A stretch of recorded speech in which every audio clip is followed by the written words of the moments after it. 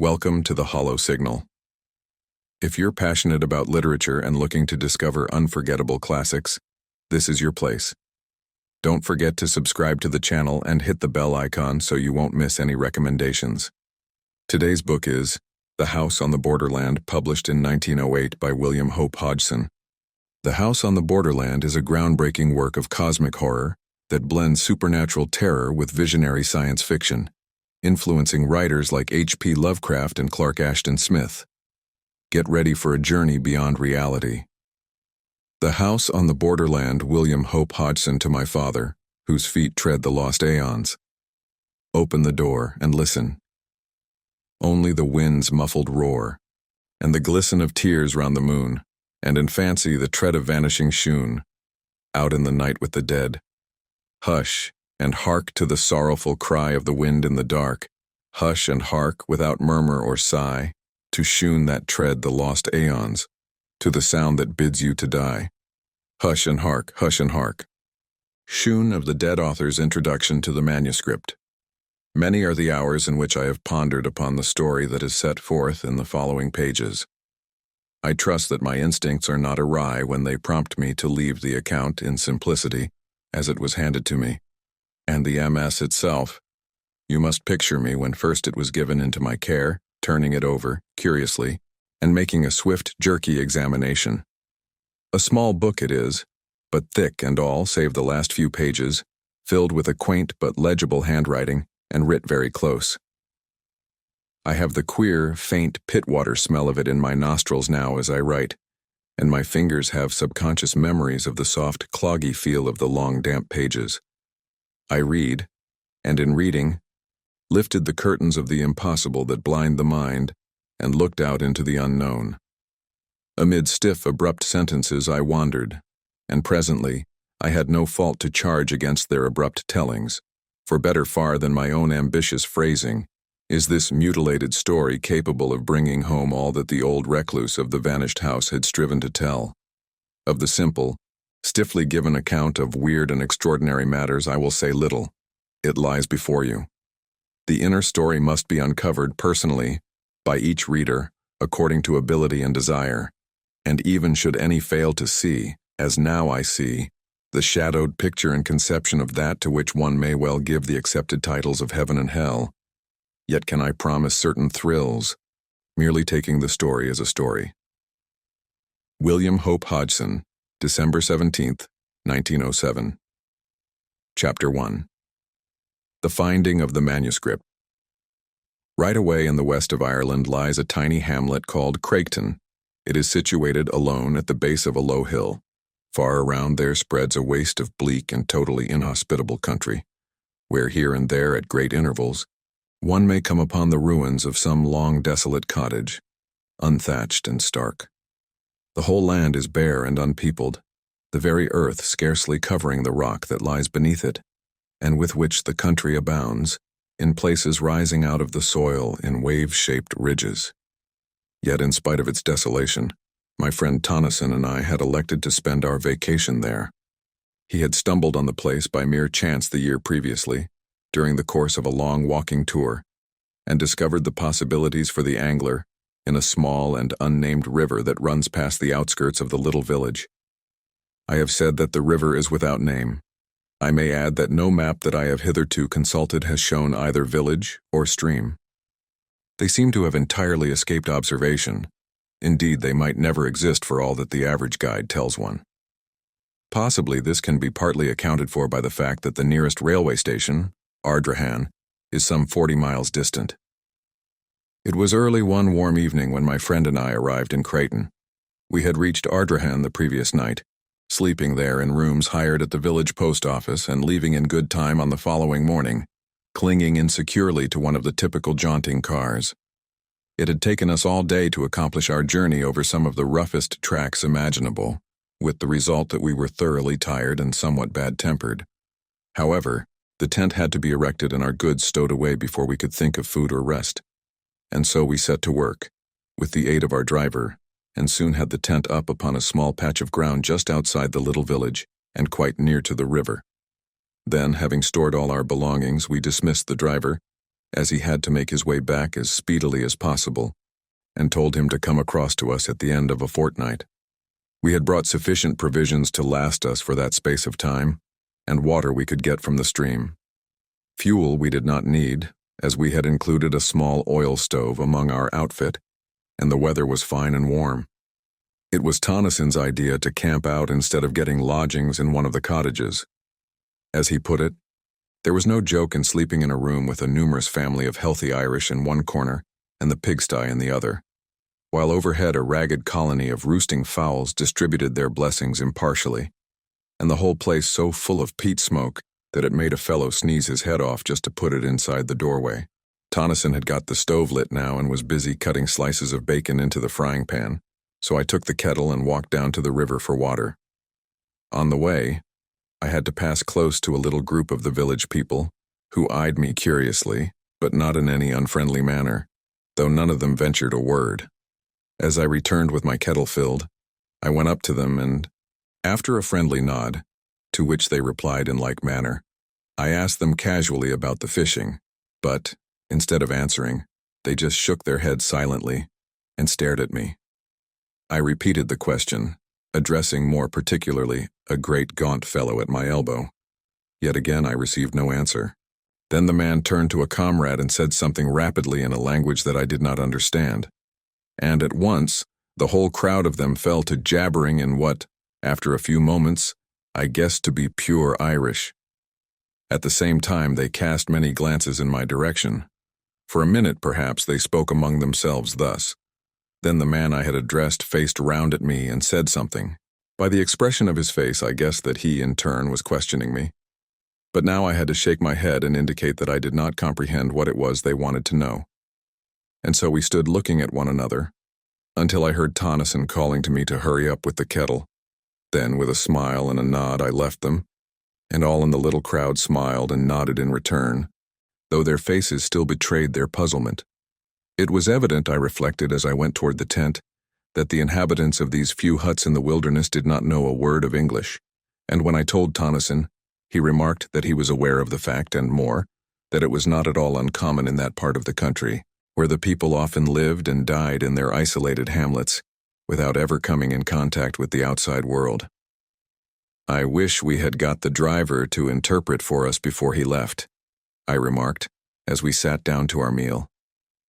It seems so strange for the people of this place not even to know what we've come for. Tonnyson grunted an assent, and thereafter was silent for a while. Later, having satisfied our appetites somewhat, we began to talk, laying our plans for the morrow. Then, after a smoke, we closed the flap of the tent and prepared to turn in. I suppose there's no chance of those fellows outside taking anything, I asked, as we rolled ourselves in our blankets.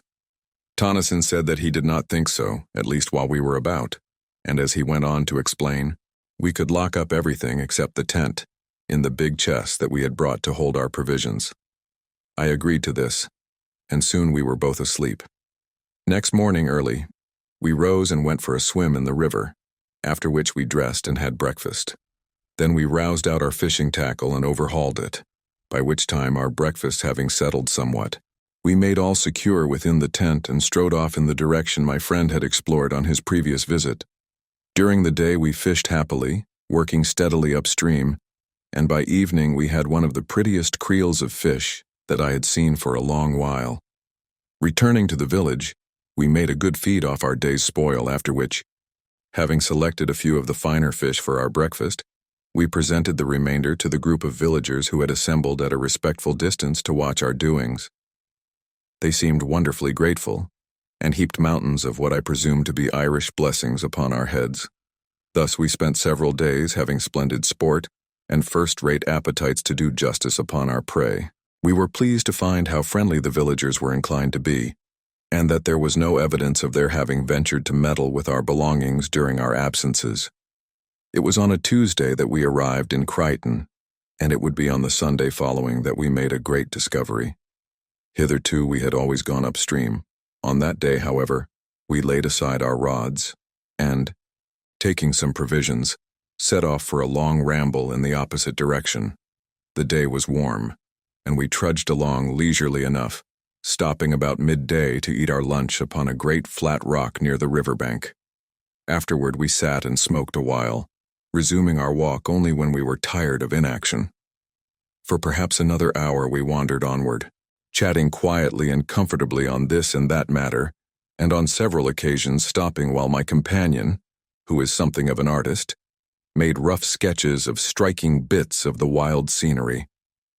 And then, without any warning whatsoever, the river we had followed so confidently came to an abrupt end, vanishing into the earth. "Good Lord," I said, "who ever would have thought of this?" And I stared in amazement. Then I turned to Tonneson. He was looking with a blank expression upon his face at the place where the river disappeared. In a moment he spoke. "Let us go on a bit. It may reappear again. Anyhow, it is worth investigating." I agreed, and we went forward once more, though rather aimlessly, for we were not at all certain in which direction to prosecute our search. For perhaps a mile we moved onward. Then Tonneson, who had been gazing about curiously, stopped and shaded his eyes. "See," he said after a moment. "Isn't that mist or something, over there to the right, away in a line with that great piece of rock?" And he indicated with his hand. I stared, and after a minute seemed to see something but could not be certain, and said so. "Anyway," my friend replied, "we'll just go across and have a glance." And he started off in the direction he had suggested, I following. Presently, we came among bushes, and after a time, out upon the top of a high boulder-strewn bank, from which we looked down into a wilderness of bushes and trees. "Seems as though we had come upon an oasis in this desert of stone," muttered Tonneson, as he gazed interestedly. Then he was silent, his eyes fixed, and I looked also. For up from somewhere about the center of the wooded lowland, there rose high into the quiet air a great column of haze-like spray, upon which the sun shone, causing innumerable rainbows. "How beautiful!" I exclaimed. "Yes," answered Tonneson thoughtfully. "There must be a waterfall or something over there. Perhaps it's our river come to light again. Let's go and see." Down the sloping bank we made our way and entered among the trees and shrubberies. The bushes were matted and the trees overhung us, so that the place was disagreeably gloomy, though not dark enough to hide from me the fact that many of the trees were fruit trees and that, here and there, one could trace indistinctly signs of a long departed cultivation. Thus it came to me that we were making our way through the riot of a great and ancient garden. I said as much to Tonneson, and he agreed that there certainly seemed reasonable grounds for my belief. What a wild place it was, so dismal and somber. Somehow, as we went forward, a sense of the silent loneliness and desertion of the old garden grew upon me, and I felt shivery. One could imagine things lurking among the tangled bushes, while in the very air of the place there seemed something uncanny. I think Tonneson was conscious of this also, though he said nothing. Suddenly we came to a halt. Through the trees there had grown upon our ears a distant sound. Tonneson bent forward, listening. I could hear it more plainly now. It was continuous and harsh, a sort of droning roar seeming to come from far away. I experienced a queer, indescribable little feeling of nervousness. What sort of place was it into which we had got? I looked at my companion to see what he thought of the matter, and noted that there was only puzzlement in his face. And then, as I watched his features, an expression of comprehension crept over them, and he nodded his head. "That's a waterfall," he exclaimed with conviction. "I know the sound now." And he began to push vigorously through the bushes in the direction of the noise. As we went forward, the sound became plainer continually, showing that we were heading straight toward it. Steadily, the roaring grew louder and nearer, until it appeared, as I remarked to Tonneson, almost to come from under our feet, and still we were surrounded by the trees and shrubs. "Take care," Tonneson called to me. "Look where you're going." And then suddenly, we came out from among the trees, onto a great open space where, not 6 paces in front of us, yawned the mouth of a tremendous chasm, from the depths of which the noise appeared to rise, along with the continuous mist-like spray that we had witnessed from the top of the distant bank. For quite a minute we stood in silence, staring in bewilderment at the sight. Then my friend went forward cautiously to the edge of the abyss. I followed, and together, we looked down through a boil of spray at a monster cataract of frothing water that burst, spouting from the side of the chasm, nearly 100 feet below. "Good Lord," said Tonneson. I was silent, and rather awed. The sight was so unexpectedly grand and eerie, though this latter quality came more upon me later. Presently I looked up and across to the further side of the chasm. There, I saw something towering up among the spray. It looked like a fragment of a great ruin, and I touched Tonneson on the shoulder. He glanced round with a start, and I pointed toward the thing. His gaze followed my finger, and his eyes lighted up with a sudden flash of excitement as the object came within his field of view. "Come along," he shouted above the uproar. "We'll have a look at it. There's something queer about this place, I feel it in my bones." And he started off, round the edge of the crater-like abyss. As we neared this new thing, I saw that I had not been mistaken in my first impression. It was undoubtedly a portion of some ruined building, yet now I made out that it was not built upon the edge of the chasm itself, as I had at first supposed, but perched almost at the extreme end of a huge spur of rock that jutted out some 50 or 60 feet over the abyss. In fact, the jagged mass of ruin was literally suspended in mid-air. Arriving opposite it, we walked out onto the projecting arm of rock, and I must confess to having felt an intolerable sense of terror as I looked down from that dizzy perch into the unknown depths below us, into the deeps from which there rose ever the thunder of the falling water and the shroud of rising spray. Reaching the ruin, we clambered round it cautiously, and on the further side came upon a mass of fallen stones and rubble. The ruin itself seemed to me, as I proceeded now to examine it minutely, to be a portion of the outer wall of some prodigious structure. It was so thick and substantially built, yet what it was doing in such a position I could by no means conjecture. Where was the rest of the house or castle or whatever there had been? I went back to the outer side of the wall and thence to the edge of the chasm, leaving Tonneson rooting systematically among the heap of stones and rubbish on the outer side. Then I commenced to examine the surface of the ground, near the edge of the abyss, to see whether there were not left other remnants of the building to which the fragment of ruin evidently belonged. But though I scrutinized the earth with the greatest care, I could see no signs of anything to show that there had ever been a building erected on the spot, and I grew more puzzled than ever. Then I heard a cry from Tonneson. He was shouting my name, excitedly, and without delay I hurried along the rocky promontory to the ruin. I wondered whether he had hurt himself, and then the thought came that perhaps he had found something. I reached the crumbled wall and climbed round. There I found Tonneson standing within a small excavation that he had made among the debris. He was brushing the dirt from something that looked like a book, much crumpled and dilapidated, and opening his mouth every second or two to bellow my name. As soon as he saw that I had come, he handed his prize to me, telling me to put it into my satchel so as to protect it from the damp, while he continued his explorations.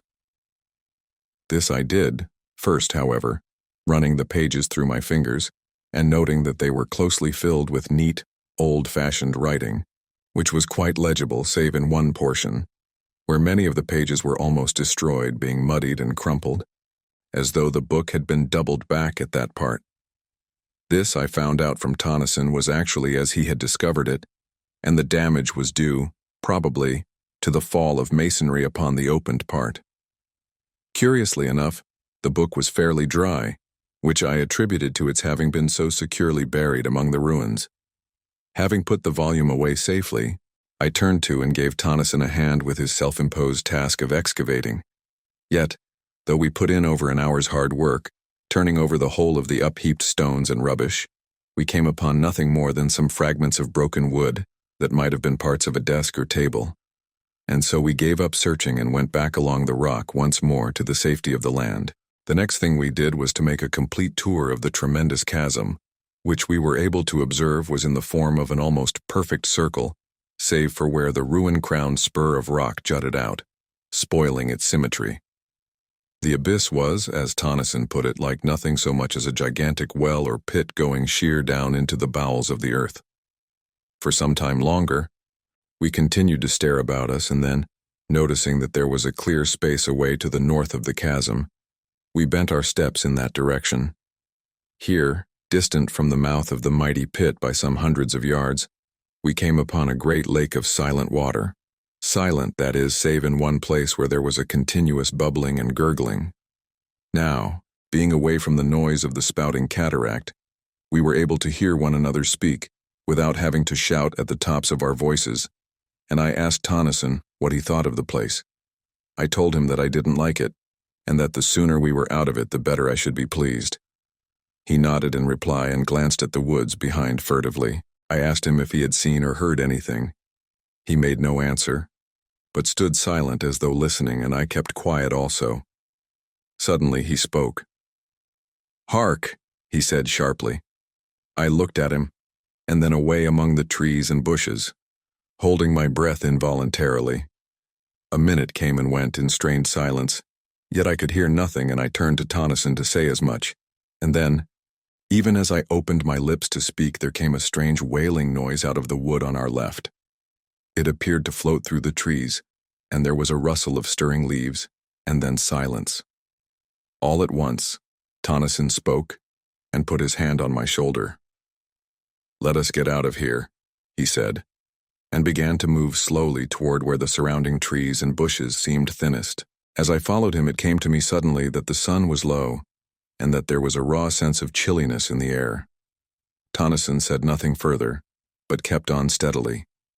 We were among the trees now, and I glanced around nervously, but saw nothing, save the quiet branches and trunks and the tangled bushes. Onward we went, and no sound broke the silence, except the occasional snapping of a twig under our feet as we moved forward. Yet, in spite of the quietness, I had a horrible feeling that we were not alone, and I kept so close to Tonneson that twice I kicked his heels clumsily, though he said nothing. A minute and then another, and we reached the confines of the wood, coming out at last upon the bare rockiness of the countryside. Only then was I able to shake off the haunting dread that had followed me among the trees. Once, as we moved away, there seemed to come again a distant sound of wailing, and I said to myself that it was the wind. Yet the evening was breathless. Presently Tonneson began to talk. "Look you," he said with decision, "I would not spend the night in that place for all the wealth that the world holds. There is something unholy, diabolical about it. It came to me all in a moment, just after you spoke. It seemed to me that the woods were full of vile things, you know." "Yes," I answered, and looked back toward the place, but it was hidden from us by a rise in the ground. "There's the book," I said, and I put my hand into the satchel. "You've got it safely?" he questioned, with a sudden access of anxiety. "Yes," I replied. "Perhaps," he continued, "we shall learn something from it when we get back to the tent. We had better hurry, too. We're a long way off still, and I don't fancy now being caught out here in the dark." It was 2 hours later when we reached the tent, and without delay we set to work to prepare a meal, for we had eaten nothing since our lunch at midday. Supper over, we cleared the things out of the way and lit our pipes. Then Tonneson asked me to get the manuscript out of my satchel. This I did. And then, as we could not both read from it at the same time, he suggested that I should read the thing out loud. "And mind," he cautioned, knowing my propensities, "don't go skipping half the book." Yet had he but known what it contained, he would have realized how needless such advice was for once at least. And there, seated in the opening of our little tent, I began the strange tale of the house on the Borderland, for such was the title of the MS. This is told in the following pages. Chapter 2. The Plain of Silence. I am an old man. I live here in this ancient house, surrounded by huge unkempt gardens. The peasantry who inhabit the wilderness beyond say that I am mad. That is because I will have nothing to do with them. I live here alone with my old sister, who is also my housekeeper. We keep no servants. I hate them. I have one friend, a dog. Yes, I would sooner have Old Pepper than the rest of creation together. He, at least, understands me, and has sense enough to leave me alone when I am in my dark moods. I have decided to start a kind of diary. It may enable me to record some of the thoughts and feelings that I cannot express to anyone. But beyond this, I am anxious to make some record of the strange things that I have heard and seen during many years of loneliness in this weird old building. For a couple of centuries, this house has had a reputation, a bad one, and until I bought it, for more than 80 years, no one had lived here. Consequently, I got the old place at a ridiculously low figure. I am not superstitious, but I have ceased to deny that things happen in this old house, things that I cannot explain, and therefore I must needs ease my mind by writing down an account of them to the best of my ability. Though should this my diary ever be read when I am gone, the readers will but shake their heads and be the more convinced that I was mad. This house, how ancient it is, though its age strikes one less perhaps than the quaintness of its structure, which is curious and fantastic to the last degree. Little curved towers and pinnacles, with outlines suggestive of leaping flames, predominate, while the body of the building is in the form of a circle. I have heard that there is an old story, told amongst the country people, to the effect that the devil built the place. However, that is as may be. True or not, I neither know nor care, save as it may have helped to cheapen it ere I came. I must have been here some 10 years before I saw sufficient to warrant any belief in the stories current in the neighborhood about this house. It is true that I had, on at least a dozen occasions, seen vaguely things that puzzled me, and perhaps had felt more than I had seen. Then, as the years passed, bringing age upon me, I became often aware of something unseen, yet unmistakably present, in the empty rooms and corridors. Still, it was as I have said many years before I saw any real manifestations of the so-called supernatural. It was not Halloween. If I were telling a story for amusement's sake, I should probably place it on that night of nights. But this is a true record of my own experiences, and I would not put pen to paper to amuse anyone. No, it was after midnight on the morning of the 21st day of January. I was sitting reading, as is often my custom, in my study. Pepper lay, sleeping, near my chair. Without warning, the flames of the 2 candles went low, and then shone with a ghastly green effulgence. I looked up quickly, and as I did so, I saw the light sink into a dull, ruddy tint, so that the room glowed with a strange, heavy crimson twilight that gave the shadows behind the chairs and tables a double depth of blackness. And wherever the light struck, it was as though luminous blood had been splashed over the room. Down on the floor, I heard a faint, frightened whimper, and something pressed itself in between my 2 feet. It was Pepper cowering under my dressing gown. Pepper, usually as brave as a lion. It was this movement of the dog's, I think, that gave me the first twinge of real fear. I had been considerably startled when the lights burnt first green and then red, but had been momentarily under the impression that the change was due to some influx of noxious gas into the room. Now, however, I saw that it was not so, for the candles burned with a steady flame and showed no signs of going out, as would have been the case had the change been due to fumes in the atmosphere. I did not move.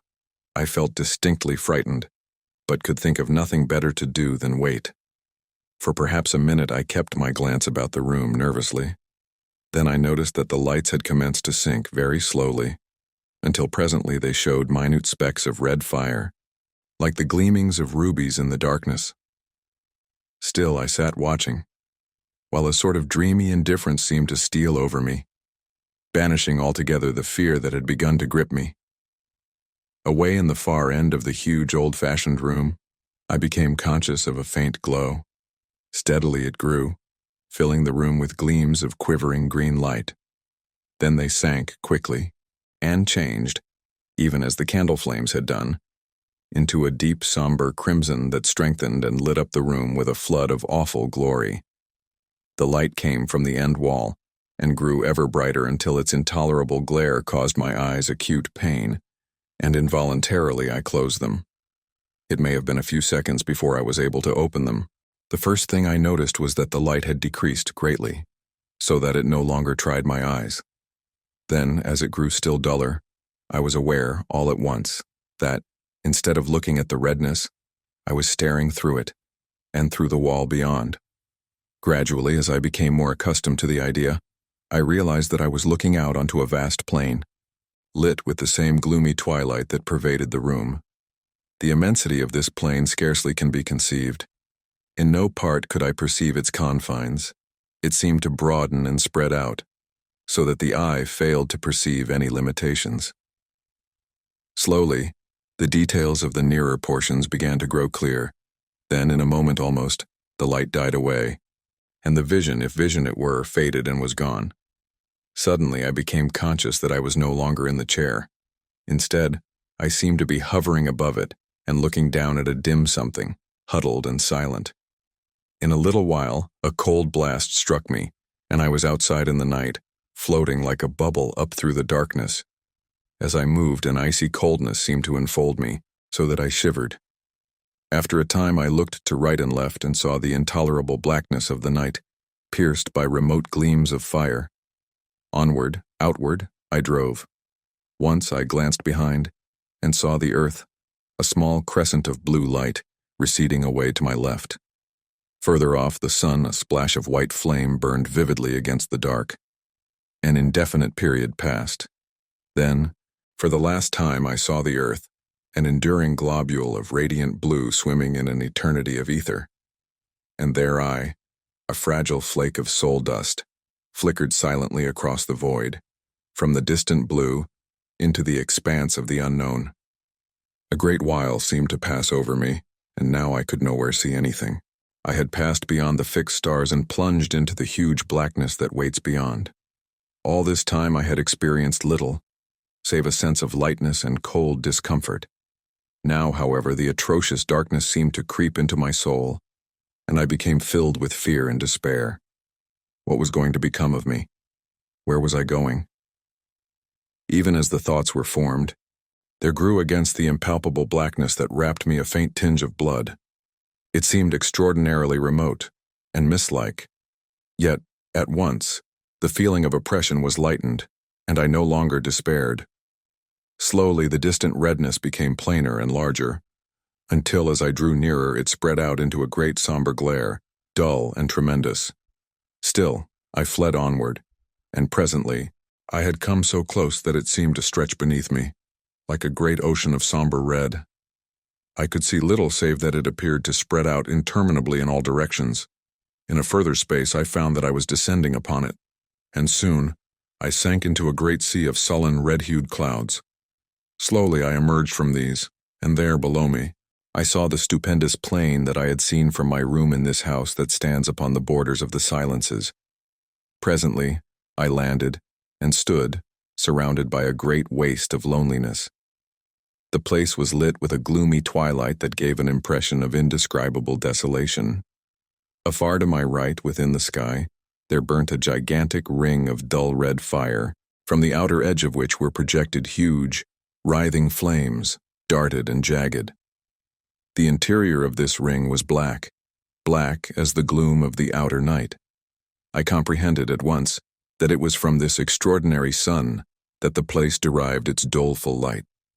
From that strange source of light, I glanced down again to my surroundings.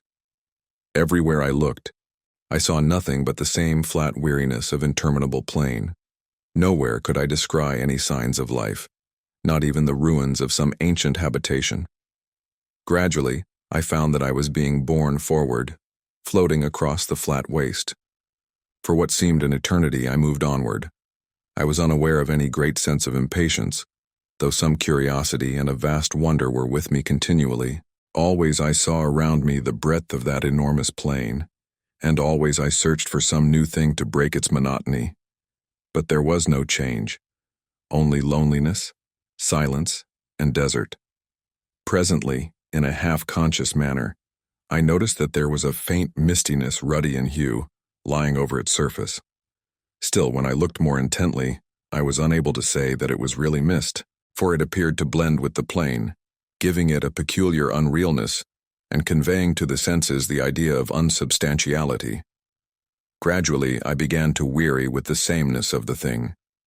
Yet it was a great time before I perceived any signs of the place toward which I was being conveyed. At first I saw it far ahead like a long hillock on the surface of the plain. Then, as I drew nearer, I perceived that I had been mistaken, for instead of a low hill I made out now a chain of great mountains whose distant peaks towered up into the red gloom, until they were almost lost to sight. Chapter 3. The House in the Arena. And so after a time I came to the mountains.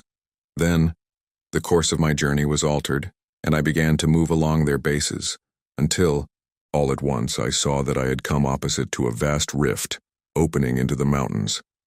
Through this, I was borne, moving at no great speed. On either side of me, huge, scarped walls of rock-like substance rose sheer.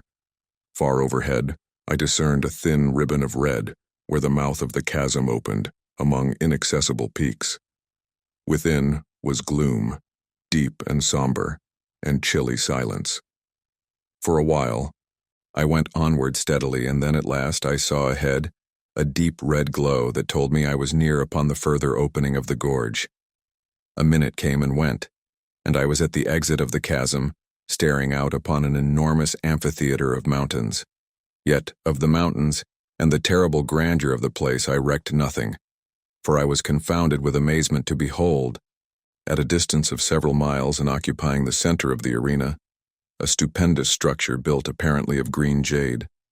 Yet, in itself, it was not the discovery of the building that had so astonished me, but the fact, which became every moment more apparent, that in no particular save in color and its enormous size, did the lonely structure vary from this house in which I live. For a while, I continued to stare fixedly. Even then I could scarcely believe that I saw aright. In my mind a question formed, reiterating incessantly, "What does it mean? What does it mean?" And I was unable to make answer, even out of the depths of my imagination. I seemed capable only of wonder and fear. For a time longer I gazed, noting continually some fresh point of resemblance that attracted me. At last, wearied and sorely puzzled, I turned from it, to view the rest of the strange place onto which I had intruded. Hitherto I had been so engrossed in my scrutiny of the house that I had given only a cursory glance round. Now, as I looked, I began to realize upon what sort of a place I had come. The arena, for so I have termed it, appeared a perfect circle of about 10 to 12 miles in diameter, the house, as I have mentioned before, standing in the center. The surface of the place, like to that of the plain, had a peculiar misty appearance that was yet not mist. From a rapid survey, my glance passed quickly upward along the slopes of the circling mountains. How silent they were! I think that this same abominable stillness was more trying to me than anything that I had so far seen or imagined. I was looking up now at the great crags, towering so loftily. Up there the impalpable redness gave a blurred appearance to everything. And then as I peered curiously, a new terror came to me. For away up among the dim peaks to my right, I had descried a vast shape of blackness, giant-like.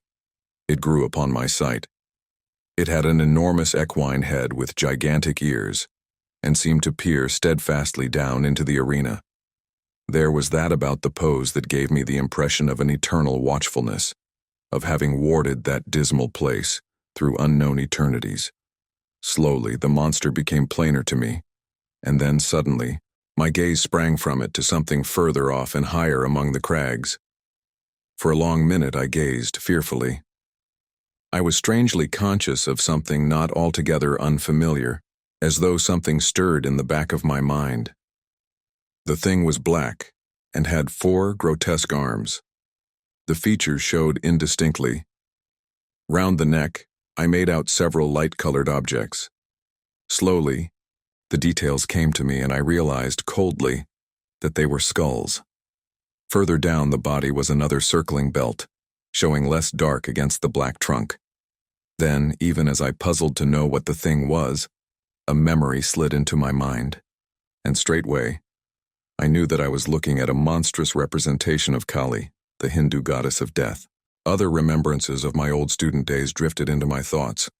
My glance fell back upon the huge, beast-headed thing. Simultaneously, I recognized it for the ancient Egyptian god Set, or Seth, the destroyer of souls. With the knowledge, there came a great sweep of questioning. I stopped and endeavored to think. Things beyond my imagination peered into my frightened mind. I saw, obscurely. The old gods of mythology. I tried to comprehend to what it was all pointing. My gaze dwelt, flickeringly, between the two. If... An idea came swiftly, and I turned and glanced rapidly upward, searching the gloomy crags away to my left. Something loomed out under a great peak, a shape of grayness. I wondered I had not seen it earlier, and then remembered I had not yet viewed that portion. I saw it more plainly now. It was, as I have said, gray. It had a tremendous head, but no eyes. That part of its face was blank. Now I saw that there were other things up among the mountains. Further off, reclining on a lofty ledge, I made out a livid mass, irregular and ghoulish. It seemed without form, save for an unclean half-animal face that looked out vilely from somewhere about its middle. And then I saw others. There were hundreds of them. They seemed to grow out of the shadows. Several I recognized almost immediately as mythological deities. Others were strange to me, utterly strange, beyond the power of a human mind to conceive. On each side I looked and saw more continually. The mountains were full of strange things, beast gods and horrors so atrocious and bestial that possibility and decency deny any further attempt to describe them. And I was filled with a terrible sense of overwhelming horror and fear and repugnance. Yet spite of these I wondered exceedingly. Was there then, after all, something in the old heathen worship? Something more than the mere deifying of men, animals, and elements? The thought gripped me. Was there? Later, a question repeated itself. What were they?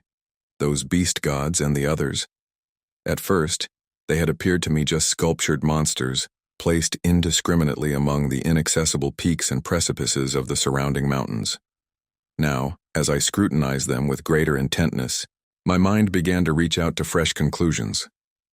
There was something about them, an indescribable sort of silent vitality that suggested, to my broadening consciousness, a state of life in death, a something that was by no means life, as we understand it, but rather an inhuman form of existence that well might be likened to a deathless trance, a condition in which it was possible to imagine their continuing eternally. Immortal. The word rose in my thoughts unbidden, and straightway I grew to wondering whether this might be the immortality of the gods. And then, in the midst of my wondering and musing, something happened. Until then, I had been staying just within the shadow of the exit of the great rift. Now, without volition on my part, I drifted out of the semi-darkness and began to move slowly across the arena, toward the house. At this, I gave up all thoughts of those prodigious shapes above me, and could only stare frightenedly at the tremendous structure toward which I was being conveyed so remorselessly. Yet, though I searched earnestly, I could discover nothing that I had not already seen, and so became gradually calmer. Presently I had reached a point more than halfway between the house and the gorge. All around was spread the stark loneliness of the place, and the unbroken silence. Steadily I neared the great building. Then, all at once, something caught my vision, something that came round one of the huge buttresses of the house and so into full view. It was a gigantic thing, and moved with a curious lope, going almost upright after the manner of a man. It was quite unclothed, and had a remarkable luminous appearance. Yet it was the face that attracted and frightened me the most. It was the face of a swine. Silently, intently, I watched this horrible creature and forgot my fear, momentarily, in my interest in its movements. It was making its way, cumbrously, round the building, stopping as it came to each window to peer in and shake at the bars, with which, as in this house, they were protected. And whenever it came to a door, it would push at it, fingering the fastening stealthily. Evidently, it was searching for an ingress into the house. I had come now to within less than a quarter of a mile of the great structure, and still I was compelled forward. Abruptly, the thing turned and gazed hideously in my direction. It opened its mouth, and, for the first time, the stillness of that abominable place was broken by a deep, booming note that sent an added thrill of apprehension through me. Then immediately, I became aware that it was coming toward me, swiftly and silently. In an instant, It had covered half the distance that lay between. And still, I was borne helplessly to meet it. Only 100 yards, and the brutish ferocity of the giant face numbed me with a feeling of unmitigated horror. I could have screamed in the supremeness of my fear, and then, in the very moment of my extremity and despair, I became conscious that I was looking down upon the arena from a rapidly increasing height. I was rising. In an inconceivably short while, I had reached an altitude of many hundred feet. Beneath me, the spot that I had just left was occupied by the foul swine creature. It had gone down on all fours and was snuffing and rooting, like a veritable hog, at the surface of the arena. A moment and it rose to its feet, clutching upward, with an expression of desire upon its face such as I have never seen in this world. Continually, I mounted higher. A few minutes, it seemed, and I had risen above the great mountains floating alone afar in the redness. At a tremendous distance below, the arena showed dimly, with the mighty house looking no larger than a tiny spot of green. The swine thing was no longer visible. Presently, I passed over the mountains, out above the huge breadth of the plain. Far away, on its surface in the direction of the ring-shaped sun, there showed a confused blur. I looked toward it indifferently. It reminded me, somewhat, of the first glimpse I had caught of the mountain amphitheater. With a sense of weariness, I glanced upward at the immense ring of fire. What a strange thing it was. Then, as I stared, out from the dark center, there spurted a sudden flare of extraordinary vivid fire. Compared with the size of the black center, it was as naught, yet in itself stupendous. With awakened interest, I watched it carefully, noting its strange boiling and glowing. Then, in a moment, the whole thing grew dim and unreal, and so passed out of sight. Much amazed, I glanced down to the plain from which I was still rising. Thus, I received a fresh surprise. The plain, everything had vanished, and only a sea of red mist was spread far below me. Gradually, as I stared, this grew remote, and died away into a dim, far mystery of red against an unfathomable night. A while, and even this had gone, and I was wrapped in an impalpable, lightless gloom. Chapter 4. The Earth. Thus I was, and only the memory that I had lived through the dark once before served to sustain my thoughts. A great time passed, ages, and then a single star broke its way through the darkness. It was the first of one of the outlying clusters of this universe. Presently it was far behind, and all about me shone the splendor of the countless stars.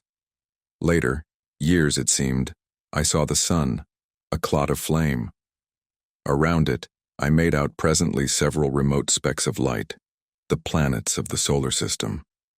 And so I saw the Earth again, blue and unbelievably minute. It grew larger, and became defined. A long space of time came and went, and then at last I entered into the shadow of the world, plunging headlong into the dim and holy earth night. Overhead were the old constellations, and there was a crescent moon. Then, as I neared the earth's surface, a dimness swept over me, and I appeared to sink into a black mist. For a while I knew nothing. I was unconscious. Gradually, I became aware of a faint, distant whining. It became plainer. A desperate feeling of agony possessed me. I struggled madly for breath and tried to shout. A moment, and I got my breath more easily. I was conscious that something was licking my hand. Something damp swept across my face. I heard a panting and then again the whining. It seemed to come to my ears now with a sense of familiarity, and I opened my eyes. All was dark, but the feeling of oppression had left me. I was seated and something was whining piteously and licking me. I felt strangely confused, and instinctively tried to ward off the thing that licked. My head was curiously vacant, and for the moment I seemed incapable of action or thought. Then things came back to me, and I called Pepper, faintly. I was answered by a joyful bark and renewed and frantic caresses. In a little while I felt stronger, and put out my hand for the matches. I groped about for a few moments blindly, then my hands lit upon them, and I struck a light, and looked confusedly around. All about me I saw the old familiar things, and there I sat, full of dazed wonders, until the flame of the match burnt my finger, and I dropped it, while a hasty expression of pain and anger escaped my lips, surprising me with the sound of my own voice. After a moment I struck another match, and stumbling across the room, lit the candles. As I did so, I observed that they had not burned away but had been put out. As the flames shot up, I turned and stared about the study, yet there was nothing unusual to see. And, suddenly a gust of irritation took me. What had happened? I held my head with both hands and tried to remember. Ah, the great silent plain, and the ring-shaped sun of red fire. Where were they? Where had I seen them? How long ago? I felt dazed and muddled. Once or twice I walked up and down the room unsteadily. My memory seemed dulled, and already, the thing I had witnessed came back to me with an effort. I have a remembrance of cursing peevishly in my bewilderment. Suddenly I turned faint and giddy, and had to grasp at the table for support. During a few moments I held on, weakly, and then managed to totter sideways into a chair. After a little time I felt somewhat better and succeeded in reaching the cupboard where, usually, I keep brandy and biscuits. I poured myself out a little of the stimulant and drank it off. Then, taking a handful of biscuits, I returned to my chair and began to devour them, ravenously. I was vaguely surprised at my hunger. I felt as though I had eaten nothing for an uncountably long while.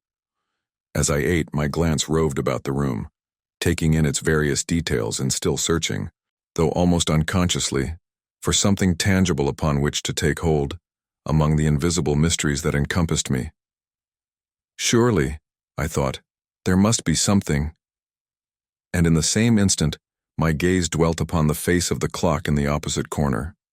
Therewith I stopped eating and just stared, for though its ticking indicated most certainly that it was still going, the hands were pointing to a little before the hour of midnight, whereas it was, as well I knew, considerably after that time, when I had witnessed the first of the strange happenings I have just described.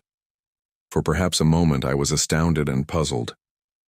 Had the hour been the same as when I had last seen the clock, I should have concluded that the hands had stuck in one place, while the internal mechanism went on as usual, but that would in no way account for the hands having traveled backward. Then, even as I turned the matter over in my wearied brain, the thought flashed upon me that it was now close upon the morning of the 22nd, and that I had been unconscious to the visible world through the greater portion of the last 24 hours. The thought occupied my attention for a full minute. Then I commenced to eat again. I was still very hungry. During breakfast next morning, I inquired casually of my sister regarding the date, and found my surmise correct.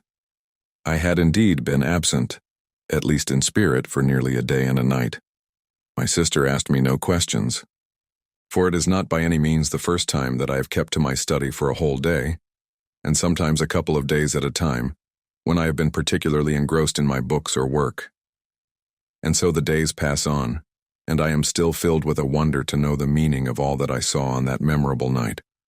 Yet, well I know that my curiosity is little likely to be satisfied. Detour Chapter 5. The Thing in the Pit. This house is, as I have said before, surrounded by a huge estate and wild and uncultivated gardens. Away at the back, distant some 300 yards, is a dark, deep ravine, spoken of as the pit by the peasantry. At the bottom runs a sluggish stream so overhung by trees as scarcely to be seen from above.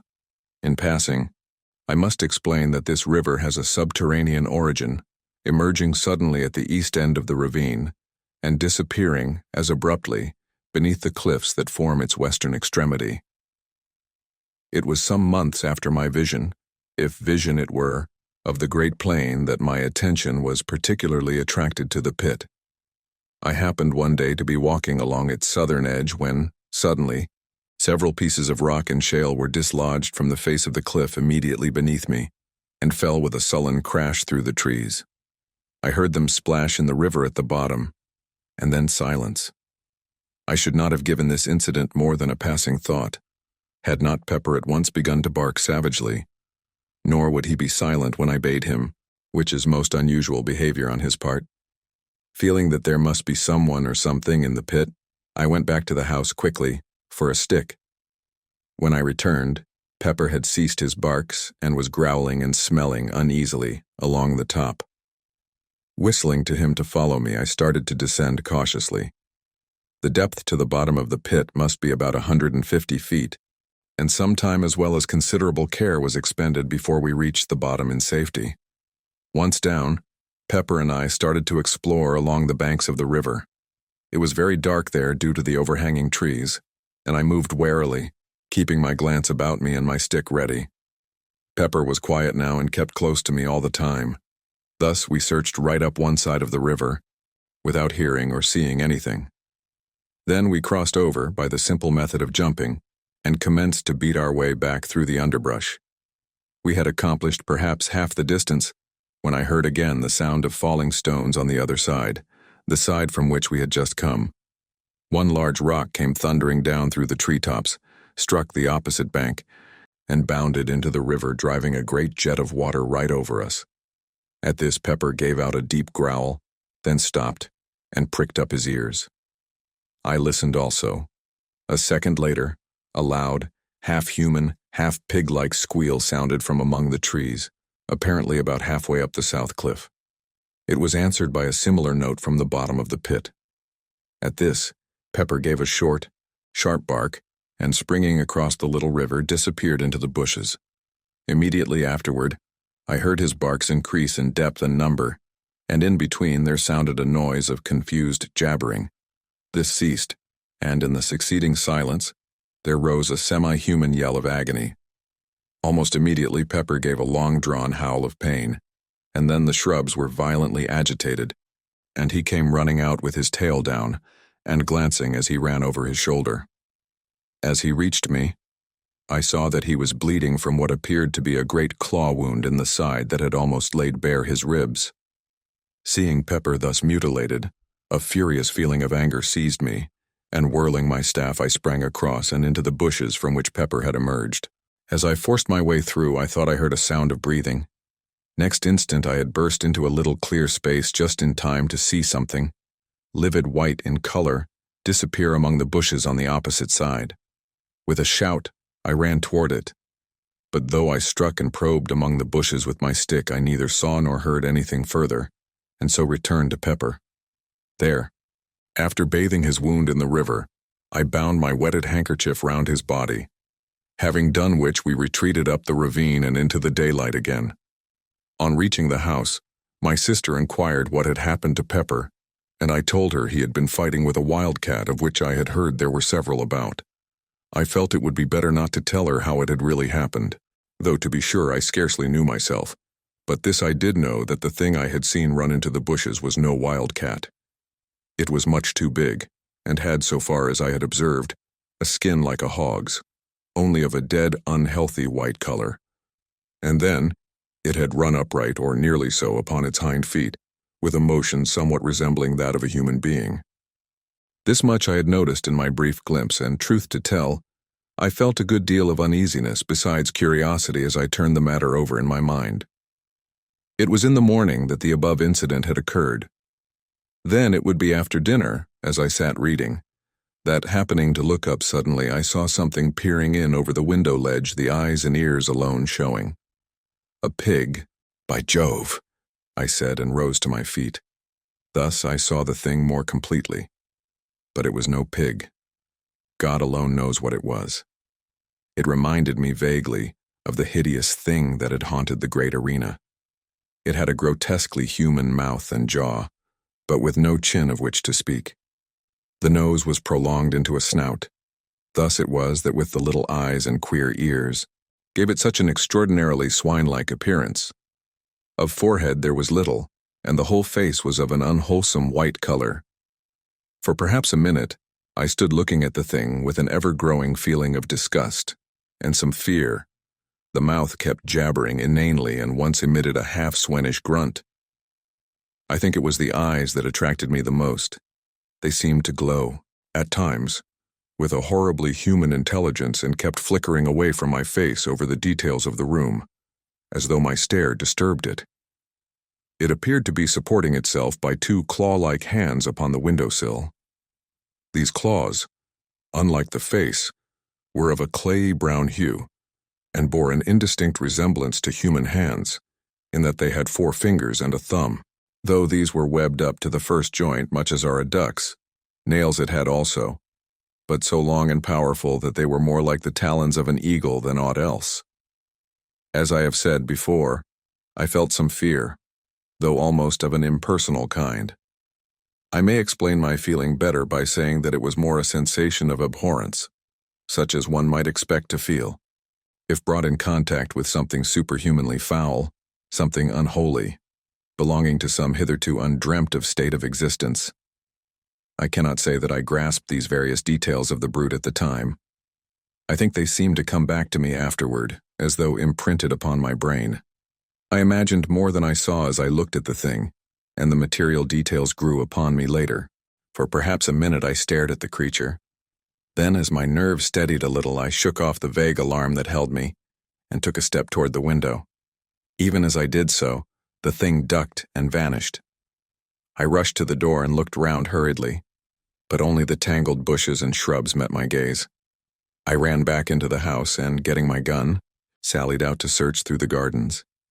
As I went, I asked myself whether the thing I had just seen was likely to be the same of which I had caught a glimpse in the morning.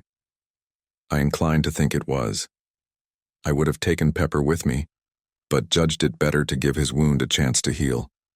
Besides, if the creature I had just seen was, as I imagined, his antagonist of the morning, it was not likely that he would be of much use. I began my search systematically. I was determined, if it were possible, to find and put an end to that swine thing. This was, at least, a material horror. At first I searched, cautiously, with the thought of Pepper's wound in my mind. But, as the hours passed and not a sign of anything living showed in the great, lonely gardens, I became less apprehensive. I felt almost as though I would welcome the sight of it. Anything seemed better than this silence, with the ever-present feeling that the creature might be lurking in every bush I passed. Later, I grew careless of danger, to the extent of plunging right through the bushes, probing with my gun barrel as I went. At times I shouted, but only the echoes answered back. I thought thus perhaps to frighten or stir the creature to showing itself, but only succeeded in bringing my sister Mary out to know what was the matter. I told her that I had seen the wild cat that had wounded Pepper, and that I was trying to hunt it out of the bushes. She seemed only half satisfied and went back into the house with an expression of doubt upon her face. I wondered whether she had seen or guessed anything. For the rest of the afternoon I prosecuted the search anxiously. I felt that I should be unable to sleep, with that bestial thing haunting the shrubberies, and yet, when evening fell, I had seen nothing. Then, as I turned homeward, I heard a short, unintelligible noise among the bushes to my right. Instantly I turned and, aiming quickly, fired in the direction of the sound. Immediately afterward I heard something scuttling away among the bushes. It moved rapidly, and in a minute had gone out of hearing. After a few steps I ceased my pursuit, realizing how futile it must be in the fast-gathering gloom, and so, with a curious feeling of depression, I entered the house. That night, after my sister had gone to bed, I went round to all the windows and doors on the ground floor, and saw to it that they were securely fastened.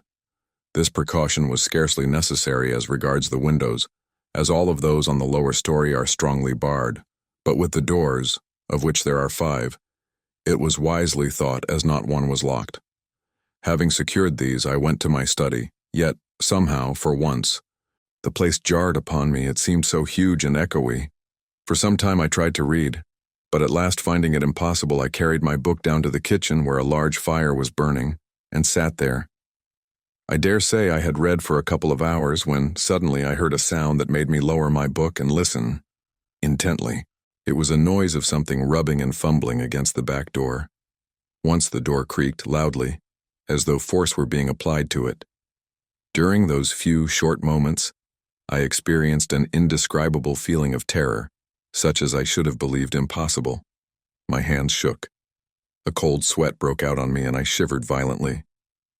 Gradually, I calmed. The stealthy movements outside had ceased. Then for an hour I sat silent and watchful. All at once the feeling of fear took me again. I felt as I imagine an animal must, under the eye of a snake. Yet now I could hear nothing. Still, there was no doubting that some unexplained influence was at work. Gradually, imperceptibly almost, something stole on my ear, a sound that resolved itself into a faint murmur. Quickly it developed and grew into a muffled but hideous chorus of bestial shrieks. It appeared to rise from the bowels of the earth. I heard a thud and realized in a dull, half-comprehending way that I had dropped my book. After that I just sat, and thus the daylight found me when it crept wanly in through the barred, high windows of the great kitchen. With the dawning light, the feeling of stupor and fear left me, and I came more into possession of my senses. Thereupon I picked up my book and crept to the door to listen. Not a sound broke the chilly silence. For some minutes I stood there. Then, very gradually and cautiously, I drew back the bolt and opening the door peeped out. My caution was unneeded. Nothing was to be seen, save the gray vista of dreary, tangled bushes and trees extending to the distant plantation. With a shiver, I closed the door and made my way, quietly, up to bed. Chapter 6. The Swine Things. It was evening, a week later. My sister sat in the garden, knitting. I was walking up and down, reading. My gun leant up against the wall of the house, for since the advent of that strange thing in the gardens, I had deemed it wise to take precautions. Yet, through the whole week there had been nothing to alarm me, either by sight or sound, so that I was able to look back, calmly, to the incident, though still with a sense of unmitigated wonder and curiosity. I was, as I have just said, walking up and down, and somewhat engrossed in my book. Suddenly, I heard a crash, away in the direction of the pit. With a quick movement I turned and saw a tremendous column of dust rising high into the evening air. My sister had risen to her feet, with a sharp exclamation of surprise and fright. Telling her to stay where she was, I snatched up my gun and ran toward the pit. As I neared it, I heard a dull, rumbling sound that grew quickly into a roar, split with deeper crashes, and up from the pit drove a fresh volume of dust. The noise ceased, though the dust still rose tumultuously. I reached the edge and looked down, but could see nothing save a boil of dust clouds swirling hither and thither. The air was so full of the small particles that they blinded and choked me, and finally I had to run out from the smother to breathe. Gradually the suspended matter sank and hung in a panoply over the mouth of the pit. I could only guess at what had happened.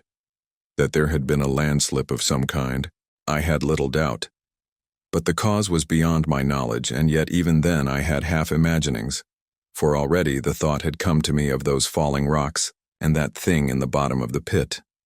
But in the first minutes of confusion, I failed to reach the natural conclusion to which the catastrophe pointed.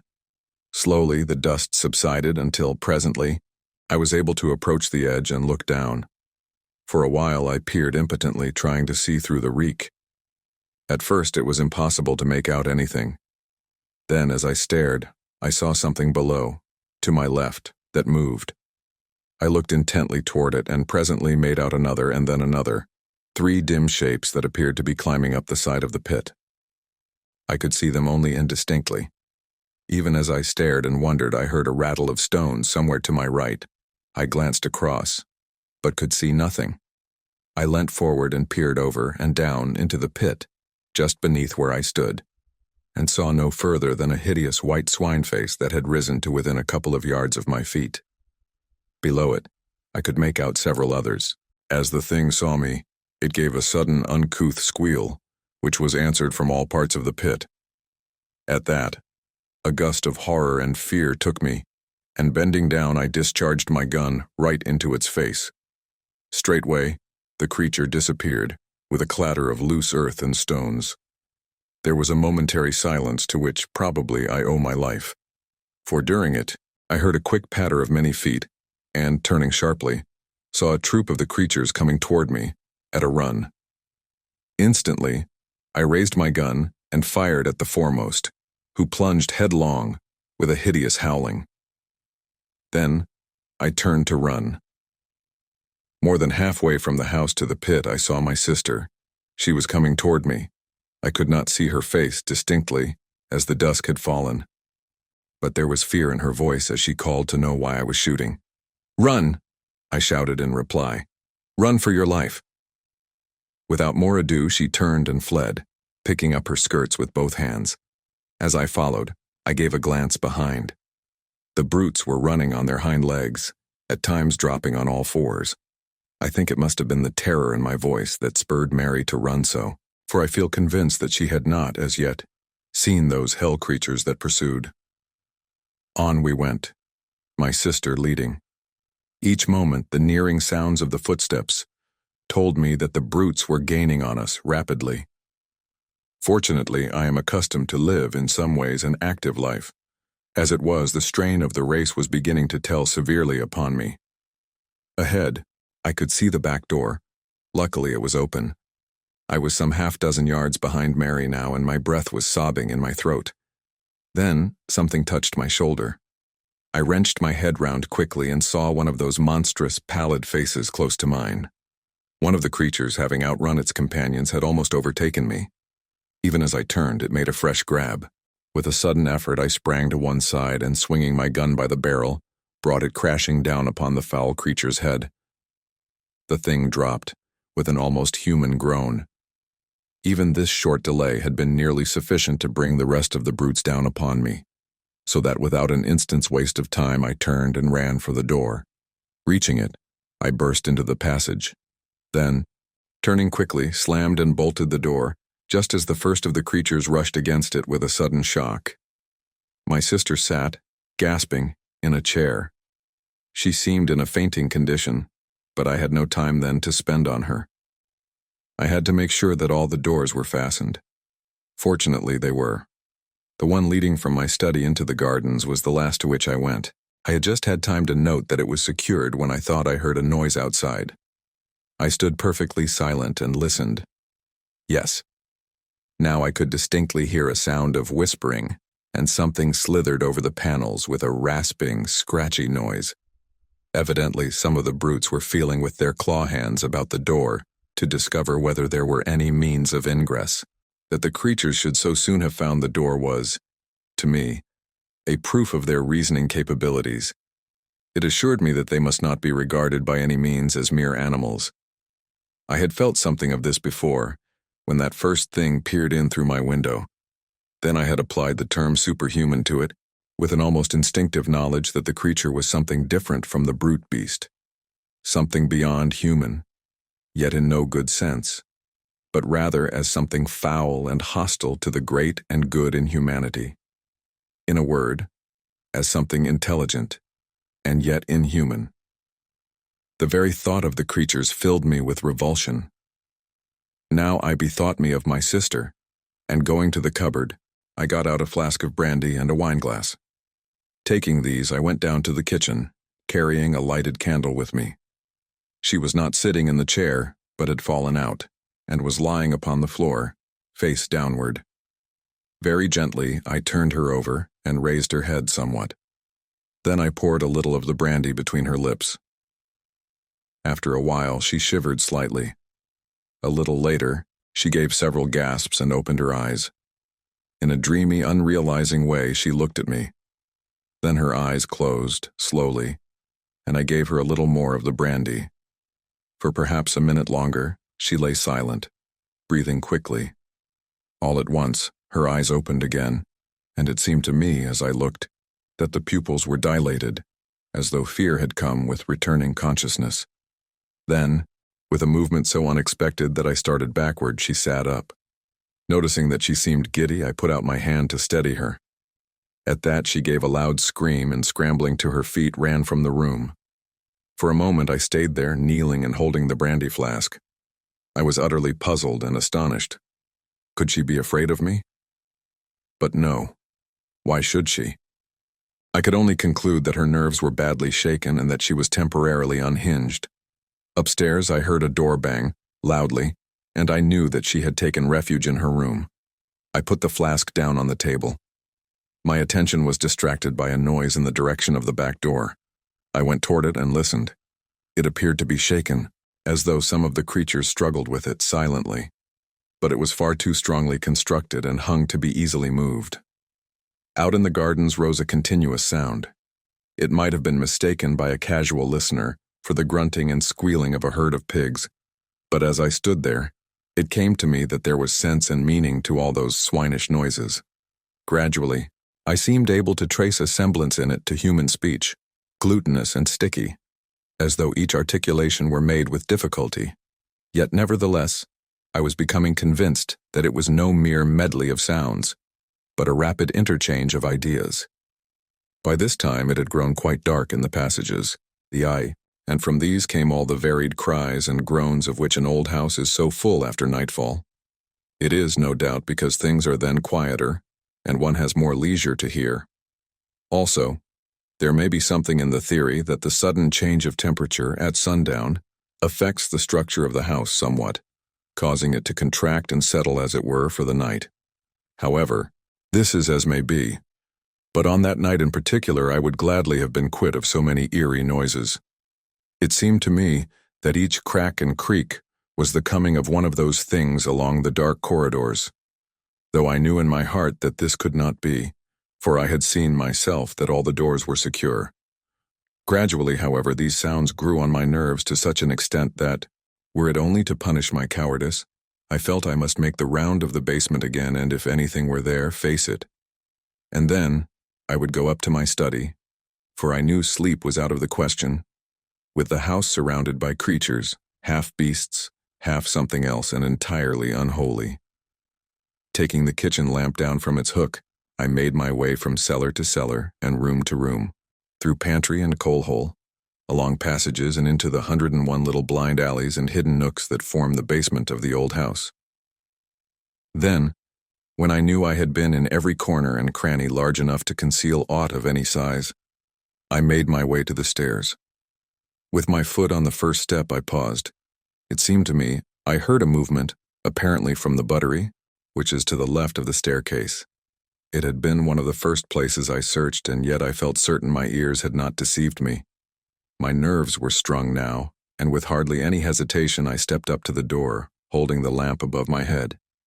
In a glance I saw that the place was empty, save for the heavy stone slabs, supported by brick pillars, and I was about to leave it, convinced that I had been mistaken, when, in turning, my light was flashed back from two bright spots outside the window and high up. For a few moments I stood there, staring. Then they moved, revolving slowly and throwing out alternate scintillations of green and red. At least so it appeared to me. I knew then that they were eyes. Slowly I traced the shadowy outline of one of the things. It appeared to be holding on to the bars of the window, and its attitude suggested climbing. I went nearer to the window and held the light higher. There was no need to be afraid of the creature. The bars were strong, and there was little danger of its being able to move them. And then suddenly, in spite of the knowledge that the brute could not reach to harm me, I had a return of the horrible sensation of fear that had assailed me on that night a week previously. It was the same feeling of helpless, shuddering fright. I realized, dimly, that the creature's eyes were looking into mine with a steady, compelling stare. I tried to turn away, but could not. I seemed now to see the window through a mist. Then I thought other eyes came and peered, and yet others, until a whole galaxy of malignant staring orbs seemed to hold me in thrall. My head began to swim and throb violently. Then I was aware of a feeling of acute physical pain in my left hand. It grew more severe and literally forced my attention. With a tremendous effort I glanced down, and with that, the spell that had held me was broken. I realized then that I had, in my agitation, unconsciously caught hold of the hot lamp glass and burnt my hand badly. I looked up to the window again. The misty appearance had gone, and now I saw that it was crowded with dozens of bestial faces. With a sudden access of rage, I raised the lamp and hurled it full at the window. It struck the glass, smashing a pane, and passed between two of the bars, out into the garden, scattering burning oil as it went. I heard several loud cries of pain, and as my sight became accustomed to the dark, I discovered that the creatures had left the window. Pulling myself together, I groped for the door and, having found it, made my way upstairs, stumbling at each step. I felt dazed, as though I had received a blow on the head. At the same time, my hand smarted badly, and I was full of a nervous, dull rage against those things. Reaching my study, I lit the candles. As they burnt up, their rays were reflected from the rack of firearms on the sidewall. At the sight, I remembered that I had there a power, which, as I had proved earlier, seemed as fatal to those monsters as to more ordinary animals, and I determined I would take the offensive. First of all, I bound up my hand, for the pain was fast becoming intolerable. After that, it seemed easier, and I crossed the room to the rifle stand. There, I selected a heavy rifle, an old and tried weapon, and having procured ammunition, I made my way up into one of the small towers with which the house is crowned. From there, I found that I could see nothing. The gardens presented a dim blur of shadows, a little blacker, perhaps, where the trees stood. That was all, and I knew that it was useless to shoot down into all that darkness. The only thing to be done was to wait for the moon to rise. Then I might be able to do a little execution. In the meantime, I sat still and kept my ears open. The gardens were comparatively quiet now, and only an occasional grunt or squeal came up to me. I did not like this silence. It made me wonder on what devilry the creatures were bent. Twice I left the tower and took a walk through the house, but everything was silent. Once I heard a noise from the direction of the pit, as though more earth had fallen. Following this, and lasting for some 15 minutes, there was a commotion among the denizens of the gardens. This died away, and after that, all was again quiet. About an hour later, the moon's light showed above the distant horizon. From where I sat, I could see it over the trees, but it was not until it rose clear of them that I could make out any of the details in the gardens below. Even then, I could see none of the brutes, until, happening to crane forward, I saw several of them lying prone, up against the wall of the house. What they were doing, I could not make out. It was, however, a chance too good to be ignored, and taking aim, I fired at the one directly beneath. There was a shrill scream, and as the smoke cleared away, I saw that it had turned on its back and was writhing, feebly. Then it was quiet. The others had disappeared. Immediately after this, I heard a loud squeal in the direction of the pit. It was answered 100 times from every part of the garden. This gave me some notion of the number of the creatures, and I began to feel that the whole affair was becoming even more serious than I had imagined. As I sat there silent and watchful, the thought came to me, why was all this? What were these things? What did it mean? Then my thoughts flew back to that vision, though even now I doubt whether it was a vision, of the plane of silence. What did that mean? I wondered. And that thing in the arena? Ugh. Lastly, I thought of the house I had seen in that faraway place. That house, so like this in every detail of external structure, that it might have been modeled from it, or this from that. I had never thought of that. At this moment, there came another long squeal from the pit, followed, a second later, by a couple of shorter ones. At once, the garden was filled with answering cries. I stood up quickly and looked over the parapet. In the moonlight, it seemed as though the shrubberies were alive. They tossed hither and thither, as though shaken by a strong, irregular wind, while a continuous rustling and a noise of scampering feet rose up to me. Several times I saw the moonlight gleam on running, white figures among the bushes, and twice I fired. The second time my shot was answered by a short squeal of pain. A minute later the gardens lay silent. From the pit came a deep, hoarse babble of swine talk. At times angry cries smote the air, and they would be answered by multitudinous gruntings. It occurred to me that they were holding some kind of a council, perhaps to discuss the problem of entering the house. Also, I thought that they seemed much enraged, probably by my successful shots. It occurred to me that now would be a good time to make a final survey of our defenses.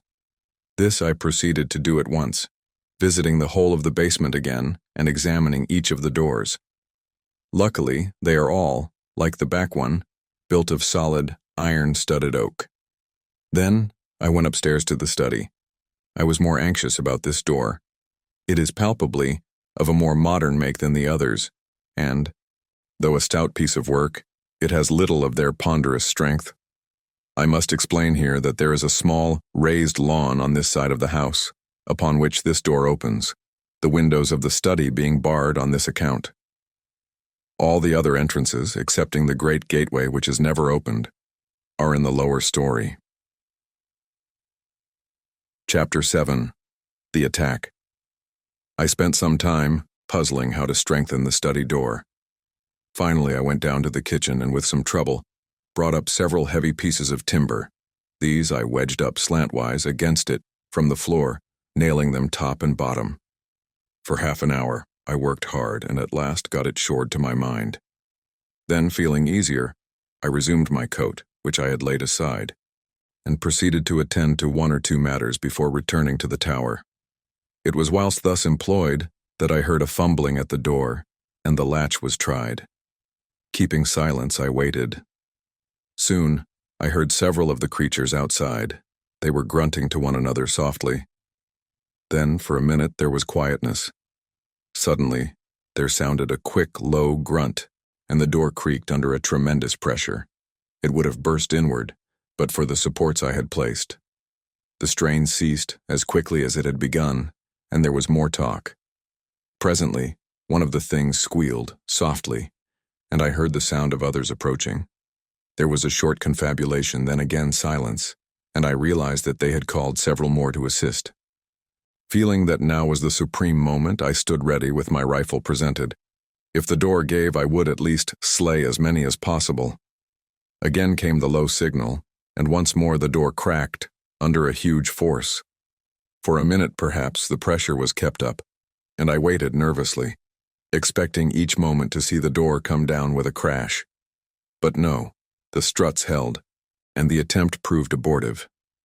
Then followed more of their horrible grunting talk, and, whilst it lasted, I thought I distinguished the noise of fresh arrivals. After a long discussion, during which the door was several times shaken, they became quiet once more, and I knew that they were going to make a third attempt to break it down. I was almost in despair. The props had been severely tried in the two previous attacks, and I was sorely afraid that this would prove too much for them. At that moment, like an inspiration, a thought flashed into my troubled brain. Instantly, for it was no time to hesitate, I ran from the room and up stair after stair. This time it was not to one of the towers that I went, but out onto the flat, leaded roof itself. Once there, I raced across to the parapet that walls it round and looked down. As I did so, I heard the short, grunted signal, and even up there, caught the crying of the door under the assault. There was not a moment to lose, and leaning over, I aimed, quickly, and fired. The report rang sharply, and almost blending with it, came the loud splud of the bullet striking its mark. From below, rose a shrill wail, and the door ceased its groaning. Then, as I took my weight from off the parapet, a huge piece of the stone coping slid from under me, and fell with a crash among the disorganized throng beneath. Several horrible shrieks quavered through the night air, and then I heard a sound of scampering feet. Cautiously I looked over. In the moonlight I could see the great coping stone, lying right across the threshold of the door. I thought I saw something under it, several things white, but I could not be sure. And so a few minutes passed. As I stared, I saw something come round, out of the shadow of the house. It was one of the things. It went up to the stone silently and bent down. I was unable to see what it did. In a minute it stood up.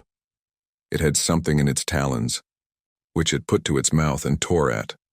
For the moment I did not realize. Then slowly, I comprehended. The thing was stooping again. It was horrible. I started to load my rifle. When I looked again, the monster was tugging at the stone, moving it to one side. I leant the rifle on the coping and pulled the trigger. The brute collapsed on its face and kicked slightly. Simultaneously, almost with the report, I heard another sound, that of breaking glass. Waiting only to recharge my weapon, I ran from the roof and down the first 2 flights of stairs. Here I paused to listen. As I did so, there came another tinkle of falling glass. It appeared to come from the floor below. Excitedly, I sprang down the steps and, guided by the rattle of the window sash, reached the door of one of the empty bedrooms at the back of the house. I thrust it open. The room was but dimly illuminated by the moonlight, most of the light being blotted out by moving figures at the window. Even as I stood, one crawled through, into the room. Leveling my weapon, I fired point blank at it, filling the room with a deafening bang. When the smoke cleared, I saw that the room was empty and the window free. The room was much lighter. The night air blew in coldly through the shattered panes.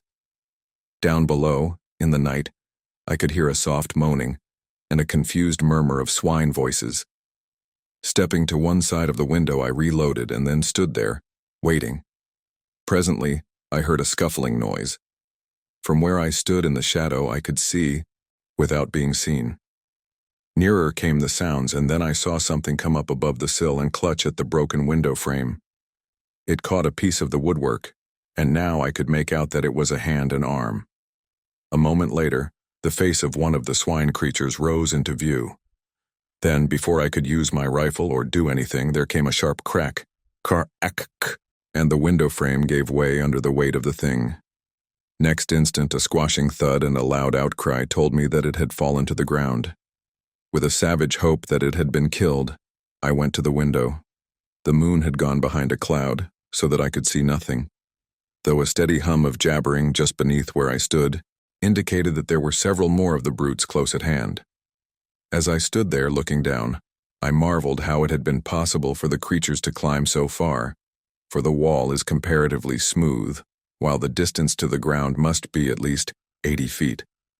All at once, as I bent, peering, I saw something, indistinctly, that cut the gray shadow of the house side with a black line. It passed the window to the left at a distance of about 2 feet. Then I remembered that it was a gutter pipe that had been put there some years ago, to carry off the rainwater. I had forgotten about it.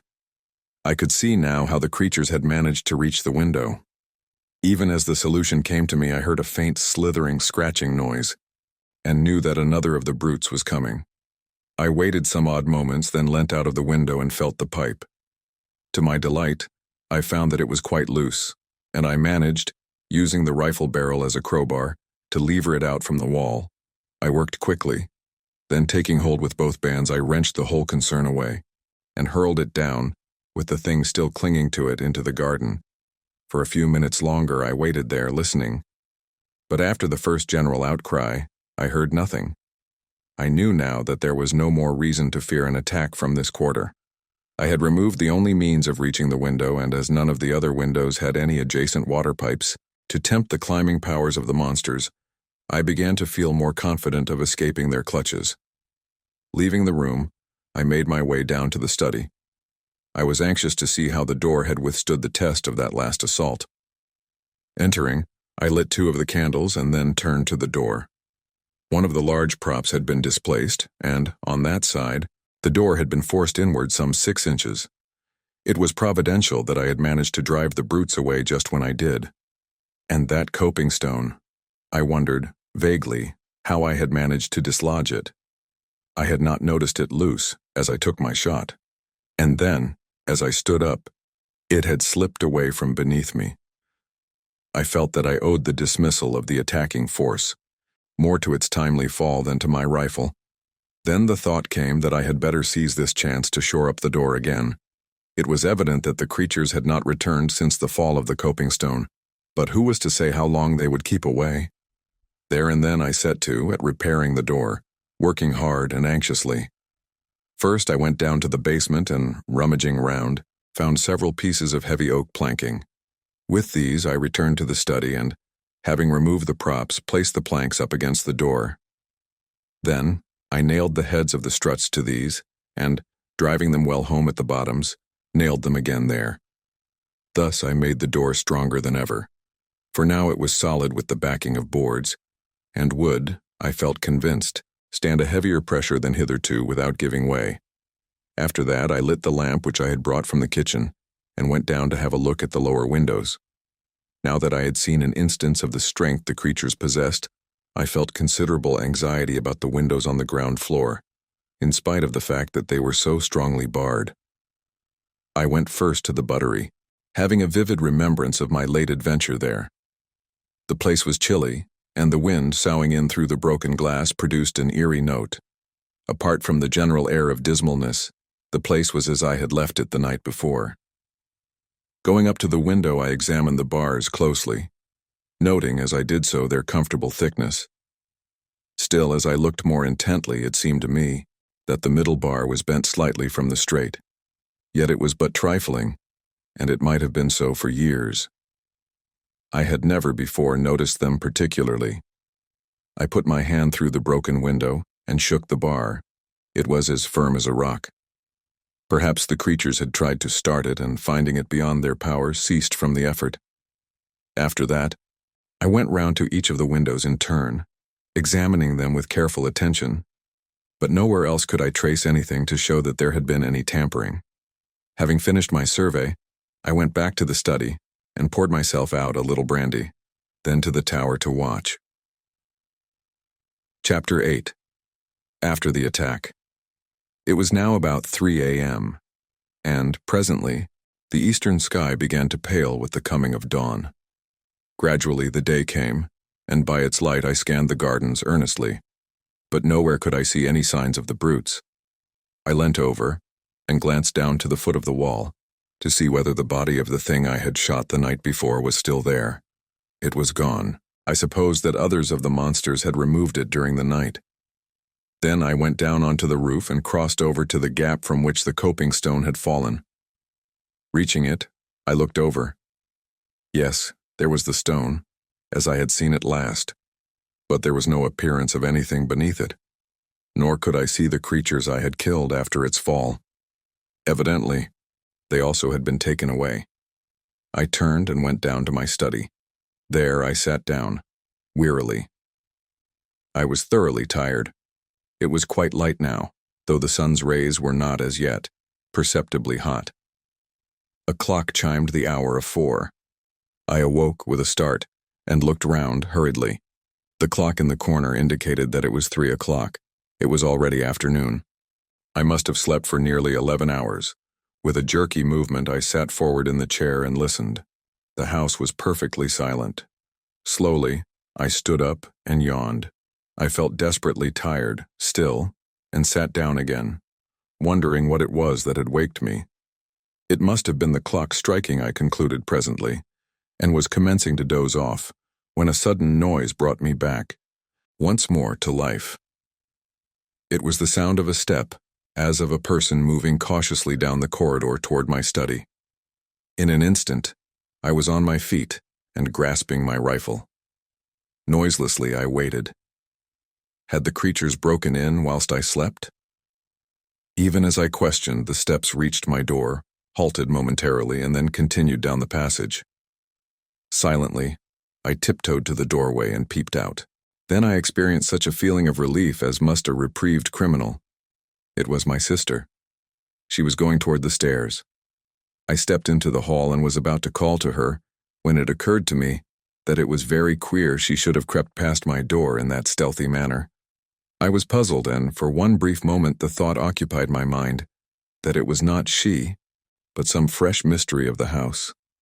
Then, as I caught a glimpse of her old petticoat, the thought passed as quickly as it had come, and I half laughed. There could be no mistaking that ancient garment. Yet I wondered what she was doing, and remembering her condition of mind on the previous day, I felt that it might be best to follow, quietly, taking care not to alarm her, and see what she was going to do. If she behaved rationally, well and good. If not, I should have to take steps to restrain her. I could run no unnecessary risks, under the danger that threatened us. Quickly, I reached the head of the stairs and paused a moment. Then I heard a sound that sent me leaping down, at a mad rate. It was the rattle of bolts being unshot. That foolish sister of mine was actually unbarring the back door. Just as her hand was on the last bolt, I reached her. She had not seen me, and the first thing she knew, I had hold of her arm. She glanced up quickly like a frightened animal and screamed aloud. "Come, Mary," I said sternly. "What's the meaning of this nonsense? Do you mean to tell me you don't understand the danger? That you try to throw our 2 lives away in this fashion?" To this, she replied nothing, only trembled, violently, gasping and sobbing, as though in the last extremity of fear. Through some minutes, I reasoned with her, pointing out the need for caution and asking her to be brave. There was little to be afraid of now, I explained, and I tried to believe that I spoke the truth, but she must be sensible and not attempt to leave the house for a few days. At last, I ceased, in despair. It was no use talking to her. She was obviously not quite herself for the time being. Finally, I told her she had better go to her room if she could not behave rationally. Still, she took not any notice. So, without more ado, I picked her up in my arms and carried her there. At first she screamed wildly, but had relapsed into silent trembling by the time I reached the stairs. Arriving at her room, I laid her upon the bed. She lay there quietly enough, neither speaking nor sobbing, just shaking in a very ague of fear. I took a rug from a chair nearby and spread it over her. I could do nothing more for her, and so crossed to where Pepper lay in a big basket. My sister had taken charge of him since his wound, to nurse him, for it had proved more severe than I had thought, and I was pleased to note that in spite of her state of mind, she had looked after the old dog, carefully. Stooping, I spoke to him, and in reply he licked my hand feebly. He was too ill to do more. Then, going to the bed, I bent over my sister and asked her how she felt, but she only shook the more, and much as it pained me, I had to admit that my presence seemed to make her worse. And so, I left her, locking the door and pocketing the key. It seemed to be the only course to take. The rest of the day I spent between the tower and my study. For food, I brought up a loaf from the pantry, and on this, and some claret, I lived for that day. What a long, weary day it was. If only I could have gone out into the gardens, as is my wont, I should have been content enough. But to be cooped in this silent house with no companion, save a mad woman and a sick dog, was enough to prey upon the nerves of the hardiest. And out in the tangled shrubberies that surrounded the house, lurked, for all I could tell, those infernal swine creatures waiting their chance. Was ever a man in such straits? Once in the afternoon, and again later, I went to visit my sister. The second time, I found her tending Pepper, but at my approach she slid over unobtrusively to the far corner, with a gesture that saddened me beyond belief. Poor girl. Her fear cut me intolerably, and I would not intrude on her unnecessarily. She would be better, I trusted, in a few days. Meanwhile I could do nothing, and I judged it still needful, hard as it seemed, to keep her confined to her room. One thing there was that I took for encouragement. She had eaten some of the food I had taken to her on my first visit. And so the day passed. As the evening drew on, the air grew chilly, and I began to make preparations for passing a second night in the tower, taking up 2 additional rifles and a heavy ulster. The rifles I loaded and laid alongside my other, as I intended to make things warm for any of the creatures who might show during the night. I had plenty of ammunition, and I thought to give the brutes such a lesson as should show them the uselessness of attempting to force an entrance. After that, I made the round of the house again, paying particular attention to the props that supported the study door. Then, feeling that I had done all that lay in my power to ensure our safety, I returned to the tower, calling in on my sister and Pepper for a final visit on the way. Pepper was asleep, but woke, as I entered and wagged his tail in recognition. I thought he seemed slightly better. My sister was lying on the bed, though whether asleep or not I was unable to tell, and thus I left them. Reaching the tower, I made myself as comfortable as circumstances would permit and settled down to watch through the night. Gradually, darkness fell, and soon the details of the gardens were merged into shadows. During the first few hours I sat, alert, listening for any sound that might help to tell me if anything were stirring down below.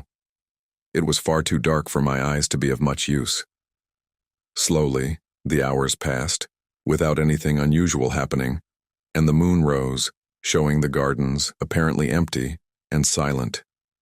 and so, through the night without disturbance or sound. Toward morning I began to grow stiff and cold with my long vigil. Also, I was getting very uneasy concerning the continued quietness on the part of the creatures. I mistrusted it, and would sooner far have had them attack the house openly. Then at least I should have known my danger and been able to meet it. But to wait like this, through a whole night picturing all kinds of unknown devilment, was to jeopardize one's sanity. Once or twice the thought came to me that perhaps they had gone, but in my heart I found it impossible to believe that it was so. Chapter 9. In the Cellars. At last, what with being tired and cold and the uneasiness that possessed me, I resolved to take a walk through the house, first calling in at the study for a glass of brandy to warm me. This I did, and while there, I examined the door, carefully, but found all as I had left it the night before. The day was just breaking as I left the tower, though it was still too dark in the house to be able to see without a light, and I took one of the study candles with me on my round. By the time I had finished the ground floor, the daylight was creeping in, wanly, through the barred windows. My search had shown me nothing fresh. Everything appeared to be in order, and I was on the point of extinguishing my candle, when the thought suggested itself to me to have another glance round the cellars. I had not, if I remember rightly, been into them since my hasty search on the evening of the attack. For perhaps the half of a minute I hesitated. I would have been very willing to forego the task, as indeed I am inclined to think any man well might, for of all the great, awe-inspiring rooms in this house, the cellars are the hugest and weirdest. Great, gloomy caverns of places, unlit by any ray of daylight. Yet, I would not shirk the work. I felt that to do so would smack of sheer cowardice. Besides, as I reassured myself, the cellars were really the most unlikely places in which to come across anything dangerous, considering that they can be entered only through a heavy oaken door, the key of which I carry always on my person. It is in the smallest of these places that I keep my wine, a gloomy hole close to the foot of the cellar stairs, and beyond which I have seldom proceeded. Indeed, save for the rummage round already mentioned, I doubt whether I had ever before been right through the cellars. As I unlocked the great door at the top of the steps, I paused nervously a moment at the strange, desolate smell that assailed my nostrils. Then, throwing the barrel of my weapon forward, I descended slowly into the darkness of the underground regions. Reaching the bottom of the stairs, I stood for a minute and listened. All was silent, save for a faint drip of water, falling, drop by drop, somewhere to my left. As I stood, I noticed how quietly the candle burnt. Never a flicker nor flare, so utterly windless was the place. Quietly I moved from cellar to cellar. I had but a very dim memory of their arrangement. The impressions left by my first search were blurred. I had recollections of a succession of great cellars, and of one, greater than the rest, the roof of which was upheld by pillars. Beyond that, my mind was hazy and predominated by a sense of cold and darkness and shadows. Now, however, it was different, for although nervous, I was sufficiently collected to be able to look about me and note the structure and size of the different vaults I entered. Of course, with the amount of light given by my candle, it was not possible to examine each place minutely, but I was enabled to notice as I went along that the walls appeared to be built with wonderful precision and finish, while here and there, an occasional massive pillar shot up to support the vaulted roof. Thus I came at last to the great cellar that I remembered. It is reached through a huge arched entrance, on which I observed strange, fantastic carvings, which threw queer shadows under the light of my candle. As I stood and examined these thoughtfully, it occurred to me how strange it was that I should be so little acquainted with my own house. Yet this may be easily understood when one realizes the size of this ancient pile and the fact that only my old sister and I live in it, occupying a few of the rooms, such as our wants decide. Holding the light high, I passed on into the cellar and, keeping to the right, paced slowly up until I reached the further end. I walked quietly and looked cautiously about as I went, but so far as the light showed, I saw nothing unusual. At the top, I turned to the left, still keeping to the wall, and so continued, until I had traversed the whole of the vast chamber. As I moved along, I noticed that the floor was composed of solid rock, in places covered with a damp mold, in others bare, or almost so, save for a thin coating of light gray dust. I had halted at the doorway. Now, however, I turned and made my way up the center of the place, passing among the pillars and glancing to right and left as I moved. About halfway up the cellar, I stubbed my foot against something that gave out a metallic sound. Stooping quickly, I held the candle and saw that the object I had kicked was a large metal ring. Bending lower, I cleared the dust from around it and presently discovered that it was attached to a ponderous trapdoor, black with age. Feeling excited and wondering to where it could lead, I laid my gun on the floor and, sticking the candle in the trigger guard, took the ring in both hands and pulled. The trap creaked loudly, the sound echoing vaguely through the huge place, and opened heavily. Propping the edge on my knee, I reached for the candle and held it in the opening, moving it to right and left, but could see nothing. I was puzzled and surprised. There were no signs of steps, nor even the appearance of there ever having been any. Nothing save an empty blackness. I might have been looking down into a bottomless, sideless well. Then, even as I stared, full of perplexity, I seemed to hear far down, as though from untold depths, a faint whisper of sound. I bent my head quickly, more into the opening, and listened intently. It may have been fancy, but I could have sworn to hearing a soft titter that grew into a hideous chuckling, faint and distant. Startled, I leapt backward, letting the trap fall with a hollow clang that filled the place with echoes.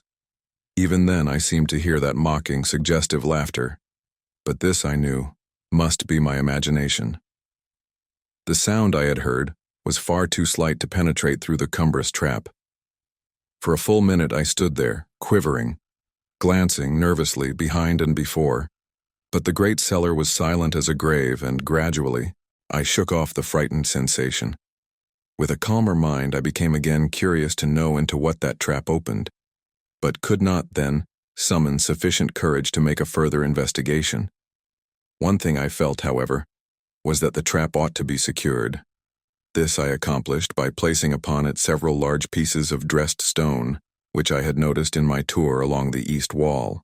Then, after a final scrutiny of the rest of the place, I retraced my way through the cellars to the stairs, and so reached the daylight with an infinite feeling of relief that the uncomfortable task was accomplished. Then Chapter 10. The Time of Waiting. The sun was now warm and shining brightly, forming a wondrous contrast to the dark and dismal cellars, and it was with comparatively light feelings that I made my way up to the tower to survey the gardens. There I found everything quiet, and after a few minutes, went down to Mary's room. Here, having knocked and received a reply, I unlocked the door. My sister was sitting quietly on the bed, as though waiting. She seemed quite herself again, and made no attempt to move away as I approached. Yet I observed that she scanned my face anxiously, as though in doubt, and but half assured in her mind that there was nothing to fear from me. To my questions, as to how she felt, she replied, sanely enough, that she was hungry, and would like to go down to prepare breakfast if I did not mind. For a minute I meditated whether it would be safe to let her out. Finally, I told her she might go, on condition that she promised not to attempt to leave the house or meddle with any of the outer doors. At my mention of the doors, a sudden look of fright crossed her face, but she said nothing, save to give the required promise, and then left the room silently. Crossing the floor, I approached Pepper. He had waked as I entered, but beyond a slight yelp of pleasure and a soft rapping with his tail, had kept quiet. Now, as I patted him, he made an attempt to stand up and succeeded, only to fall back on his side with a little yowl of pain. I spoke to him and bade him lie still. I was greatly delighted with his improvement, and also with the natural kindness of my sister's heart, in taking such good care of him, in spite of her condition of mind. After a while, I left him and went downstairs to my study.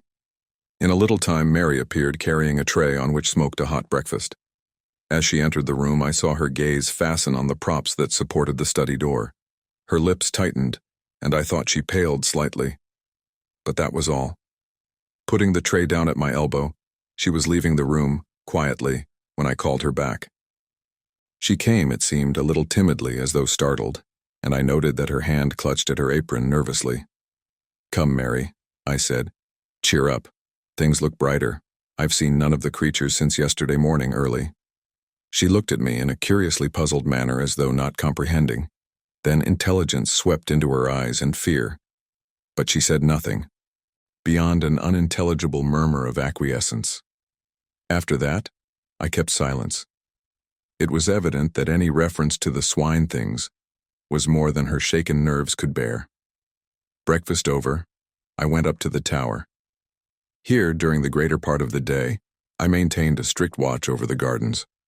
Once or twice I went down to the basement to see how my sister was getting along. Each time, I found her quiet and curiously submissive. Indeed, on the last occasion, she even ventured to address me on her own account with regard to some household matter that needed attention. Though this was done with an almost extraordinary timidity, I hailed it with happiness as being the first word voluntarily spoken since the critical moment when I had caught her unbarring the back door to go out among those waiting brutes. I wondered whether she was aware of her attempt and how near a thing it had been, but refrained from questioning her, thinking it best to let well alone. That night, I slept in a bed, the first time for 2 nights. In the morning I rose early and took a walk through the house. All was as it should be, and I went up to the tower to have a look at the gardens. Here again I found perfect quietness. At breakfast, when I met Mary, I was greatly pleased to see that she had sufficiently regained command over herself to be able to greet me in a perfectly natural manner. She talked sensibly and quietly, only keeping carefully from any mention of the past couple of days. In this I humored her, to the extent of not attempting to lead the conversation in that direction. Earlier in the morning I had been to see Pepper. He was mending, rapidly, and bade fair to be on his legs in earnest in another day or 2. Before leaving the breakfast table, I made some reference to his improvement. In the short discussion that followed, I was surprised to gather, from my sister's remarks, that she was still under the impression that his wound had been given by the wildcat, of my invention. It made me feel almost ashamed of myself for deceiving her. Yet, the lie had been told to prevent her from being frightened. And then, I had been sure that she must have known the truth later when those brutes had attacked the house. During the day, I kept on the alert, spending much of my time, as on the previous day, in the tower. But not a sign could I see of the swine creatures nor hear any sound. Several times the thought had come to me that the things had at last left us, but up to this time I had refused to entertain the idea seriously. Now, however, I began to feel that there was reason for hope. It would soon be 3 days since I had seen any of the things, but still I intended to use the utmost caution. For all that I could tell, this protracted silence might be a ruse to tempt me from the house, perhaps right into their arms. The thought of such a contingency was alone sufficient to make me circumspect. So it was that the 4th, 5th, and 6th days went by, quietly, without my making any attempt to leave the house. On the 6th day, I had the pleasure of seeing Pepper once more upon his feet, and though still very weak, he managed to keep me company during the whole of that day. Chapter 11. The Searching of the Gardens. How slowly the time went, and never a thing to indicate that any of the brutes still infested the gardens. It was on the 9th day that finally I decided to run the risk, if any there were, and sally out. With this purpose in view, I loaded one of the shotguns carefully, choosing it as being more deadly than a rifle at close quarters, and then, after a final scrutiny of the grounds from the tower, I called Pepper to follow me and made my way down to the basement. At the door, I must confess to hesitating a moment. The thought of what might be awaiting me among the dark shrubberies was by no means calculated to encourage my resolution. It was but a second, though, and then I had drawn the bolts, and was standing on the path outside the door. Pepper followed, stopping at the doorstep to sniff suspiciously, and carrying his nose up and down the jambs, as though following a scent. Then suddenly he turned sharply and started to run here and there in semicircles and circles all around the door, finally returning to the threshold. Here he began again to nose about. Hitherto, I had stood, watching the dog, yet all the time with half my gaze on the wild tangle of gardens stretching round me. Now I went toward him and, bending down, examined the surface of the door where he was smelling. I found that the wood was covered with a network of scratches, crossing and recrossing one another in inextricable confusion. In addition to this, I noticed that the doorposts themselves were gnawed in places.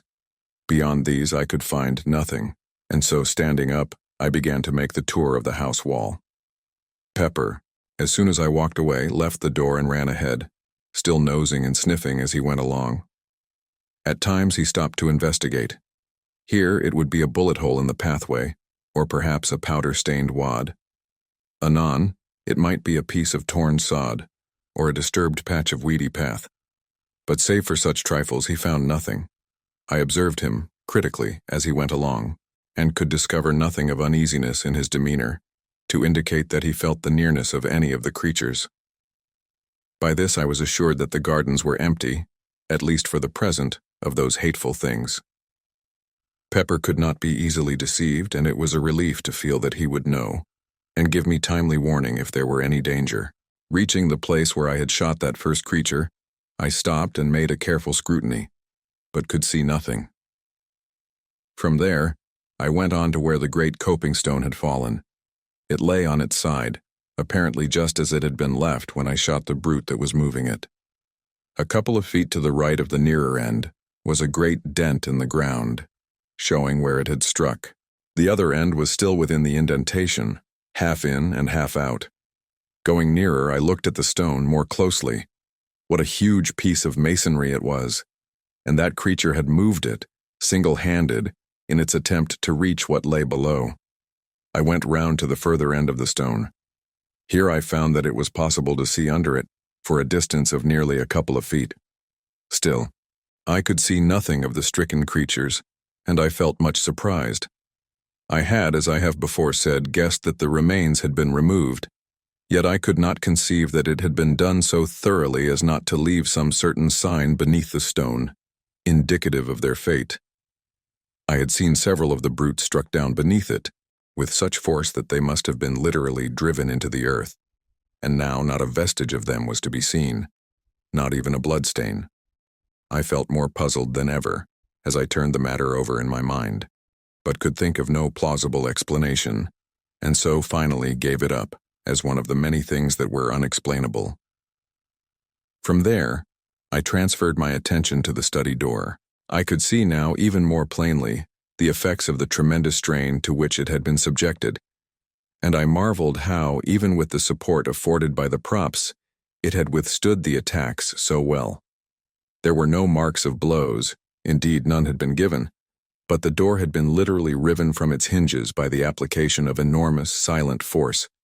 One thing that I observed affected me profoundly. The head of one of the props had been driven right through a panel. This was, of itself, sufficient to show how huge an effort the creatures had made to break down the door, and how nearly they had succeeded. Leaving, I continued my tour round the house, finding little else of interest, save at the back, where I came across the piece of piping I had torn from the wall, lying among the long grass underneath the broken window. Then, I returned to the house, and having re-bolted the back door, went up to the tower. Here, I spent the afternoon, reading, and occasionally glancing down into the gardens. I had determined, if the night passed quietly, to go as far as the pit on the morrow. Perhaps I should be able to learn then something of what had happened. The day slipped away and the night came, and went much as the last few nights had gone. When I rose, the morning had broken, fine and clear, and I determined to put my project into action. During breakfast I considered the matter carefully, after which I went to the study for my shotgun. In addition, I loaded and slipped into my pocket a small but heavy pistol. I quite understood that if there were any danger, it lay in the direction of the pit, and I intended to be prepared. Leaving the study, I went down to the back door, followed by Pepper. Once outside, I took a quick survey of the surrounding gardens and then set off toward the pit. On the way, I kept a sharp outlook, holding my gun handily. Pepper was running ahead, I noticed, without any apparent hesitation. From this, I augured that there was no imminent danger to be apprehended, and I stepped out more quickly in his wake. He had reached the top of the pit now and was nosing his way along the edge. A minute later, I was beside him, looking down into the pit. For a moment, I could scarcely believe that it was the same place. So greatly was it changed. The dark wooded ravine of a fortnight ago, with a foliage-hidden stream running sluggishly at the bottom, existed no longer. Instead, my eyes showed me a ragged chasm, partly filled with a gloomy lake of turbid water. All one side of the ravine was stripped of underwood, showing the bare rock. A little to my left, the side of the pit appeared to have collapsed altogether, forming a deep V-shaped cleft in the face of the rocky cliff. This rift ran from the upper edge of the ravine, nearly down to the water, and penetrated into the pit side, to a distance of some 40 feet. Its opening was at least 6 yards across, and from this it seemed to taper into about 2. But what attracted my attention, more than even the stupendous split itself, was a great hole, some distance down the cleft and right in the angle of the V. It was clearly defined, and not unlike an arched doorway in shape, though lying as it did in the shadow, I could not see it very distinctly. The opposite side of the pit still retained its verdure, but so torn in places and everywhere covered with dust and rubbish that it was hardly distinguishable as such. My first impression that there had been a landslip was, I began to see, not sufficient of itself to account for all the changes I witnessed. And the water? I turned suddenly, for I had become aware that somewhere to my right there was a noise of running water. I could see nothing, but now that my attention had been caught, I distinguished, easily, that it came from somewhere at the east end of the pit. Slowly I made my way in that direction, the sound growing plainer as I advanced, until in a little I stood right above it. Even then, I could not perceive the cause until I knelt down and thrust my head over the cliff. Here the noise came up to me plainly, and I saw below me a torrent of clear water, issuing from a small fissure in the pit side and rushing down the rocks into the lake beneath. A little further along the cliff, I saw another, and beyond that again, 2 smaller ones. These, then, would help to account for the quantity of water in the pit, and if the fall of rock and earth had blocked the outlet of the stream at the bottom, there was little doubt but that it was contributing a very large share. Yet I puzzled my head to account for the generally shaken appearance of the place, these streamlets and that huge cleft further up the ravine. It seemed to me that more than the landslip was necessary to account for these. I could imagine an earthquake or a great explosion, creating some such condition of affairs as existed. But of these there had been neither.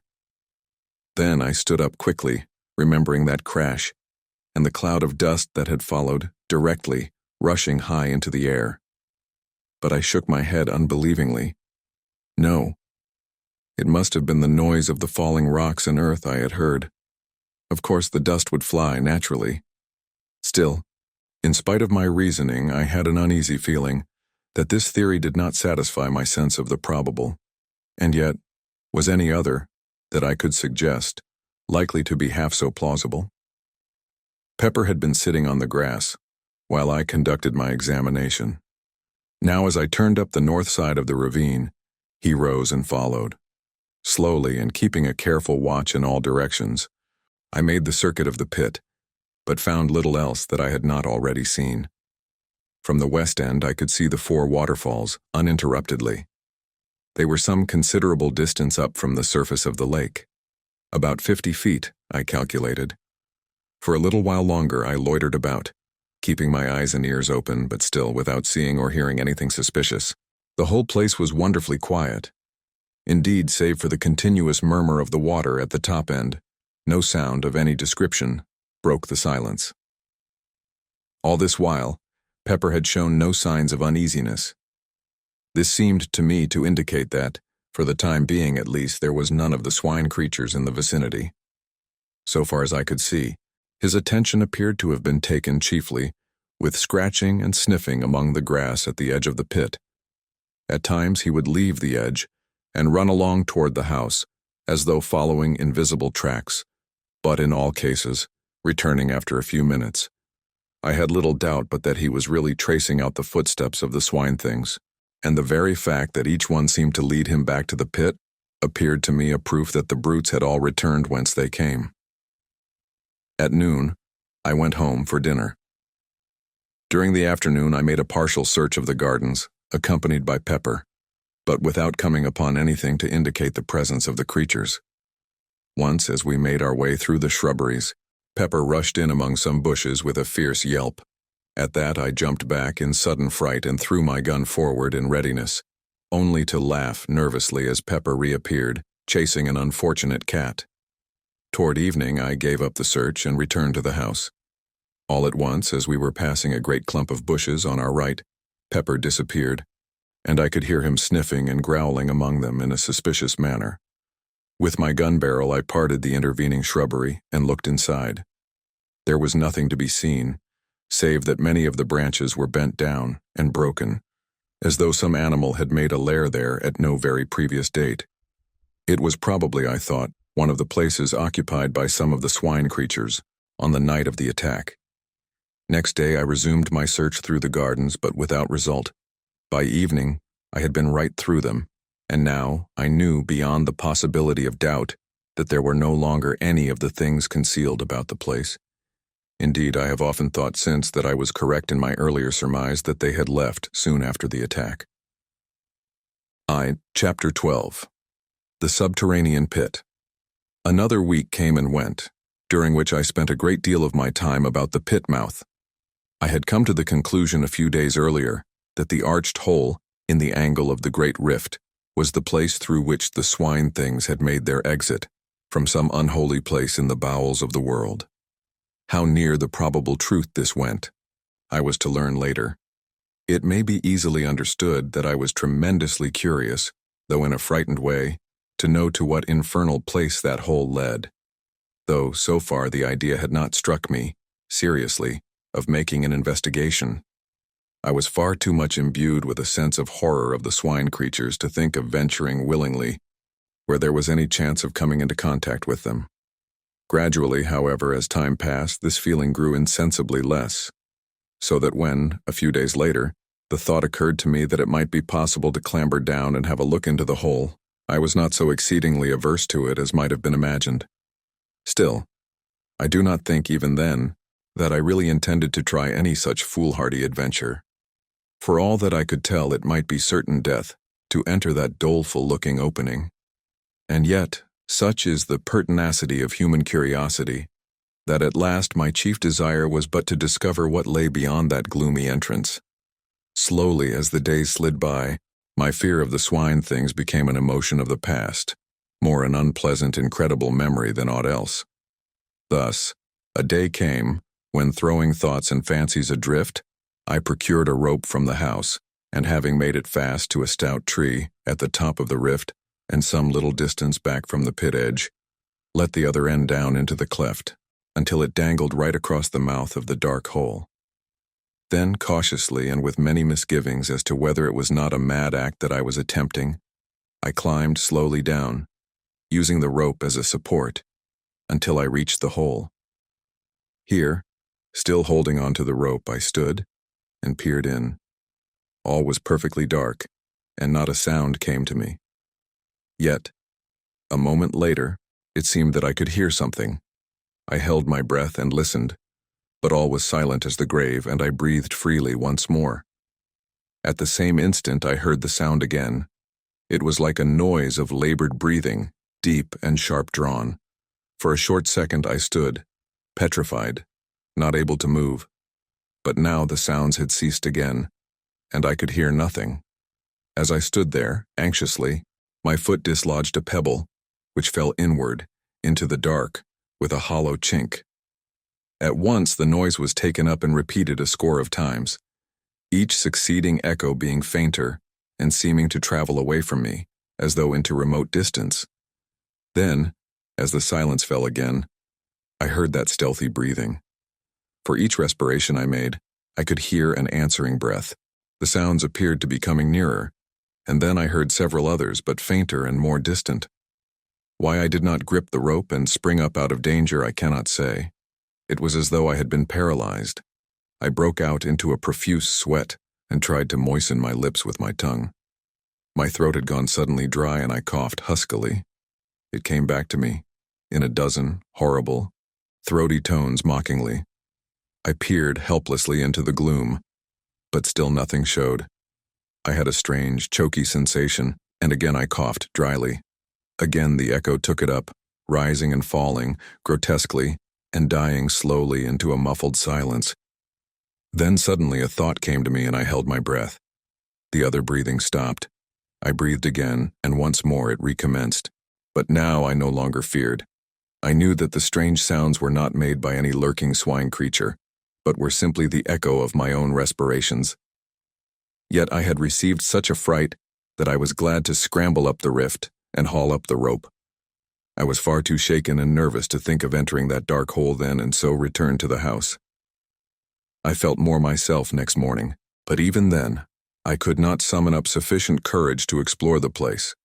All this time, the water in the pit had been creeping slowly up, and now stood but a little below the opening.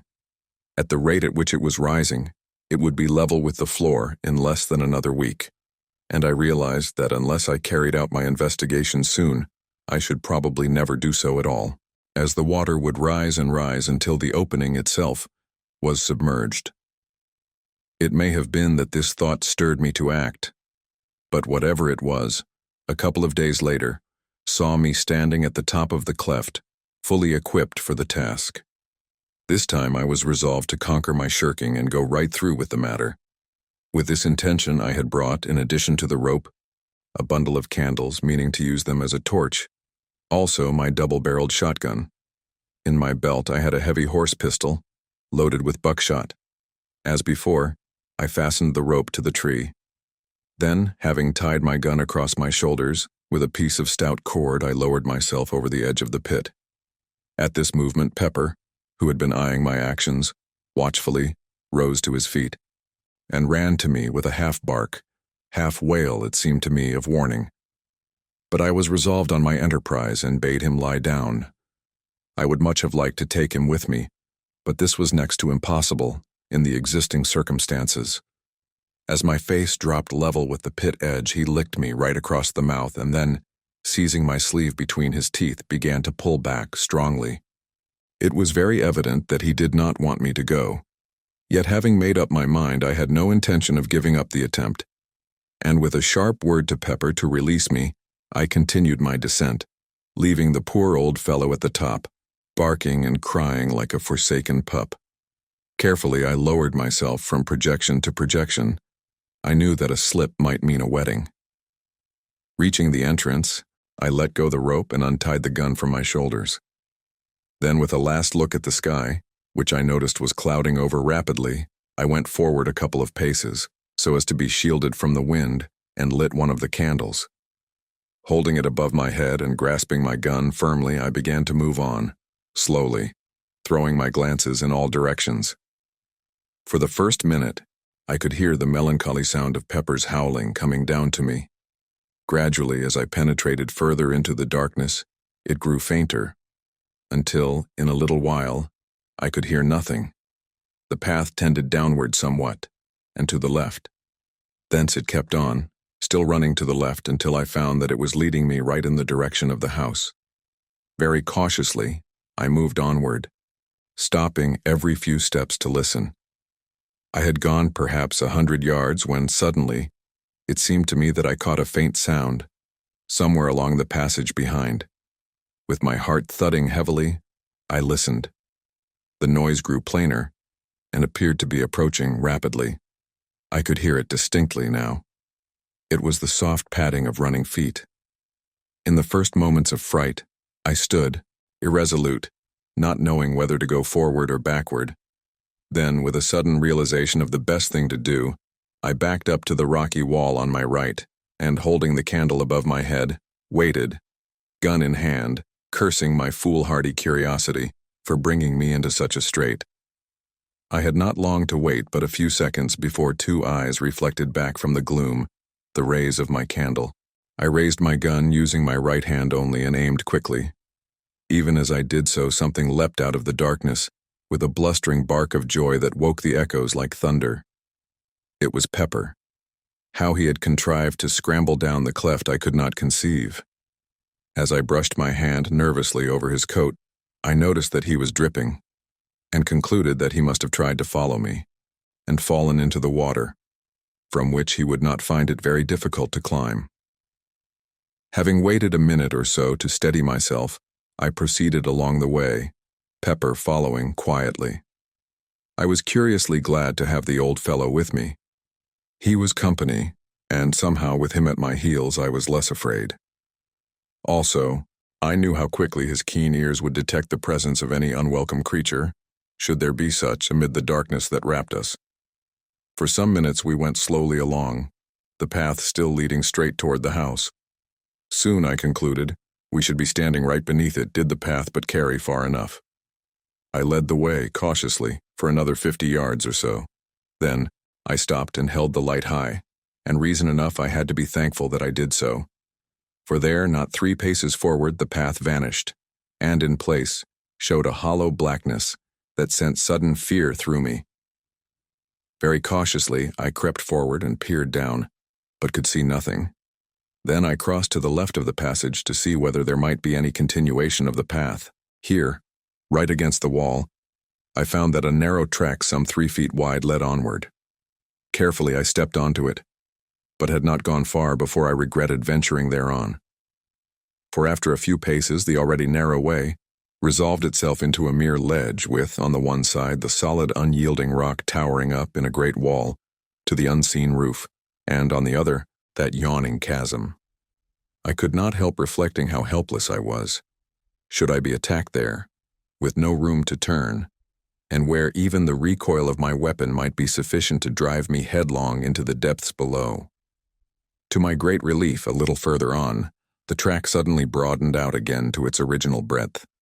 Gradually, as I went onward, I noticed that the path trended steadily to the right, and so, after some minutes, I discovered that I was not going forward, but simply circling the huge abyss. I had evidently come to the end of the great passage. 5 minutes later, I stood on the spot from which I had started, having been completely round what I guessed now to be a vast pit, the mouth of which must be at least 100 yards across. For some little time I stood there, lost in perplexing thought. What does it all mean?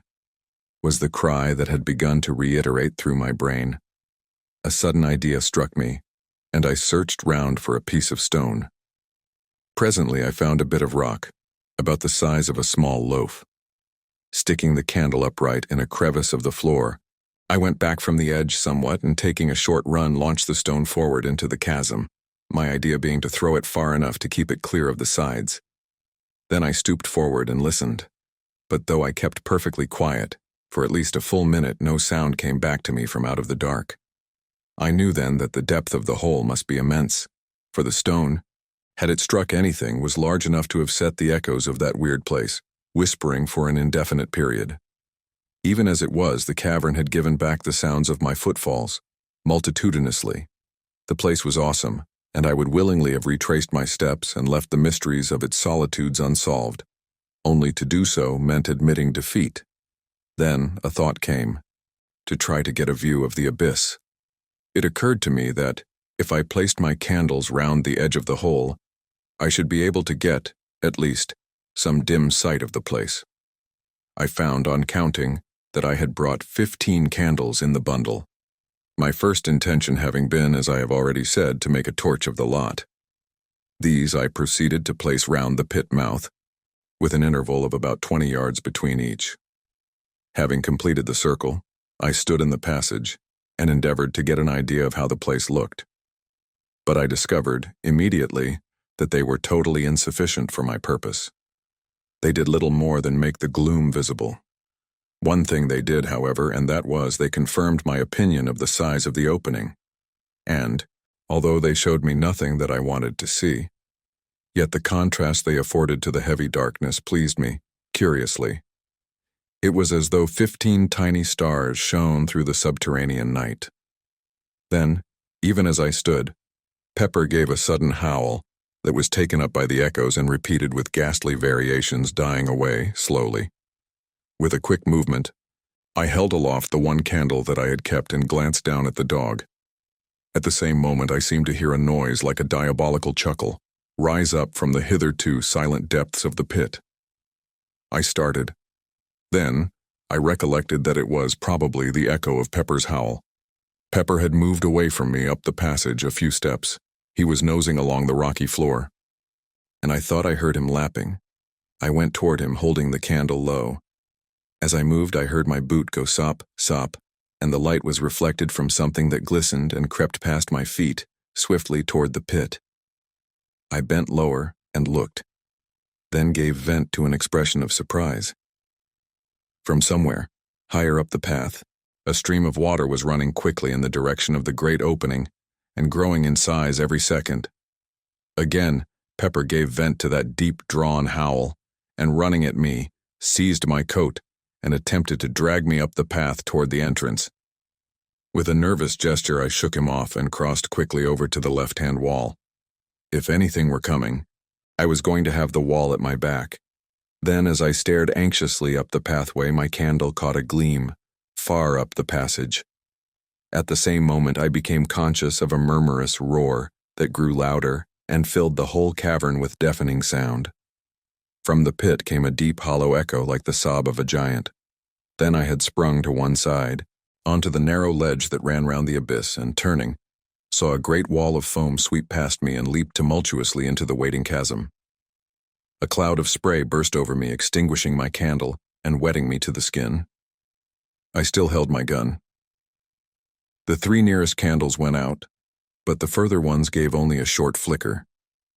After the first rush, the flow of water eased down to a steady stream, maybe a foot in depth, though I could not see this until I had procured one of the lighted candles, and with it, started to reconnoiter. Pepper had, fortunately, followed me as I leapt for the ledge, and now, very much subdued, kept close behind. A short examination showed me that the water reached right across the passage and was running at a tremendous rate. Already, even as I stood there, it had deepened. I could make only a guess at what had happened. Evidently, the water in the ravine had broken into the passage by some means. If that were the case, it would go on increasing in volume until I should find it impossible to leave the place. The thought was frightening. It was evident that I must make my exit as hurriedly as possible. Taking my gun by the stock, I sounded the water. It was a little under knee-deep. The noise it made, plunging down into the pit, was deafening. Then, with a call to Pepper, I stepped out into the flood, using the gun as a staff. Instantly, the water boiled up over my knees and nearly to the tops of my thighs, with the speed at which it was racing. For one short moment, I nearly lost my footing, but the thought of what lay behind stimulated me to a fierce endeavor, and step by step, I made headway. Of Pepper, I knew nothing at first. I had all I could do to keep on my legs and was overjoyed when he appeared beside me. He was wading manfully along. He is a big dog with longish, thin legs, and I suppose the water had less grasp on them than upon mine. Anyway, he managed a great deal better than I did, going ahead of me like a guide, and wittingly, or otherwise, helping somewhat to break the force of the water. On we went, step by step, struggling and gasping, until somewhere about 100 yards had been safely traversed. Then, whether it was because I was taking less care, or that there was a slippery place on the rocky floor, I cannot say, but suddenly I slipped and fell on my face. Instantly the water leapt over me in a cataract, hurling me down toward that bottomless hole at a frightful speed. Frantically I struggled, but it was impossible to get a footing. I was helpless, gasping and drowning. All at once, something gripped my coat and brought me to a standstill. It was Pepper. Missing me, he must have raced back through the dark turmoil to find me, and then caught and held me until I was able to get to my feet. I have a dim recollection of having seen momentarily the gleams of several lights. But of this I have never been quite sure. If my impressions are correct, I must have been washed down to the very brink of that awful chasm before Pepper managed to bring me to a standstill. And the lights, of course, could only have been the distant flames of the candles I had left burning. But, as I have said, I am not by any means sure. My eyes were full of water, and I had been badly shaken. And there was I without my helpful gun, without light, and sadly confused with the water deepening, depending solely upon my old friend Pepper to help me out of that hellish place. I was facing the torrent. Naturally, it was the only way in which I could have sustained my position a moment, for even old Pepper could not have held me long against that terrific strain without assistance, however blind from me. Perhaps a minute passed, during which it was touch and go with me. Then gradually I recommenced my tortuous way up the passage, and so began the grimmest fight with death, from which ever I hoped to emerge victorious. Slowly, furiously, almost hopelessly, I strove, and that faithful Pepper led me, dragged me upward and onward, until, at last, ahead I saw a gleam of blessed light. It was the entrance. Only a few yards further and I reached the opening with the water surging and boiling hungrily around my loins. And now I understood the cause of the catastrophe. It was raining heavily, literally in torrents. The surface of the lake was level with the bottom of the opening. Nay, more than level, it was above it. Evidently the rain had swollen the lake and caused this premature rise, for, at the rate the ravine had been filling, it would not have reached the entrance for a couple more days. Luckily, the rope by which I had descended was streaming into the opening upon the inrushing waters. Seizing the end, I knotted it securely round Pepper's body. Then, summoning up the last remnant of my strength, I commenced to swarm up the side of the cliff. I reached the pit edge, in the last stage of exhaustion. Yet I had to make one more effort, and haul Pepper into safety. Slowly and wearily, I hauled on the rope. Once or twice it seemed that I should have to give up, for Pepper is a weighty dog, and I was utterly done. Yet to let go would have meant certain death to the old fellow, and the thought spurred me to greater exertions. I have but a very hazy remembrance of the end. I recall pulling through moments that lagged strangely. I have also some recollection of seeing Pepper's muzzle appearing over the pit edge after what seemed an indefinite period of time. Then all grew suddenly dark. Chapter 13. The Trap in the Great Cellar. I suppose I must have swooned, for, the next thing I remember, I opened my eyes and all was dusk. I was lying on my back with one leg doubled under the other, and Pepper was licking my ears. I felt horribly stiff, and my leg was numb from the knee downward. For a few minutes I lay thus, in a dazed condition. Then slowly, I struggled to a sitting position and looked about me. It had stopped raining, but the trees still dripped, dismally. From the pit came a continuous murmur of running water. I felt cold and shivery. My clothes were sodden and I ached all over. Very slowly the life came back into my numbed leg, and after a little, I essayed to stand up. This I managed at the second attempt, but I was very tottery and peculiarly weak. It seemed to me that I was going to be ill, and I made shift to stumble my way toward the house. My steps were erratic and my head confused. At each step that I took, sharp pains shot through my limbs. I had gone perhaps some 30 paces, when a cry from Pepper drew my attention, and I turned, stiffly, toward him.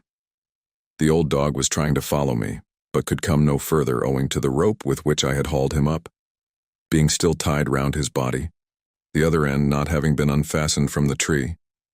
For a moment I fumbled with the knots weakly, but they were wet and hard, and I could do nothing. Then I remembered my knife, and in a minute the rope was cut. How I reached the house I scarcely know, and of the days that followed I remember still less. Of one thing I am certain, that, had it not been for my sister's untiring love and nursing, I had not been writing at this moment. When I recovered my senses, it was to find that I had been in bed for nearly 2 weeks. Yet another week passed, before I was strong enough to totter out into the gardens. Even then, I was not able to walk so far as the pit. I would have liked to ask my sister how high the water had risen, but felt it was wiser not to mention the subject to her. Indeed, since then I have made a rule never to speak to her about the strange things that happen in this great old house. It was not until a couple of days later that I managed to get across to the pit. There I found that in my few weeks' absence there had been wrought a wondrous change. Instead of the 3 parts filled ravine, I looked out upon a great lake, whose placid surface reflected the light coldly. The water had risen to within half a dozen feet of the pit edge. Only in one part was the lake disturbed, and that was above the place where, far down under the silent waters, yawned the entrance to the vast underground pit. Here there was a continuous bubbling, and occasionally, a curious sort of sobbing gurgle would find its way up from the depth. Beyond these, there was nothing to tell of the things that were hidden beneath. As I stood there, it came to me how wonderfully things had worked out. The entrance to the place whence the swine creatures had come was sealed up by a power that made me feel there was nothing more to fear from them. And yet, with the feeling, there was a sensation that now I should never learn anything further of the place from which those dreadful things had come. It was completely shut off and concealed from human curiosity forever. Strange, in the knowledge of that underground hellhole, how apposite has been the naming of the pit. One wonders how it originated and when. Naturally, one concludes that the shape and depth of the ravine would suggest the name pit. Yet is it not possible that it has all along held a deeper significance, a hint, could one but have guessed, of the greater, more stupendous pit that lies far down in the earth beneath this old house? Under this house. Even now the idea is strange and terrible to me, for I have proved, beyond doubt, that the pit yawns right below the house, which is evidently supported, somewhere above the center of it, upon a tremendous arched roof of solid rock. It happened in this wise, that having occasion to go down to the cellars, the thought occurred to me to pay a visit to the great vault where the trap is situated, and see whether everything was as I had left it. Reaching the place, I walked slowly up the center until I came to the trap. There it was, with the stones piled upon it just as I had seen it last. I had a lantern with me, and the idea came to me that now would be a good time to investigate whatever lay under the great oak slab. Placing the lantern on the floor, I tumbled the stones off the trap, and grasping the ring, pulled the door open. As I did so, the cellar became filled with the sound of a murmurous thunder that rose from far below. At the same time, a damp wind blew up into my face, bringing with it a load of fine spray. Therewith, I dropped the trap hurriedly, with a half-frightened feeling of wonder. For a moment I stood puzzled. I was not particularly afraid. The haunting fear of the swine things had left me long ago, but I was certainly nervous and astonished. Then a sudden thought possessed me, and I raised the ponderous door, with a feeling of excitement. Leaving it standing upon its end, I seized the lantern, and kneeling down, thrust it into the opening. As I did so, the moist wind and spray drove in my eyes, making me unable to see for a few moments. Even when my eyes were clear, I could distinguish nothing below me, save darkness and whirling spray. Seeing that it was useless to expect to make out anything, with the light so high, I felt in my pockets for a piece of twine, with which to lower it further into the opening. Even as I fumbled, the lantern slipped from my fingers and hurtled down into the darkness. For a brief instant, I watched its fall, and saw the light shine on a tumult of white foam, some 80 or 100 feet below me. Then it was gone. My sudden surmise was correct, and now I knew the cause of the wet and noise. The great cellar was connected with the pit by means of the trap, which opened right above it, and the moisture was the spray, rising from the water, falling into the depths. In an instant, I had an explanation of certain things that had hitherto puzzled me. Now I could understand why the noises, on the first night of the invasion, had seemed to rise directly from under my feet, and the chuckle that had sounded when first I opened the trap. Evidently, some of the swine things must have been right beneath me. Another thought struck me. Were the creatures all drowned? Would they drown? I remembered how unable I had been to find any traces to show that my shooting had been really fatal. Had they life, as we understand life, or were they ghouls? These thoughts flashed through my brain as I stood in the dark, searching my pockets for matches. I had the box in my hand now, and striking a light, I stepped to the trapdoor and closed it. Then I piled the stones back upon it. After which I made my way out from the cellars, and so I suppose the water goes on, thundering down into that bottomless hell pit. Sometimes I have an inexplicable desire to go down to the great cellar, open the trap, and gaze into the impenetrable, spray-damp darkness. At times the desire becomes almost overpowering in its intensity. It is not mere curiosity that prompts me, but more as though some unexplained influence were at work. Still I never go, and intend to fight down the strange longing and crush it, even as I would the unholy thought of self-destruction.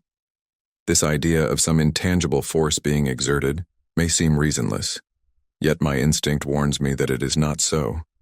In these things, reason seems to me less to be trusted than instinct. One thought there is in closing that impresses itself upon me, with ever-growing insistence. It is that I live in a very strange house, a very awful house. And I have begun to wonder whether I am doing wisely in staying here. Yet if I left, where could I go, and still obtain the solitude and the sense of her presence that alone make my old life bearable? Chapter 14, The Sea of Sleep. For a considerable period after the last incident which I have narrated in my diary, I had serious thoughts of leaving this house, and might have done so, but for the great and wonderful thing of which I am about to write. How well I was advised in my heart when I stayed on here, spite of those visions and sights of unknown and unexplainable things. For had I not stayed, then I had not seen again the face of her I loved. Yes, though few know it, none now save my sister Mary, I have loved and, ah me, lost. I would write down the story of those sweet old days, but it would be like the tearing of old wounds. Yet after that which has happened, what need have I to care? For she has come to me out of the unknown. Strangely, she warned me passionately against this house, begged me to leave it, but admitted when I questioned her that she could not have come to me had I been elsewhere.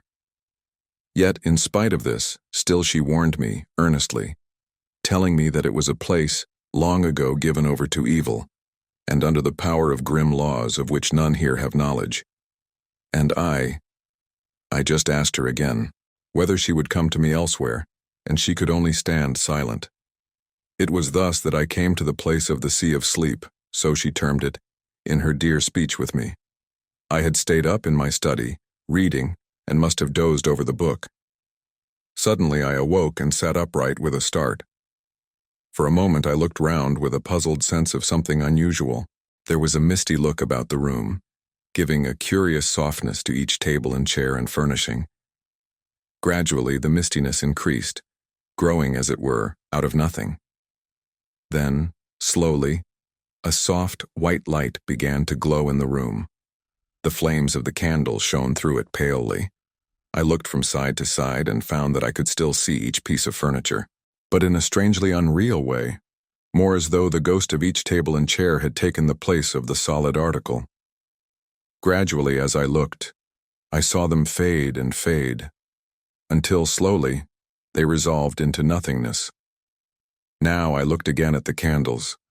They shone wanly, and even as I watched, grew more unreal and so vanished. The room was filled now with a soft yet luminous white twilight, like a gentle mist of light. Beyond this I could see nothing. Even the walls had vanished.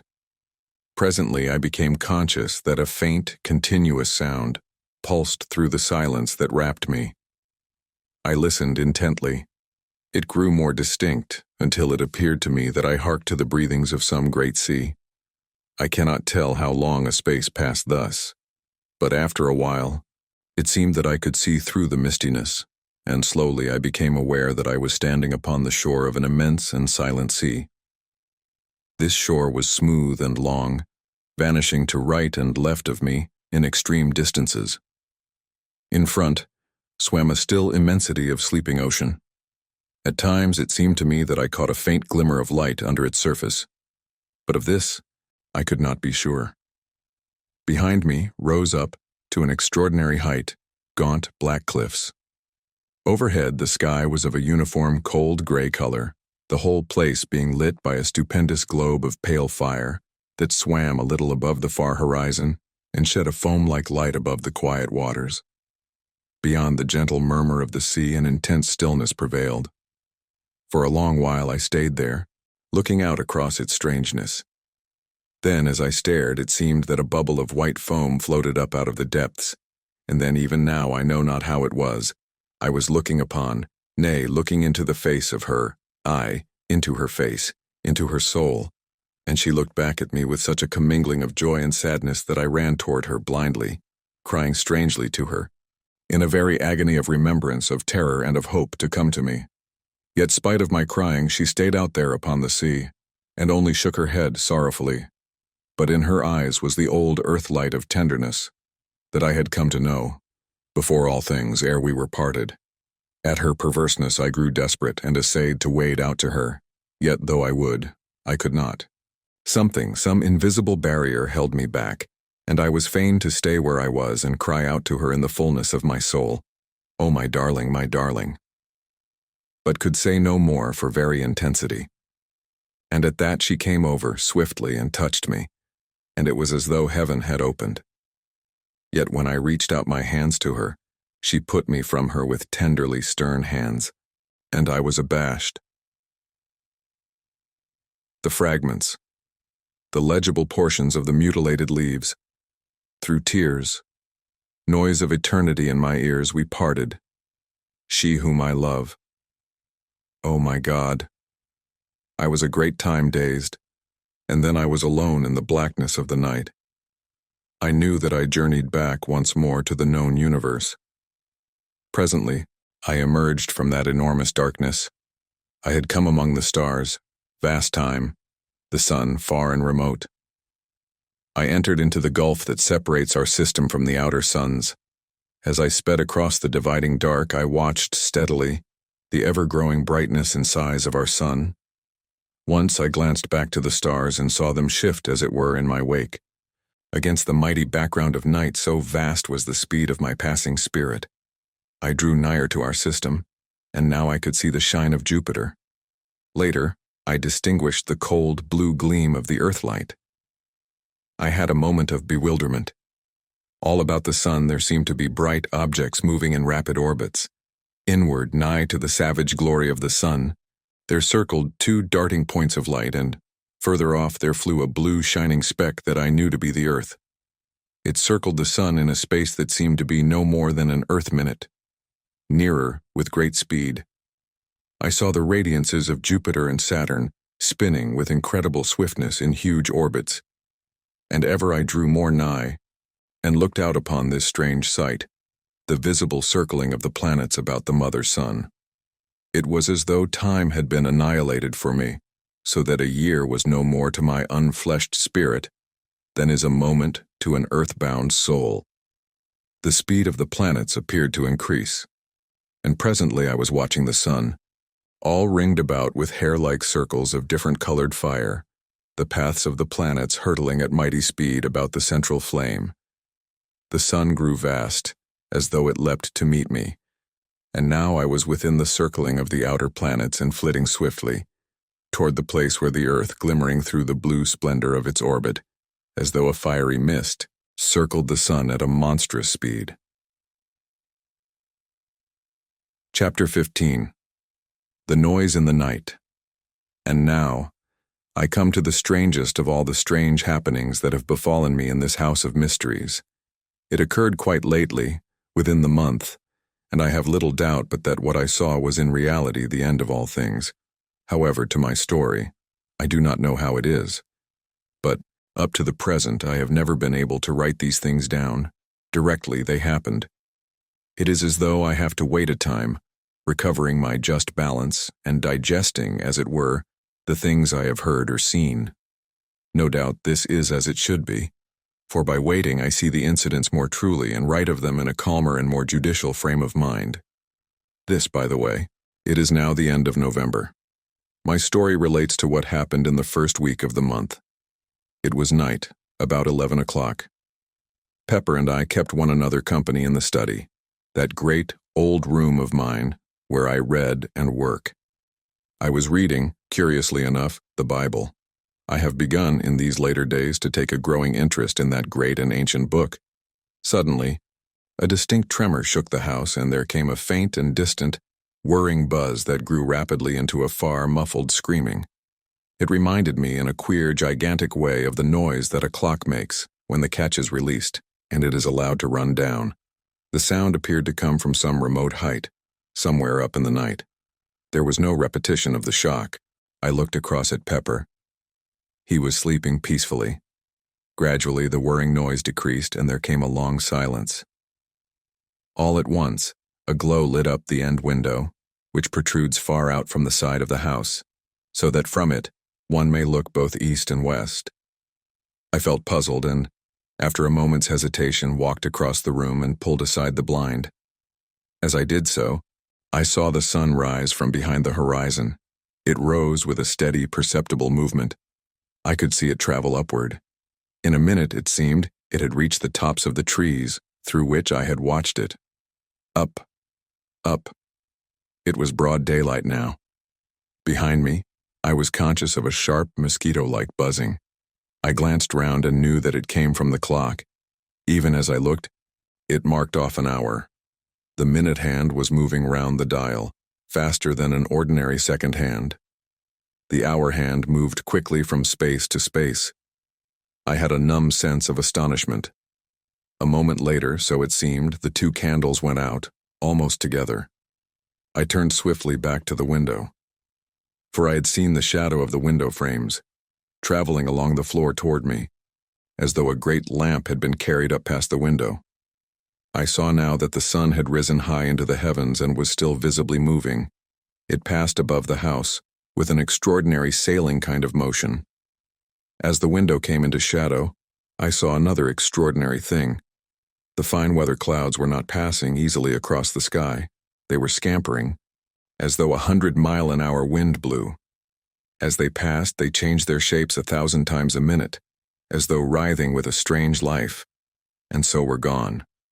And presently others came, and whisked away likewise. To the west, I saw the sun, drop with an incredible smooth, swift motion. Eastward, the shadows of every seen thing crept toward the coming grayness, and the movement of the shadows was visible to me, a stealthy, writhing creep of the shadows of the wind-stirred trees. It was a strange sight. Quickly, the room began to darken. The sun slid down to the horizon, and seemed, as it were, to disappear from my sight almost with a jerk. Through the grayness of the swift evening, I saw the silver crescent of the moon, falling out of the southern sky, toward the west. The evening seemed to merge into an almost instant night. Above me, the many constellations passed in a strange, noiseless circling westward. The moon fell through that last 1,000 fathoms of the night gulf, and there was only the starlight. About this time, the buzzing in the corner ceased, telling me that the clock had run down. A few minutes passed, and I saw the eastward sky lighten. A gray, sullen morning spread through all the darkness and hid the march of the stars. Overhead there moved, with a heavy, everlasting rolling, a vast, seamless sky of gray clouds, a cloud sky that would have seemed motionless through all the length of an ordinary Earth day. The sun was hidden from me, but from moment to moment, the world would brighten and darken beneath waves of subtle light and shadow. The light shifted ever westward, and the night fell upon the earth. A vast rain seemed to come with it, and a wind of a most extraordinary loudness, as though the howling of a night-long gale were packed into the space of no more than a minute. This noise passed, almost immediately, and the clouds broke, so that once more I could see the sky. The stars were flying westward with astounding speed. It came to me now for the first time that, though the noise of the wind had passed, yet a constant blurred sound was in my ears. Now that I noticed it, I was aware that it had been with me all the time. It was the world noise. And then, even as I grasped at so much comprehension, there came the eastward light. No more than a few heartbeats, and the sun rose swiftly. Through the trees I saw it, and then it was above the trees.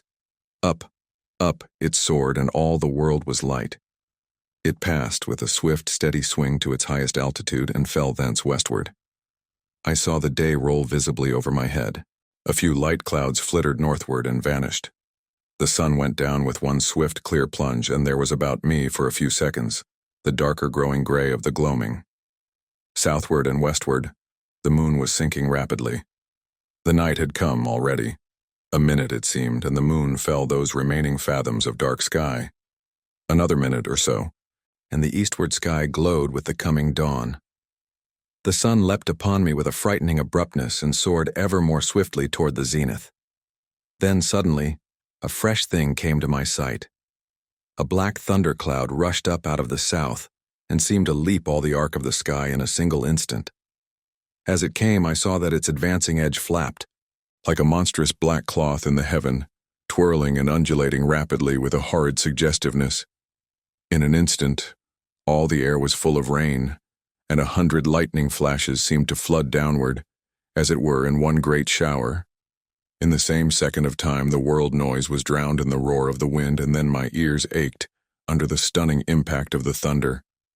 And, in the midst of this storm, the night came. And then, within the space of another minute, the storm had passed, and there was only the constant blur of the world noise on my hearing. Overhead, the stars were sliding quickly westward, and something, mayhaps the particular speed to which they had attained, brought home to me for the first time a keen realization of the knowledge that it was the world that revolved. I seemed to see suddenly the world, a vast, dark mass, revolving visibly against the stars. The dawn and the sun seemed to come together. So greatly had the speed of the world revolution increased. The sun drove up in one long, steady curve, passed its highest point, and swept down into the western sky and disappeared. I was scarcely conscious of evening, so brief was it. Then I was watching the flying constellations and the westward hastening moon. In but a space of seconds, so it seemed, it was sliding swiftly downward through the night blue, and then was gone. And almost directly came the morning, and now there seemed to come a strange acceleration. The sun made one clean, clear sweep through the sky, and disappeared behind the westward horizon, and the night came and went with a like haste.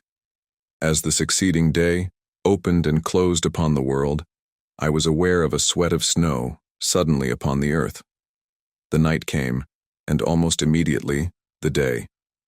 In the brief leap of the sun, I saw that the snow had vanished, and then, once more, it was night. Thus matters were, and, even after the many incredible things that I have seen, I experienced all the time a most profound awe.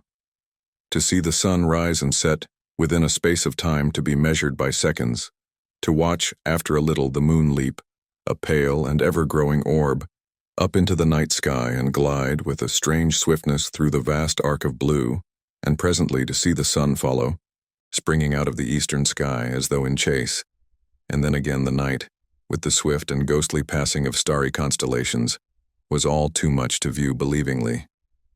Yet so it was, the day slipping from dawn to dusk, and the night sliding swiftly into day, ever rapidly and more rapidly. The last 3 passages of the sun had shown me a snow-covered earth, which at night had seemed, for a few seconds, incredibly weird under the fast-shifting light of the soaring and falling moon.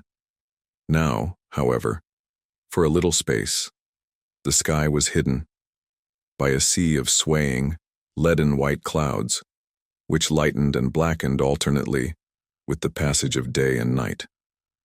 The clouds rippled and vanished, and there was once more before me the vision of the swiftly leaping sun, and nights that came and went like shadows. Faster and faster spun the world, and now each day and night was completed within the space of but a few seconds, and still the speed increased. It was a little later that I noticed that the sun had begun to have the suspicion of a trail of fire behind it. This was due, evidently, to the speed at which it, apparently, traversed the heavens, and, as the days sped, each one quicker than the last, the sun began to assume the appearance of a vast flaming comet flaring across the sky at short, periodic intervals. At night, the moon presented with much greater truth a comet-like aspect, a pale and singularly clear, fast-traveling shape of fire, trailing streaks of cold flame. The stars showed now, merely as fine hairs of fire against the dark. Once I turned from the window and glanced at Pepper. In the flash of a day, I saw that he slept, quietly, and I moved once more to my watching. The sun was now bursting up from the eastern horizon, like a stupendous rocket seeming to occupy no more than a second or two in hurling from east to west. I could no longer perceive the passage of clouds across the sky, which seemed to have darkened somewhat. The brief nights appeared to have lost the proper darkness of night, so that the hair-like fire of the flying stars showed but dimly. As the speed increased, the sun began to sway very slowly in the sky, from south to north, and then, slowly again, from north to south. So, amid a strange confusion of mind, the hours passed. All this while had Pepper slept. Presently, feeling lonely and distraught, I called to him softly, but he took no notice. Again I called, raising my voice slightly. Still he moved not. I walked over to where he lay and touched him with my foot to rouse him. At the action, gentle though it was, he fell to pieces. That is what happened. He literally and actually crumbled into a moldering heap of bones and dust. For the space of perhaps a minute I stared down at the shapeless heap that had once been Pepper. I stood, feeling stunned. What can have happened? I asked myself, not at once grasping the grim significance of that little hill of ash. Then, as I stirred the heap with my foot, it occurred to me that this could only happen in a great space of time. Years and years. Outside, the weaving, fluttering light held the world. Inside, I stood, trying to understand what it meant, what that little pile of dust and dry bones on the carpet meant. But I could not think coherently. I glanced away, round the room, and now, for the first time, noticed how dusty and old the place looked. Dust and dirt everywhere, piled in little heaps in the corners and spread about upon the furniture. The very carpet itself was invisible beneath a coating of the same, all-pervading material. As I walked, little clouds of the stuff rose up from under my footsteps and assailed my nostrils with a dry, bitter odor that made me wheeze huskily. Suddenly, as my glance fell again upon Pepper's remains, I stood still and gave voice to my confusion, questioning, aloud, whether the years were indeed passing, whether this, which I had taken to be a form of vision, was in truth a reality. I paused. A new thought had struck me, quickly, but with steps which for the first time I noticed, tottered. I went across the room to the great pier glass and looked in. It was too covered with grime to give back any reflection, and with trembling hands, I began to rub off the dirt. Presently, I could see myself. The thought that had come to me was confirmed. Instead of the great, hale man who scarcely looked 50, I was looking at a bent, decrepit man, whose shoulders stooped, and whose face was wrinkled with the years of a century. The hair, which a few short hours ago had been nearly coal black, was now silvery white. Only the eyes were bright. Gradually I traced in that ancient man a faint resemblance to myself of other days. I turned away and tottered to the window. I knew now that I was old, and the knowledge seemed to confirm my trembling walk. For a little space I stared moodily out into the blurred vista of changeful landscape. Even in that short time, a year passed, and with a petulant gesture, I left the window. As I did so, I noticed that my hand shook with the palsy of old age, and a short sob choked its way through my lips. For a little while I paced tremulously between the window and the table, my gaze wandering hither and thither uneasily. How dilapidated the room was. Everywhere lay the thick dust, thick, sleepy, and black. The fender was a shape of rust. The chains that held the brass clock weights had rusted through long ago, and now the weights lay on the floor beneath, themselves two cones of verdigris. As I glanced about, it seemed to me that I could see the very furniture of the room rotting and decaying before my eyes. Nor was this fancy on my part, for all at once the bookshelf along the side wall collapsed, with a cracking and rending of rotten wood, precipitating its contents upon the floor and filling the room with a smother of dusty atoms. How tired I felt. As I walked, it seemed that I could hear my dry joints creak and crack at every step. I wondered about my sister. Was she dead, as well as Pepper? All had happened so quickly and suddenly. This must be indeed the beginning of the end of all things. It occurred to me to go to look for her, but I felt too weary.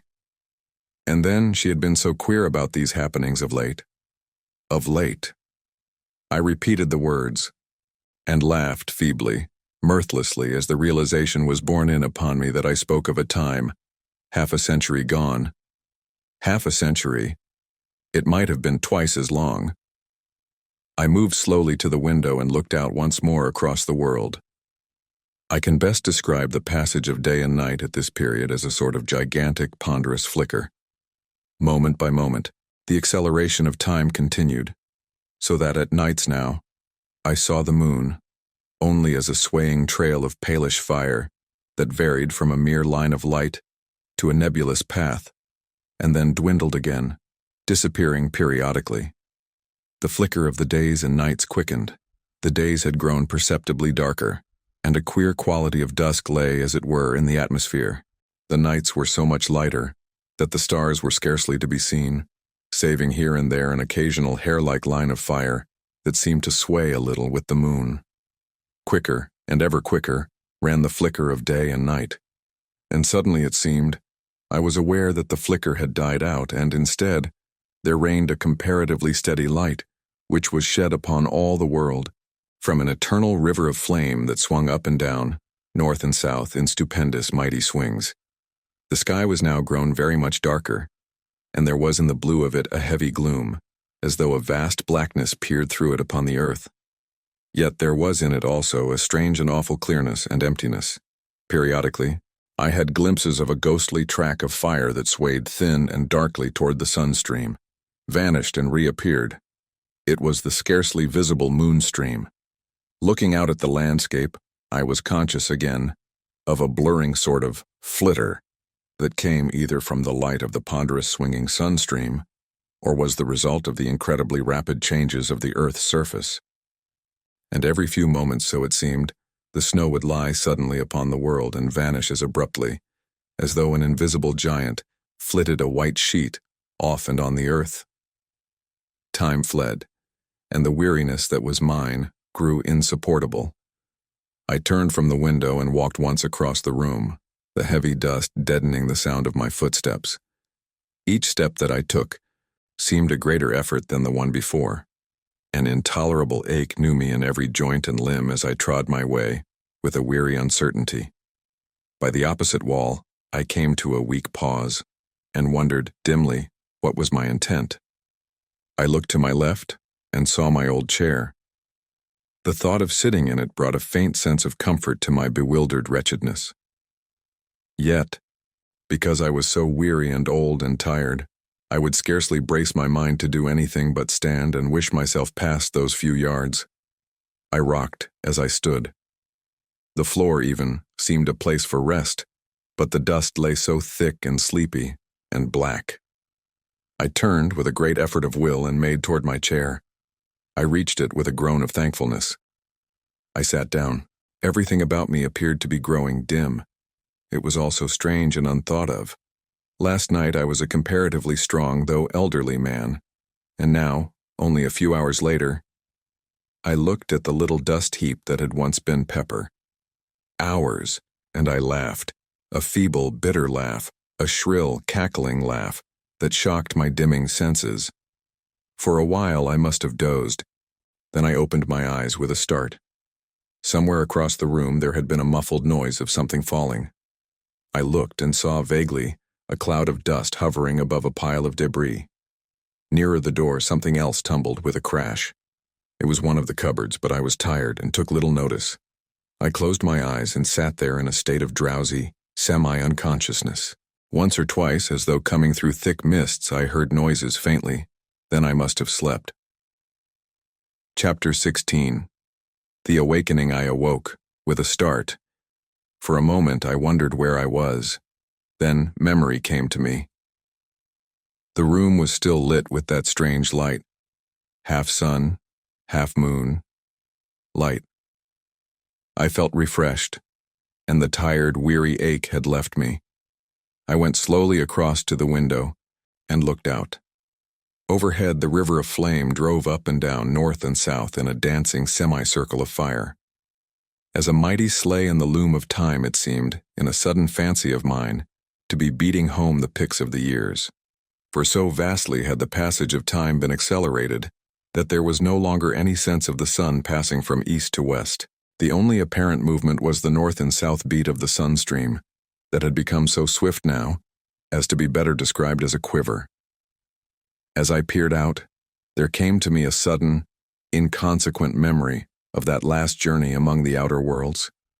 I remembered the sudden vision that had come to me as I neared the solar system, of the fast whirling planets about the sun, as though the governing quality of time had been held in abeyance and the machine of a universe allowed to run down an eternity in a few moments or hours. The memory passed, along with a, but partially comprehended suggestion that I had been permitted a glimpse into further time spaces. I stared out again, seemingly at the quake of the sunstream. The speed seemed to increase even as I looked.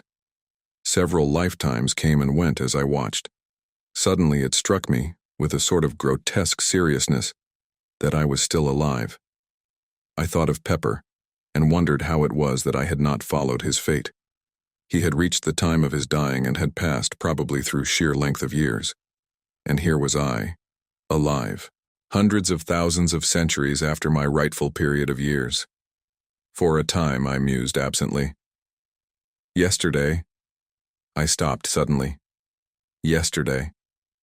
There was no yesterday. The yesterday of which I spoke had been swallowed up in the abyss of years, ages gone. I grew dazed with much thinking. Presently, I turned from the window and glanced round the room. It seemed different, strangely, utterly different. Then I knew what it was that made it appear so strange. It was bare. There was not a piece of furniture in the room, not even a solitary fitting of any sort. Gradually, my amazement went as I remembered that this was but the inevitable end of that process of decay which I had witnessed commencing before my sleep. Thousands of years, millions of years. Over the floor was spread a deep layer of dust that reached halfway up to the window seat. It had grown immeasurably whilst I slept, and represented the dust of untold ages. Undoubtedly, atoms of the old, decayed furniture helped to swell its bulk, and somewhere among it all, mouldered the long-ago dead Pepper. All at once it occurred to me that I had no recollection of wading knee-deep through all that dust after I awoke. True, an incredible age of years had passed since I approached the window, but that was evidently as nothing compared with the countless spaces of time that, I conceived, had vanished whilst I was sleeping. I remembered now that I had fallen asleep sitting in my old chair. Had it gone? I glanced toward where it had stood.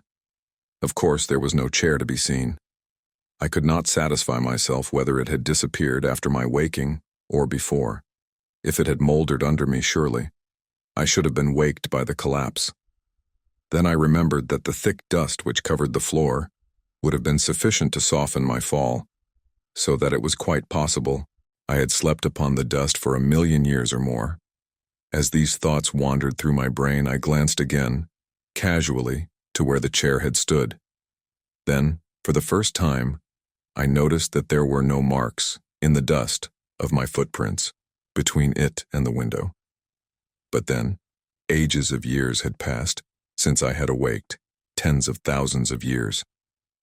My look rested thoughtfully, again upon the place where once had stood my chair. Suddenly, I passed from abstraction to intentness, for there in its standing place, I made out a long undulation, rounded off with the heavy dust. Yet it was not so much hidden, but that I could tell what had caused it. I knew and shivered at the knowledge that it was a human body, ages dead, lying there, beneath the place where I had slept. It was lying on its right side, its back turned toward me. I could make out and trace each curve and outline, softened and molded, as it were, in the black dust. In a vague sort of way, I tried to account for its presence there. Slowly, I began to grow bewildered, as the thought came to me that it lay just about where I must have fallen when the chair collapsed. Gradually, an idea began to form itself within my brain, a thought that shook my spirit. It seemed hideous and insupportable, yet it grew upon me, steadily, until it became a conviction. The body under that coating, that shroud of dust, was neither more nor less than my own dead shell. I did not attempt to prove it. I knew it now and wondered I had not known it all along. I was a bodiless thing. A while, I stood trying to adjust my thoughts to this new problem. In time, how many thousands of years I know not, I attained to some degree of quietude, sufficient to enable me to pay attention to what was transpiring around me. Now, I saw that the elongated mound had sunk, collapsed, level with the rest of the spreading dust, and fresh atoms, impalpable, had settled above that mixture of grave powder which the aeons had ground. A long while I stood, turned from the window. Gradually I grew more collected, while the world slipped across the centuries into the future. Presently, I began a survey of the room.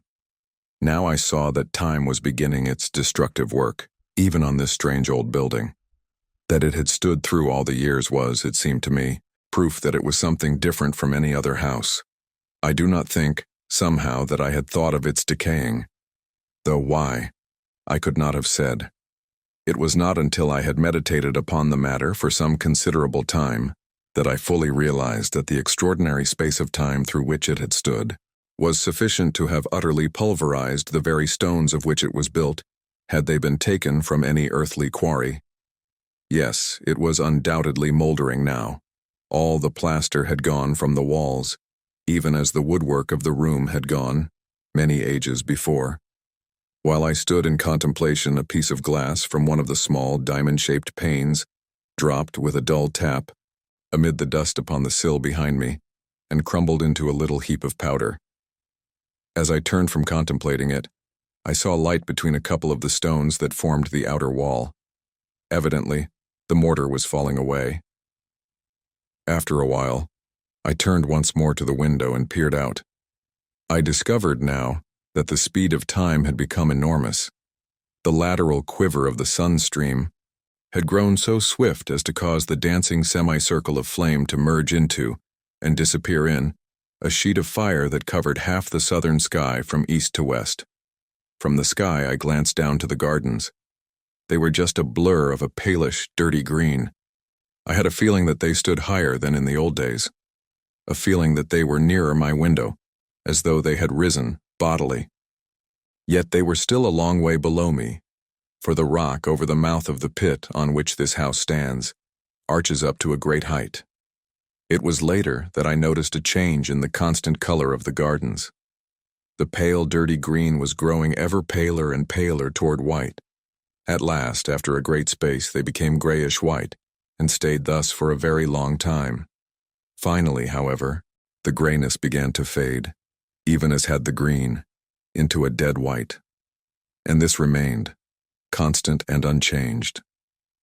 And by this I knew that, at last, snow lay upon all the northern world. And so, by millions of years, time winged onward through eternity, to the end of which in the old earth days I had thought remotely and in hazily speculative fashion. And now, it was approaching in a manner of which none had ever dreamed. I recollect that about this time I began to have a lively, though morbid curiosity, as to what would happen when the end came, but I seemed strangely without imaginings. All this while, the steady process of decay was continuing.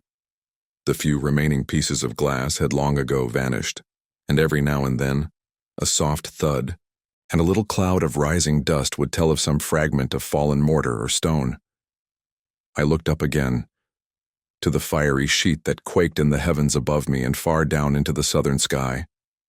As I looked, the impression was borne in upon me that it had lost some of its first brilliancy, that it was duller, deeper hued.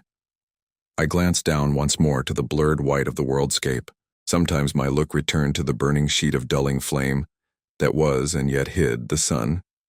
At times I glanced behind me, into the growing dusk of the great silent room, with its aeon carpet of sleeping dust. So, I watched through the fleeting ages, lost in soul-wearing thoughts and wonderings and possessed with a new weariness. Got in Chapter 17, The Slowing Rotation.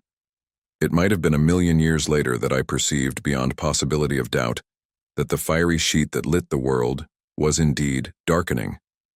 Another vast space went by, and the whole enormous flame had sunk to a deep copper color. Gradually it darkened from copper to copper red, and from this at times to a deep, heavy, purplish tint, with, in it, a strange loom of blood. Although the light was decreasing, I could perceive no diminishment in the apparent speed of the sun. It still spread itself in that dazzling veil of speed. The world, so much of it as I could see, had assumed a dreadful shade of gloom, as though, in very deed, the last day of the worlds approached. The sun was dying. Of that there could be little doubt, and still the earth whirled onward, through space and all the aeons. At this time, I remember, an extraordinary sense of bewilderment took me. I found myself, later, wandering, mentally, amid an odd chaos of fragmentary modern theories and the old biblical story of the world's ending.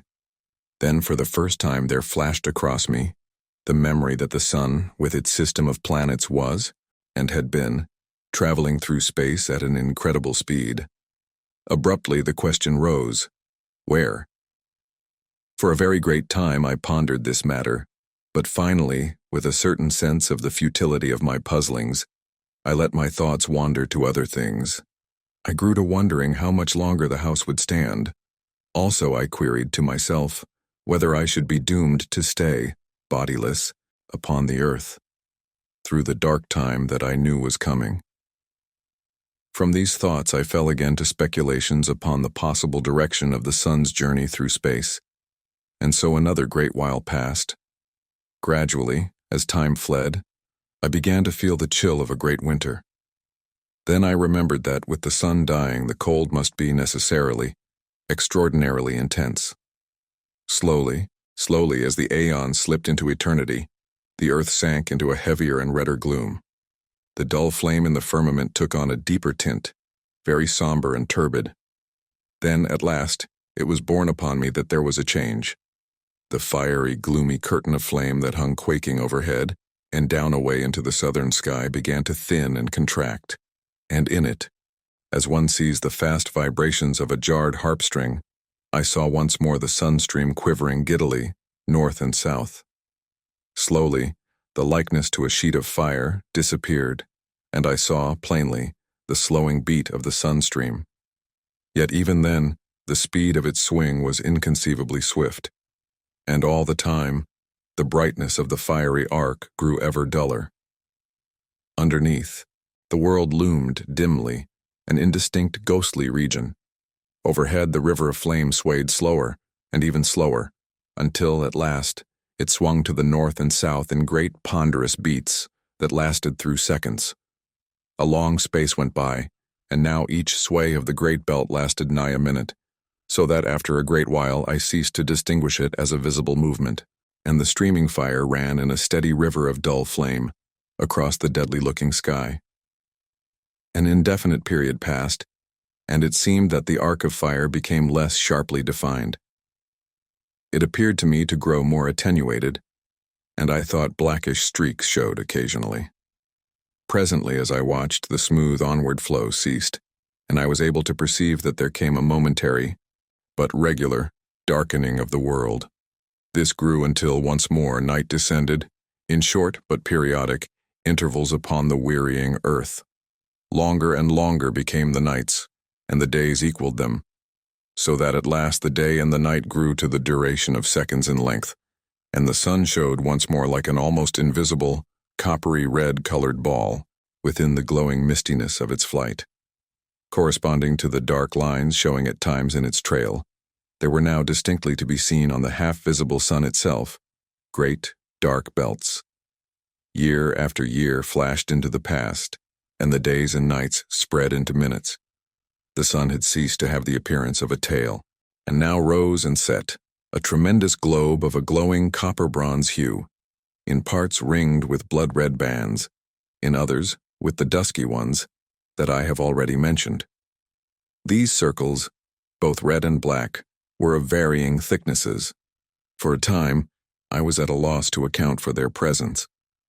Then it occurred to me that it was scarcely likely that the sun would cool evenly all over, and that these markings were due, probably, to differences in temperature of the various areas. The red representing those parts where the heat was still fervent, and the black those portions which were already comparatively cool. It struck me as a peculiar thing that the sun should cool in evenly defined rings, until I remembered that, possibly, they were but isolated patches, to which the enormous rotatory speed of the sun had imparted a belt-like appearance.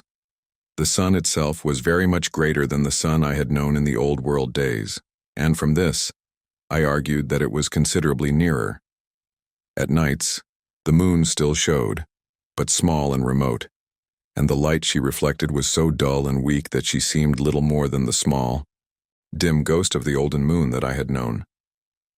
Gradually, the days and nights lengthened out until they equaled a space somewhat less than one of the old Earth hours, the sun rising and setting like a great ruddy bronze disk, crossed with ink-black bars. About this time I found myself able once more to see the gardens with clearness, for the world had now grown very still and changeless. Yet I am not correct in saying gardens, for there were no gardens, nothing that I knew or recognized. In place thereof I looked out upon a vast plain, stretching away into distance. A little to my left there was a low range of hills. Everywhere there was a uniform, white covering of snow in places rising into hummocks and ridges. It was only now that I recognized how really great had been the snowfall. In places it was vastly deep, as was witnessed by a great, upleaping, wave-shaped hill, away to my right, though it is not impossible that this was due in part to some rise in the surface of the ground. Strangely enough, the range of low hills to my left, already mentioned, was not entirely covered with the universal snow. Instead, I could see their bare dark sides showing in several places. And everywhere and always there reigned an incredible death silence and desolation. The immutable, awful quiet of a dying world.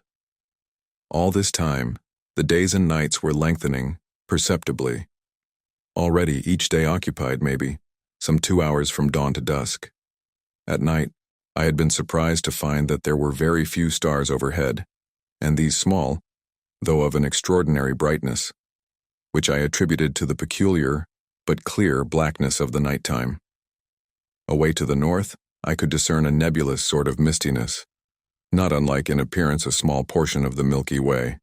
It might have been an extremely remote star cluster, or, the thought came to me suddenly, perhaps it was the sidereal universe that I had known, and now left far behind, forever. A small, dimly glowing mist of stars, far in the depths of space. Still, the days and nights lengthened, slowly. Each time the sun rose duller than it had set, and the dark belts increased in breadth.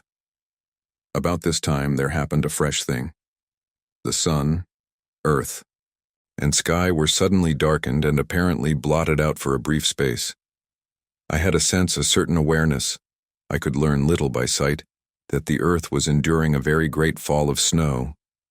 Then, in an instant, the veil that had obscured everything vanished and I looked out once more. A marvelous sight met my gaze.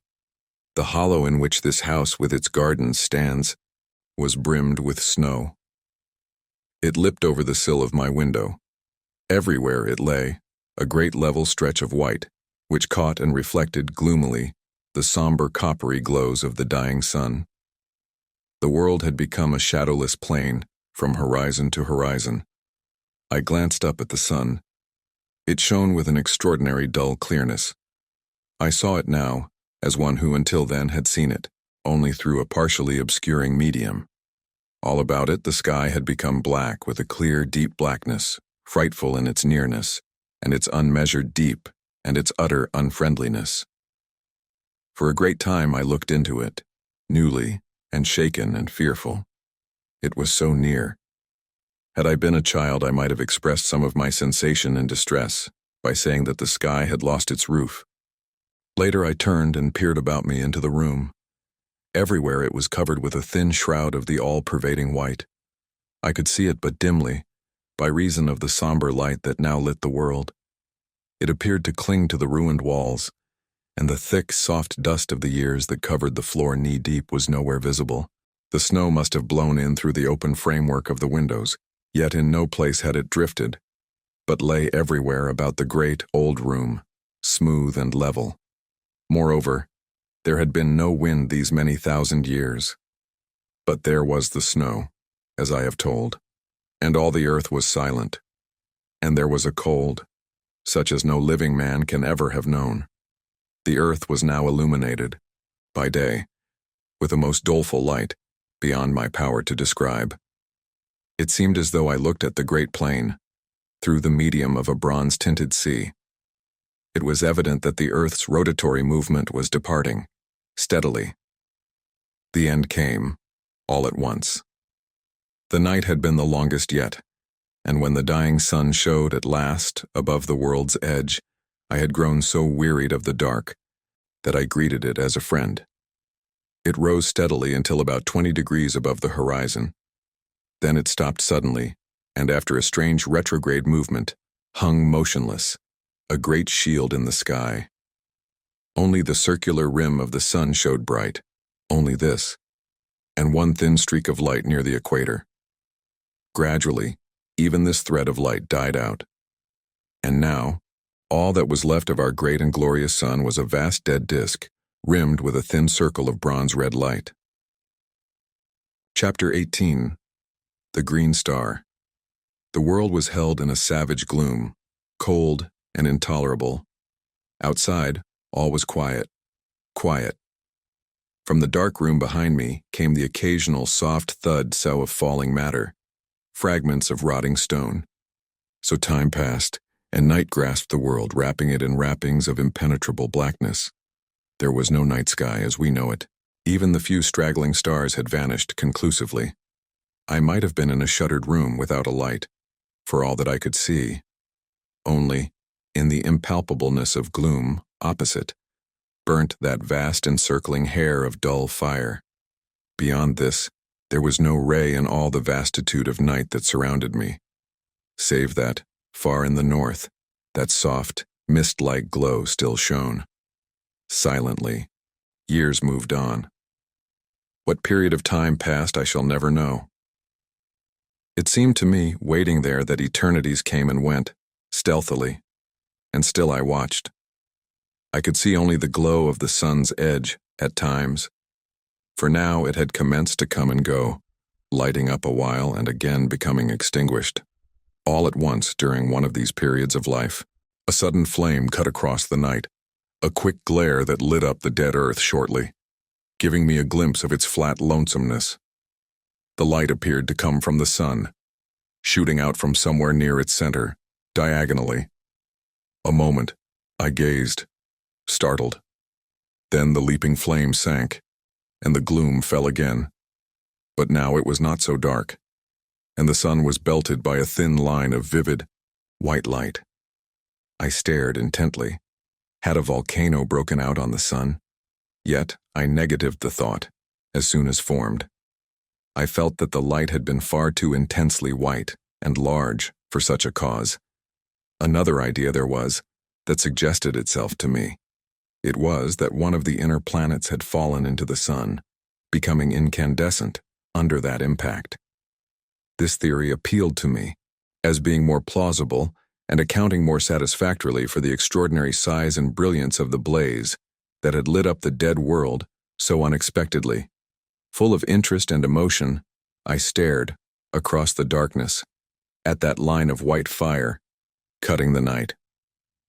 One thing it told to me unmistakably: the sun was yet rotating at an enormous speed.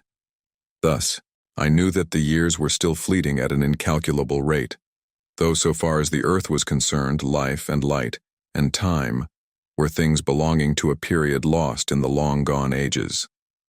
After that one burst of flame, the light had shone, only as an encircling band of bright fire. Now, however, as I watched, it began slowly to sink into a ruddy tint, and later, to a dark, copper-red color, much as the sun had done. Presently it sank to a deeper hue, and in a still further space of time, it began to fluctuate, having periods of glowing and anon dying. Thus, after a great while, it disappeared. Long before this, the smoldering edge of the sun had deadened into blackness. And so, in that supremely future time, the world, dark and intensely silent, rode on its gloomy orbit around the ponderous mass of the dead sun. My thoughts at this period can be scarcely described. At first they were chaotic and wanting in coherence. But later, as the ages came and went, my soul seemed to imbibe the very essence of the oppressive solitude and dreariness that held the earth. With this feeling, there came a wonderful clearness of thought, and I realized despairingly that the world might wander forever through that enormous night. For a while, the unwholesome idea filled me with a sensation of overbearing desolation, so that I could have cried like a child. In time, however, this feeling grew almost insensibly less, and an unreasoning hope possessed me. Patiently I waited. From time to time, the noise of dropping particles behind in the room came dully to my ears. Once I heard a loud crash and turned instinctively to look, forgetting for the moment the impenetrable night in which every detail was submerged.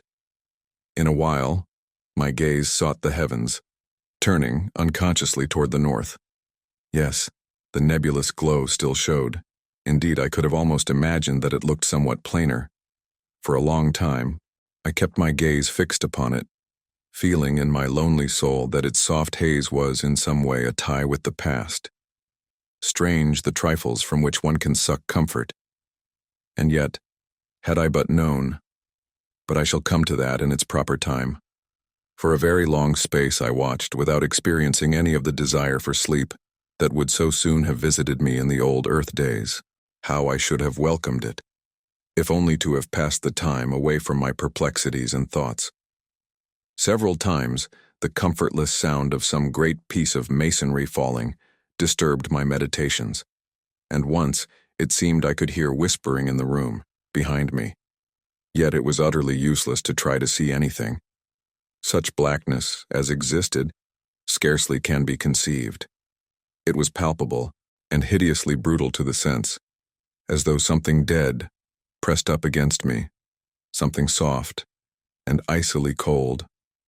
Under all this, there grew up within my mind a great and overwhelming distress of uneasiness that left me but to drop me into an uncomfortable brooding. I felt that I must fight against it, and presently, hoping to distract my thoughts, I turned to the window and looked up toward the north in search of the nebulous whiteness which still I believed to be the far and misty glowing of the universe we had left. Even as I raised my eyes, I was thrilled with a feeling of wonder, for now the hazy light had resolved into a single great star of vivid green. As I stared, astonished, the thought flashed into my mind that the earth must be traveling toward the star, not away as I had imagined. Next, that it could not be the universe the earth had left, but possibly an outlying star, belonging to some vast star cluster, hidden in the enormous depths of space. With a sense of commingled awe and curiosity, I watched it, wondering what new thing was to be revealed to me. For a while, vague thoughts and speculations occupied me, during which my gaze dwelt insatiably upon that one spot of light in the otherwise pit-like darkness. Hope grew up within me, banishing the oppression of despair that had seemed to stifle me. Wherever the earth was traveling, it was at least going once more toward the realms of light. Light. One must spend an eternity wrapped in soundless night to understand the full horror of being without it. Slowly but surely the star grew upon my vision, until, in time, it shone as brightly as had the planet Jupiter in the old Earth days. With increased size, its color became more impressive, reminding me of a huge emerald, scintillating rays of fire across the world. Years fled away in silence, and the green star grew into a great splash of flame in the sky. A little later, I saw a thing that filled me with amazement. It was the ghostly outline of a vast crescent in the night, a gigantic new moon, seeming to be growing out of the surrounding gloom. Utterly bemused, I stared at it. It appeared to be quite close comparatively, and I puzzled to understand how the earth had come so near to it, without my having seen it before. The light thrown by the star grew stronger, and presently I was aware that it was possible to see the earthscape again, though indistinctly. A while I stared, trying to make out whether I could distinguish any detail of the world's surface, but I found the light insufficient. In a little, I gave up the attempt and glanced once more toward the star. Even in the short space that my attention had been diverted, it had increased considerably and seemed now, to my bewildered sight, about a quarter of the size of the full moon. The light it threw was extraordinarily powerful, yet its color was so abominably unfamiliar that such of the world as I could see showed unreal, more as though I looked out upon a landscape of shadow than aught else. All this time the great crescent was increasing in brightness and began now to shine with a perceptible shade of green. Steadily, the star increased in size and brilliancy until it showed fully as large as half a full moon. And as it grew greater and brighter, so did the vast crescent throw out more and more light, though of an ever-deepening hue of green. Under the combined blaze of their radiances, the wilderness that stretched before me became steadily more visible. Soon, I seemed able to stare across the whole world, which now appeared beneath the strange light, terrible in its cold and awful flat dreariness. It was a little later that my attention was drawn to the fact that the great star of green flame was slowly sinking out of the north toward the east. At first I could scarcely believe that I saw aright, but soon there could be no doubt that it was so. Gradually it sank, and as it fell, the vast crescent of glowing green began to dwindle and dwindle until it became a mere arc of light against the livid-colored sky. Later it vanished, disappearing in the self-same spot from which I had seen it slowly emerge. By this time the star had come to within some 30 degrees of the hidden horizon. In size it could now have rivaled the moon at its full, though even yet I could not distinguish its disk. This fact led me to conceive that it was still an extraordinary distance away, and this being so, I knew that its size must be huge, beyond the conception of man to understand or imagine. Suddenly, as I watched, the lower edge of the star vanished, cut by a straight dark line. A minute, or a century, passed, and it dipped lower, until the half of it had disappeared from sight. Far away out on the great plain I saw a monstrous shadow blotting it out and advancing swiftly. Only a third of the star was visible now. Then, like a flash, the solution of this extraordinary phenomenon revealed itself to me. The star was sinking behind the enormous mass of the dead sun, or rather, the sun, obedient to its attraction, was rising toward it when with the earth following in its trail. As these thoughts expanded in my mind, the star vanished, being completely hidden by the tremendous bulk of the sun. Over the earth there fell once more the brooding night. With the darkness came an intolerable feeling of loneliness and dread.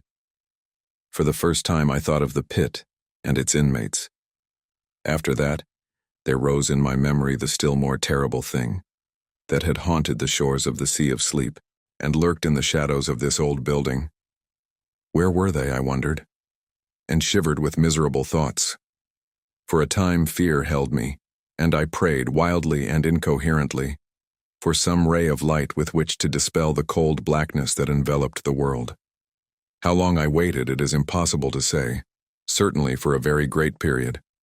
Then, all at once, I saw a loom of light shine out ahead. Gradually it became more distinct. Suddenly a ray of vivid green flashed across the darkness. At the same moment, I saw a thin line of livid flame far in the night. An instant, it seemed, and it had grown into a great clot of fire, beneath which the world lay bathed in a blaze of emerald green light.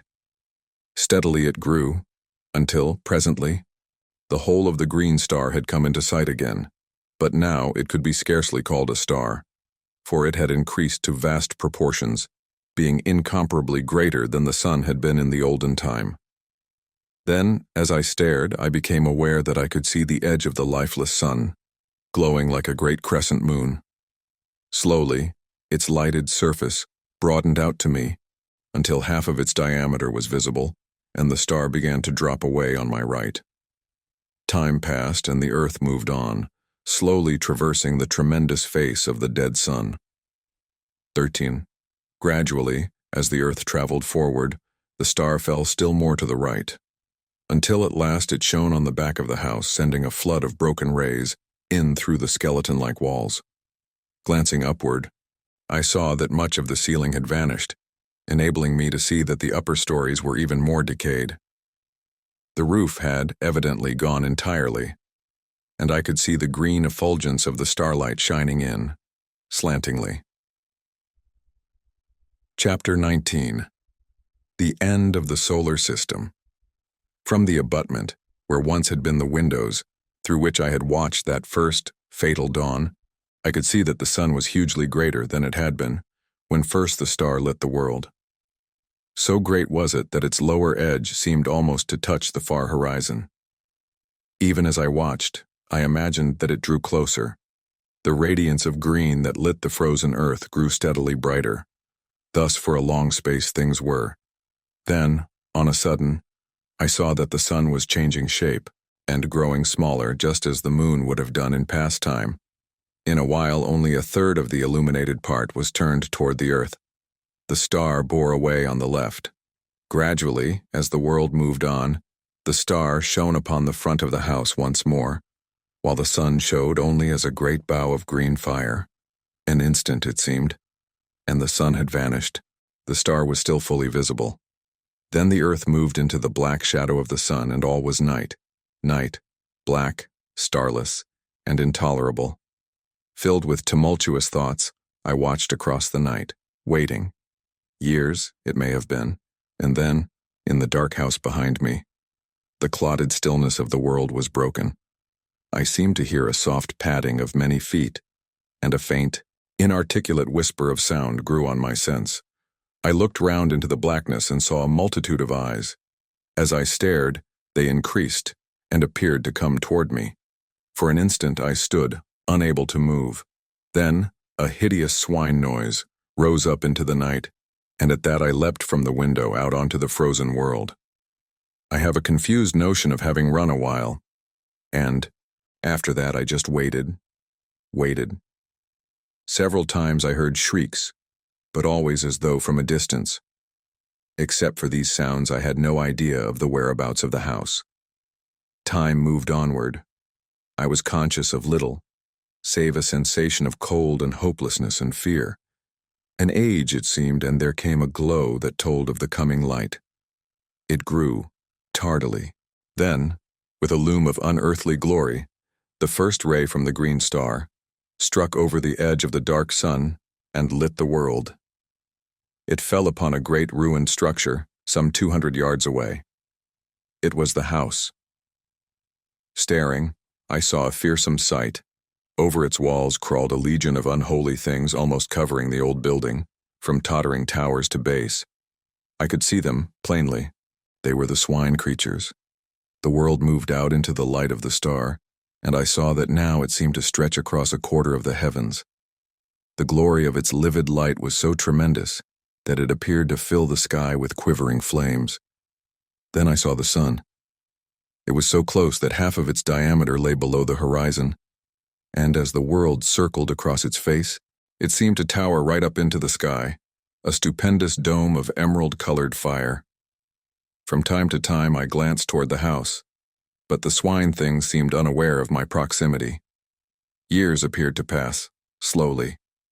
The earth had almost reached the center of the sun's disk.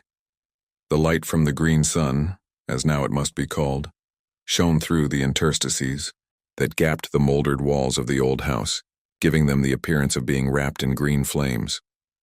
The swine creatures still crawled about the walls. Suddenly, there rose a loud roar of swine voices, and, up from the center of the roofless house, shot a vast column of blood-red flame. I saw the little twisted towers and turrets flash into fire.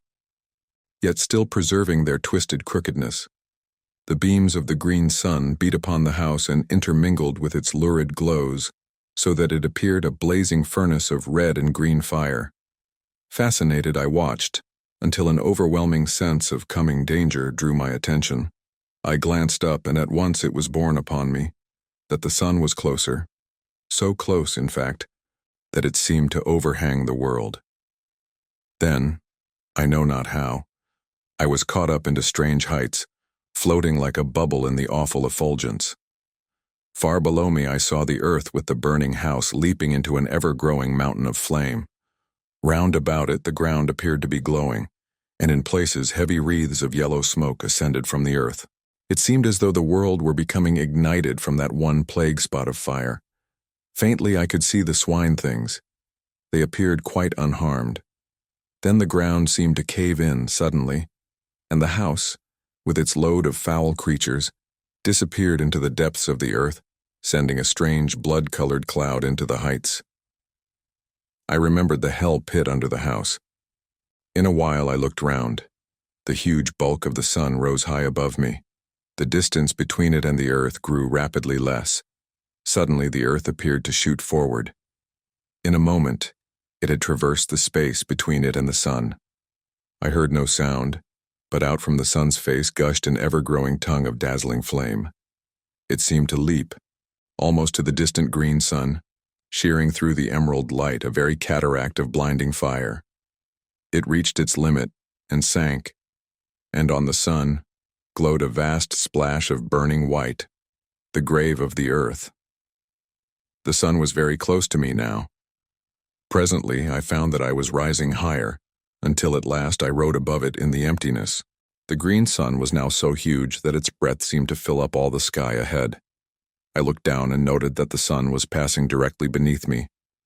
A year may have gone by, or a century, and I was left, suspended alone. The sun showed far in front, a black circular mass against the molten splendor of the great green orb. Near one edge I observed that a lurid glow had appeared, marking the place where the earth had fallen. By this I knew that the long-dead sun was still revolving, though with great slowness.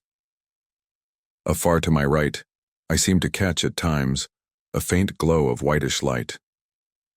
For a great time, I was uncertain whether to put this down to fancy or not. Thus for a while I stared with fresh wonderings, until at last I knew that it was no imaginary thing, but a reality. It grew brighter, and presently there slid out of the green a pale globe of softest white. It came nearer, and I saw that it was apparently surrounded by a robe of gently glowing clouds. Time passed. I glanced toward the diminishing sun. It showed only as a dark blot on the face of the green sun. As I watched, I saw it grow smaller, steadily, as though rushing toward the superior orb, at an immense speed. Intently I stared. What would happen? I was conscious of extraordinary emotions as I realized that it would strike the green sun.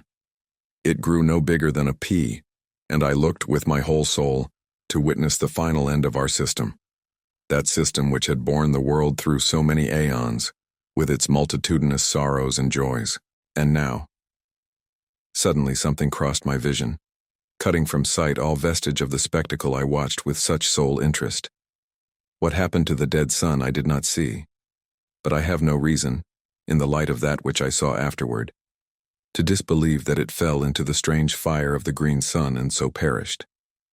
And then suddenly, an extraordinary question rose in my mind, whether this stupendous globe of green fire might not be the vast central sun, the great sun, round which our universe and countless others revolve. I felt confused. I thought of the probable end of the dead sun, and another suggestion came, dumbly. Do the dead stars make the green sun their grave? The idea appealed to me with no sense of grotesqueness, but rather as something both possible and probable.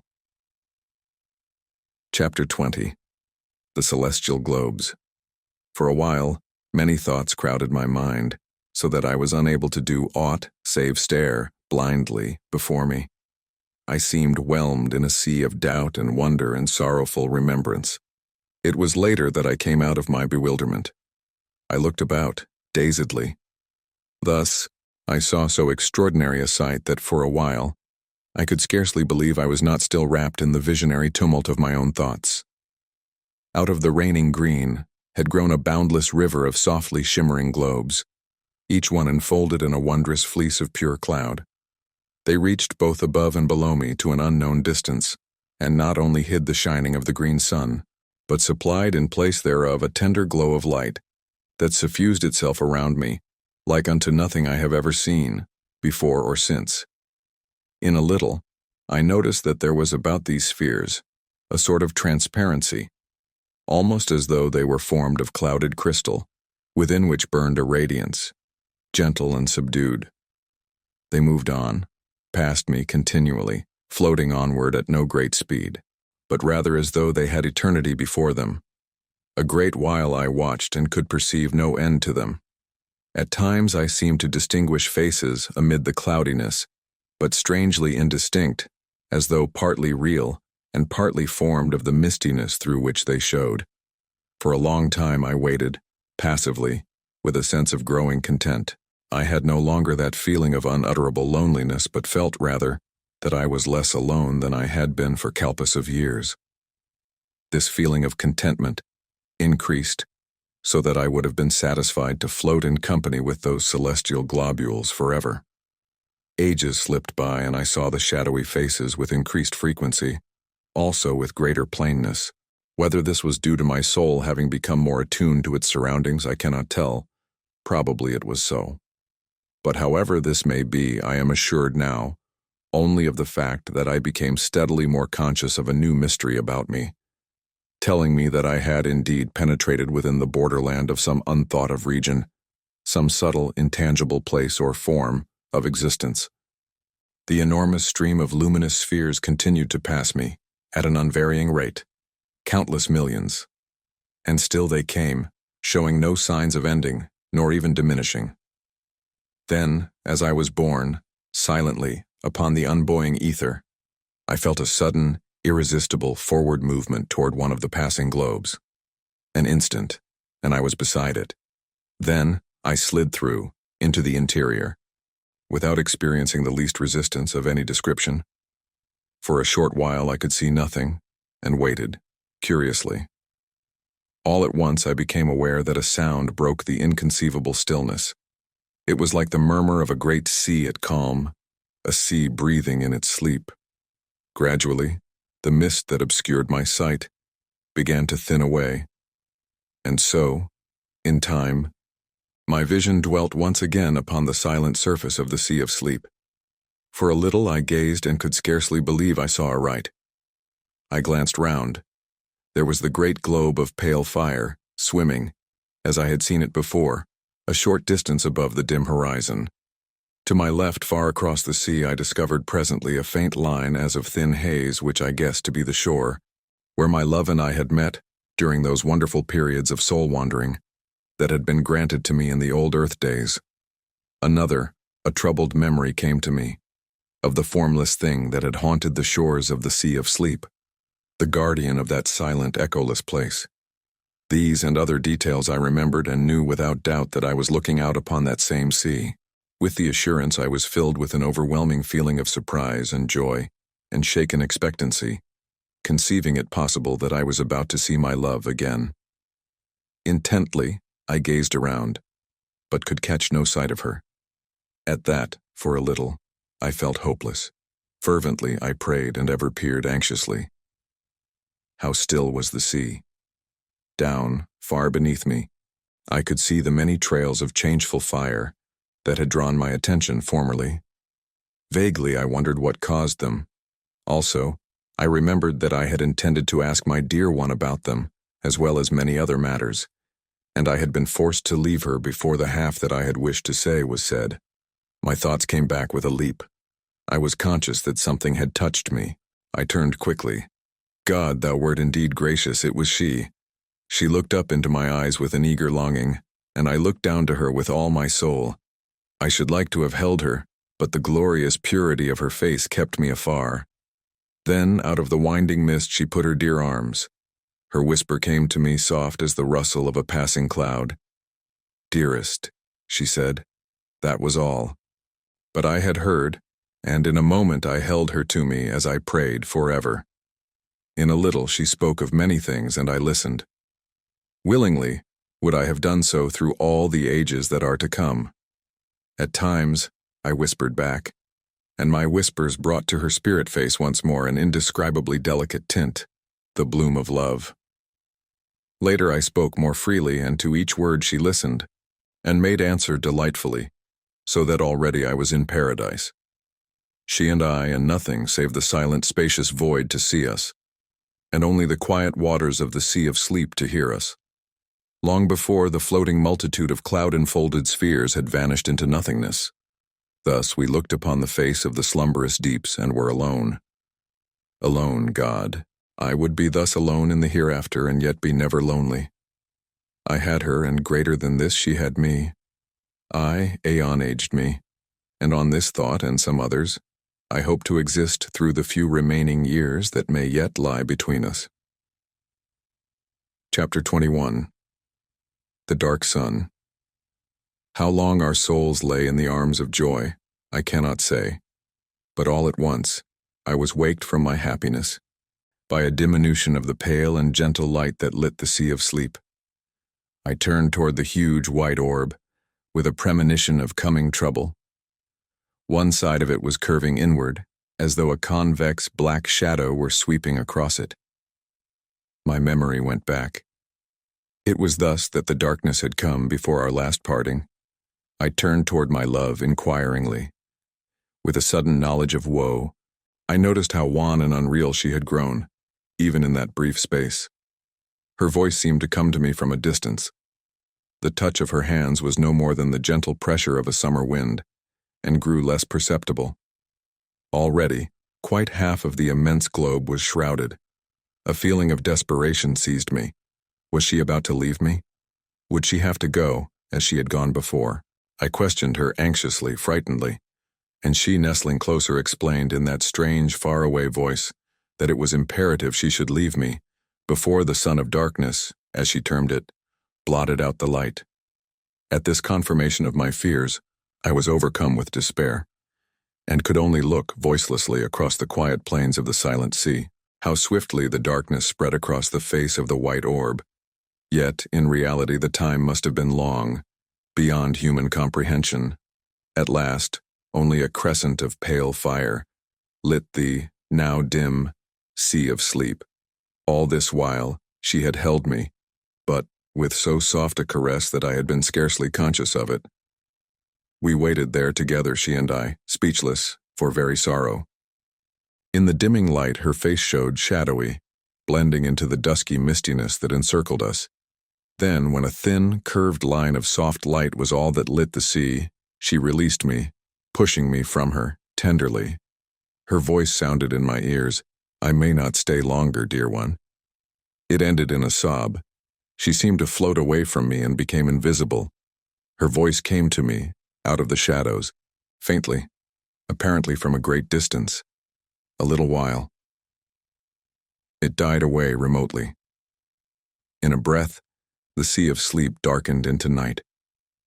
Far to my left, I seemed to see, for a brief instant, a soft glow.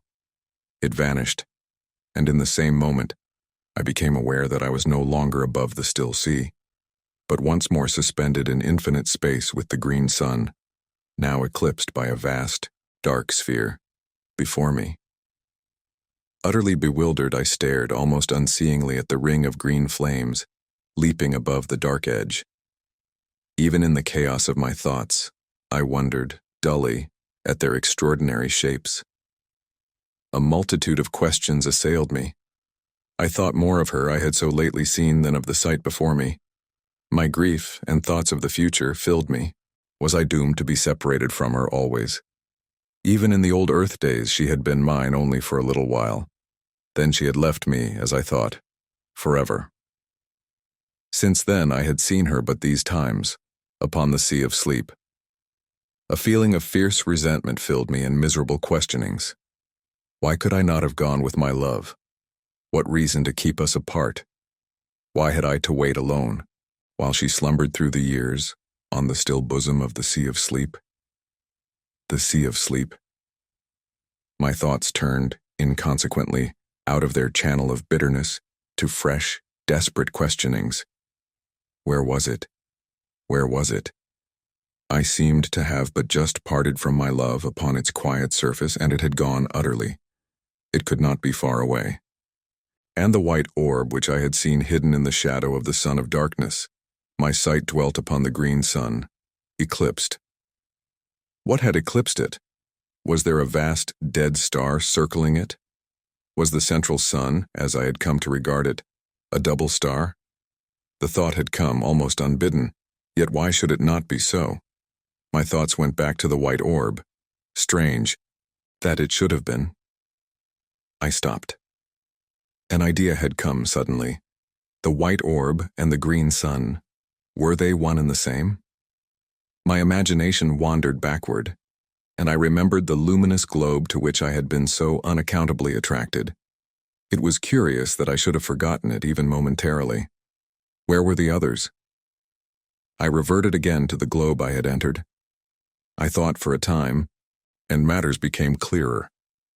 I conceived that by entering that impalpable globule, I had passed at once into some further and, until then, invisible dimension. There the green sun was still visible, but as a stupendous sphere of pale, white light, almost as though its ghost showed and not its material part. A long time I mused on the subject. I remembered how, on entering the sphere, I had, immediately, lost all sight of the others. For a still further period I continued to revolve the different details in my mind. In a while, my thoughts turned to other things. I came more into the present, and began to look about me, seeingly. For the first time I perceived that innumerable rays of a subtle violet hue pierced the strange semi-darkness in all directions. They radiated from the fiery rim of the green sun. They seemed to grow upon my vision, so that, in a little, I saw that they were countless. The night was filled with them, spreading outward from the green sun, fan-wise. I concluded that I was enabled to see them by reason of the sun's glory being cut off by the eclipse. They reached right out into space and vanished. Gradually, as I looked, I became aware that fine points of intensely brilliant light traversed the rays. Many of them seemed to travel from the green sun into distance. Others came out of the void, toward the sun, but one and all, each kept strictly to the ray in which it traveled. Their speed was inconceivably great, and it was only when they neared the green sun, or as they left it, that I could see them as separate specks of light.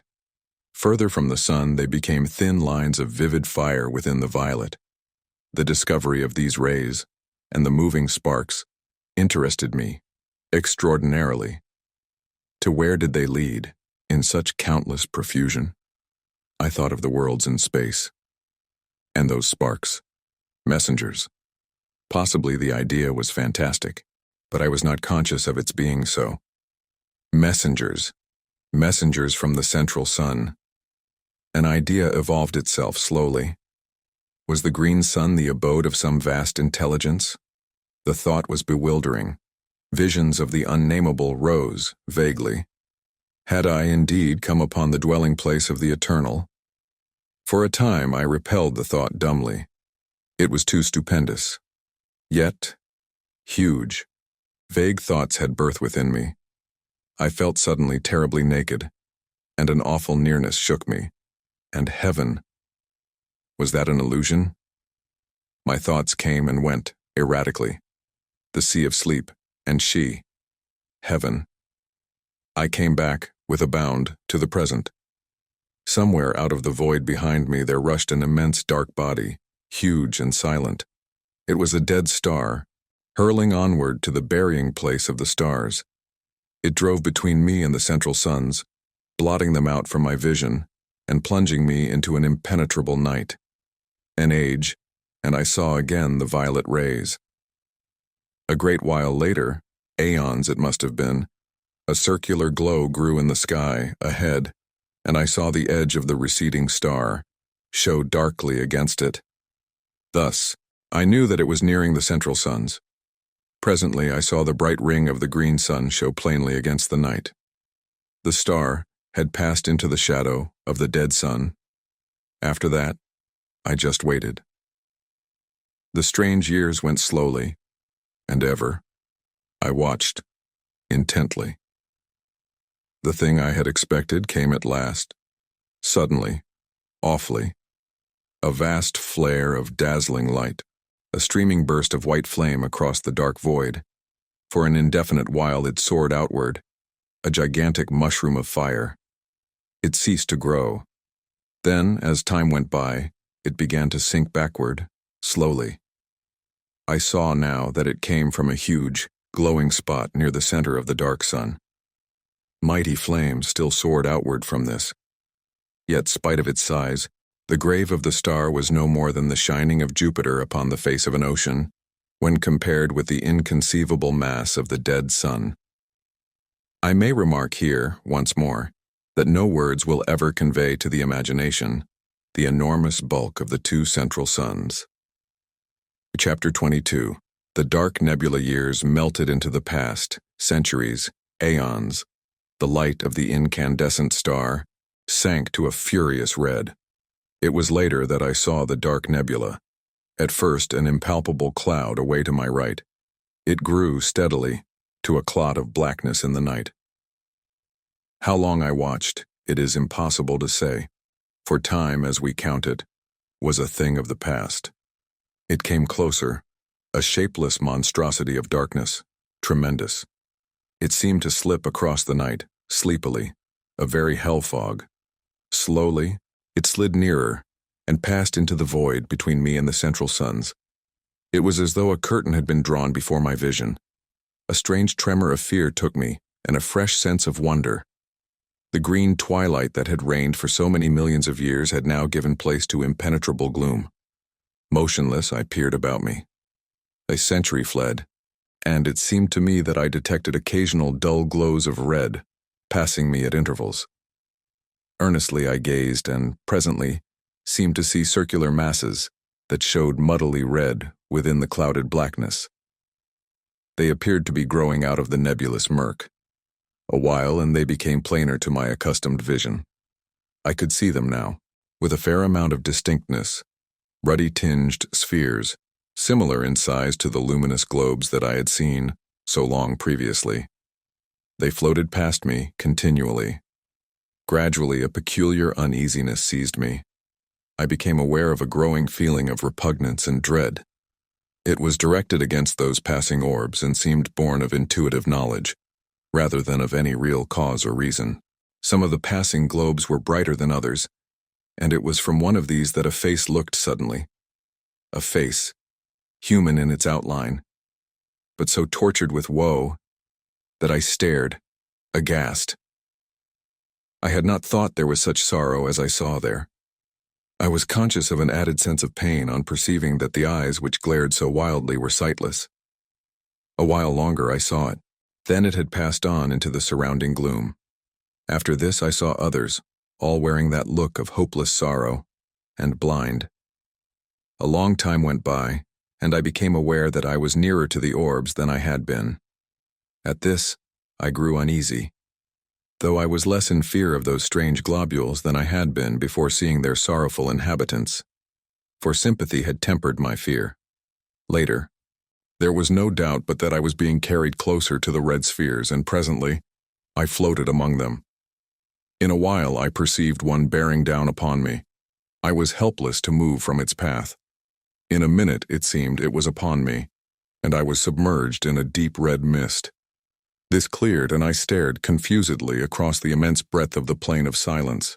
It appeared just as I had first seen it. I was moving forward steadily across its surface. Away ahead shone the vast, blood-red ring, 15'd, that lit the place. All around was spread the extraordinary desolation of stillness that had so impressed me during my previous wanderings across its starkness. Presently I saw, rising up into the ruddy gloom, the distant peaks of the mighty amphitheater of mountains where, untold ages before, I had been shown my first glimpse of the terrors that underlie many things, and where, vast and silent, watched by 1,000 mute gods, stands the replica of this house of mysteries, this house that I had seen swallowed up in that hellfire, ere the earth had kissed the sun and vanished forever. Though I could see the crests of the mountain amphitheater, yet it was a great while before their lower portions became visible. Possibly this was due to the strange ruddy haze that seemed to cling to the surface of the plain. However, Be this as it may, I saw them at last. In a still further space of time, I had come so close to the mountains that they appeared to overhang me.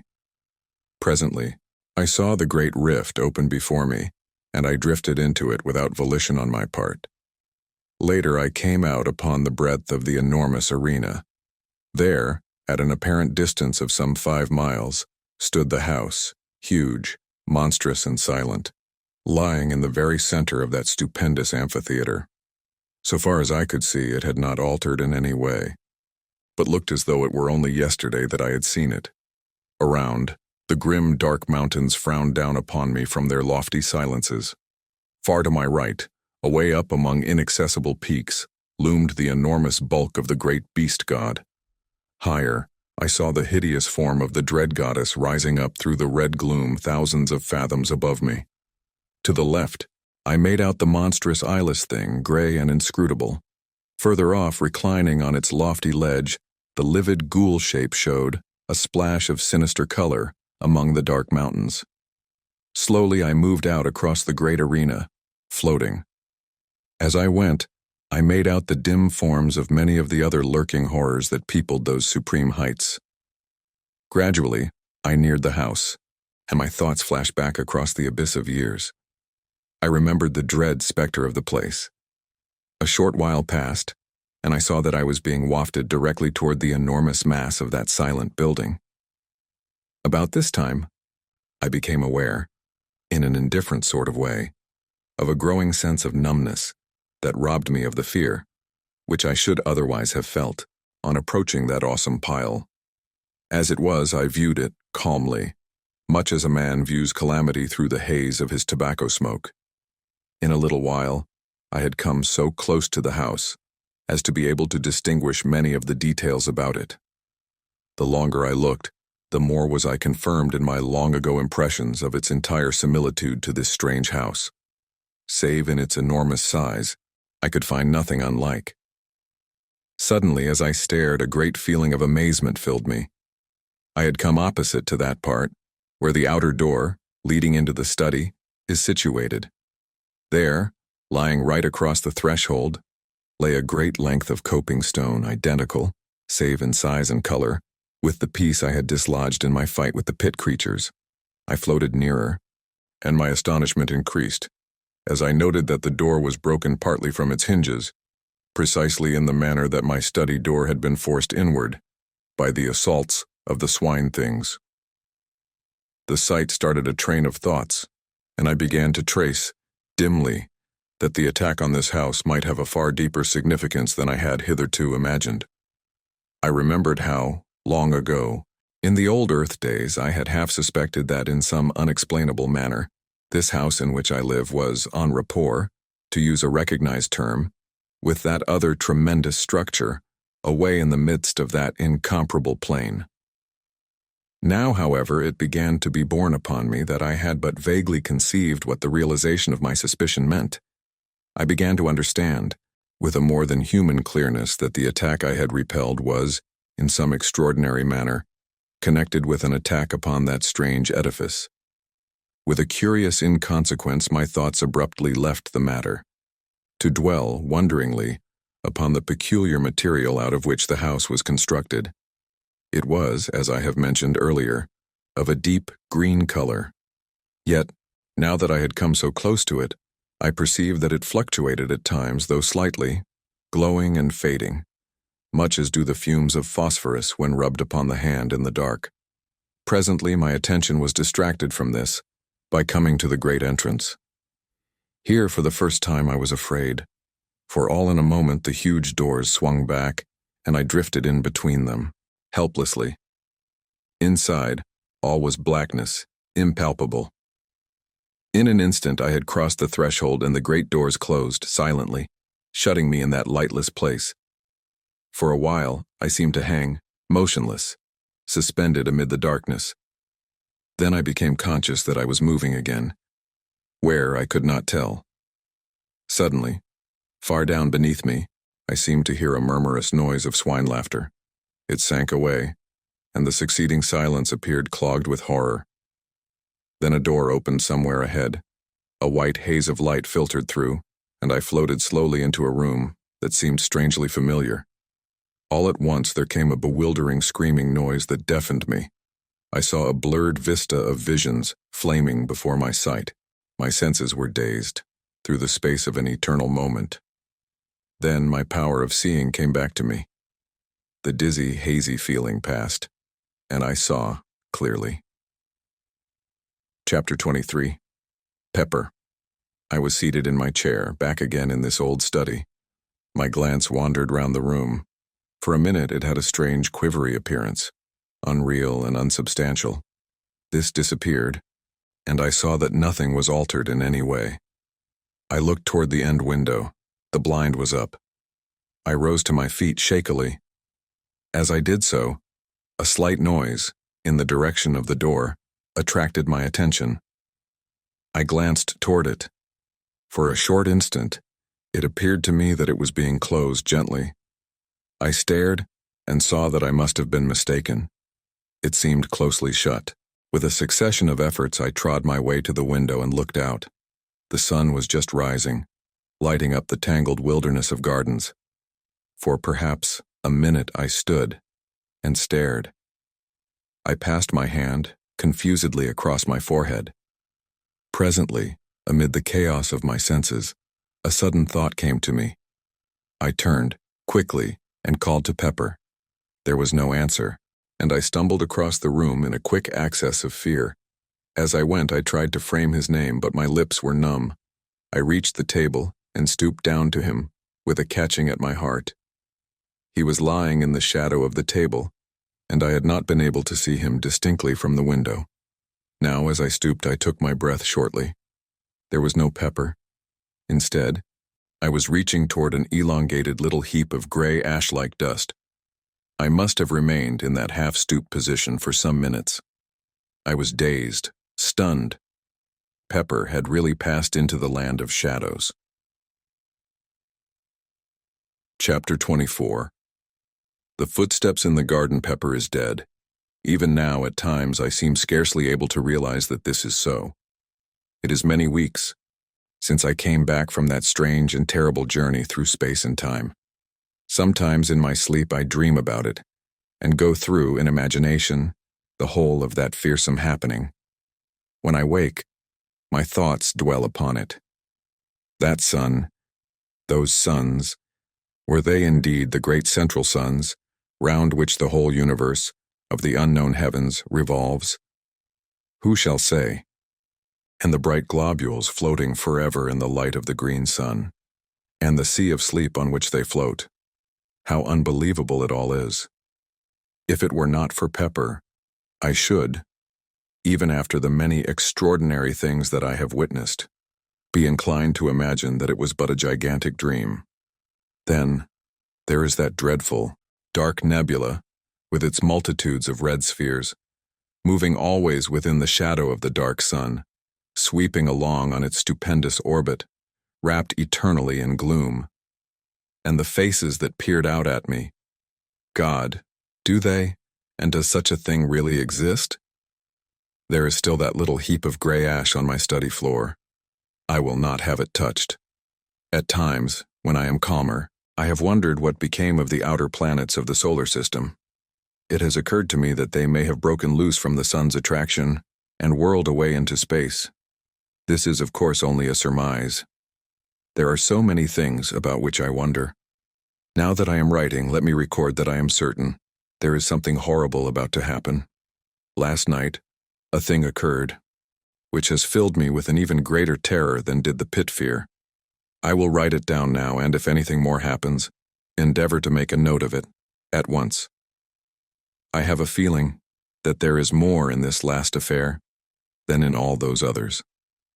I am shaky and nervous even now as I write. Somehow I think death is not very far away. Not that I fear death, as death is understood.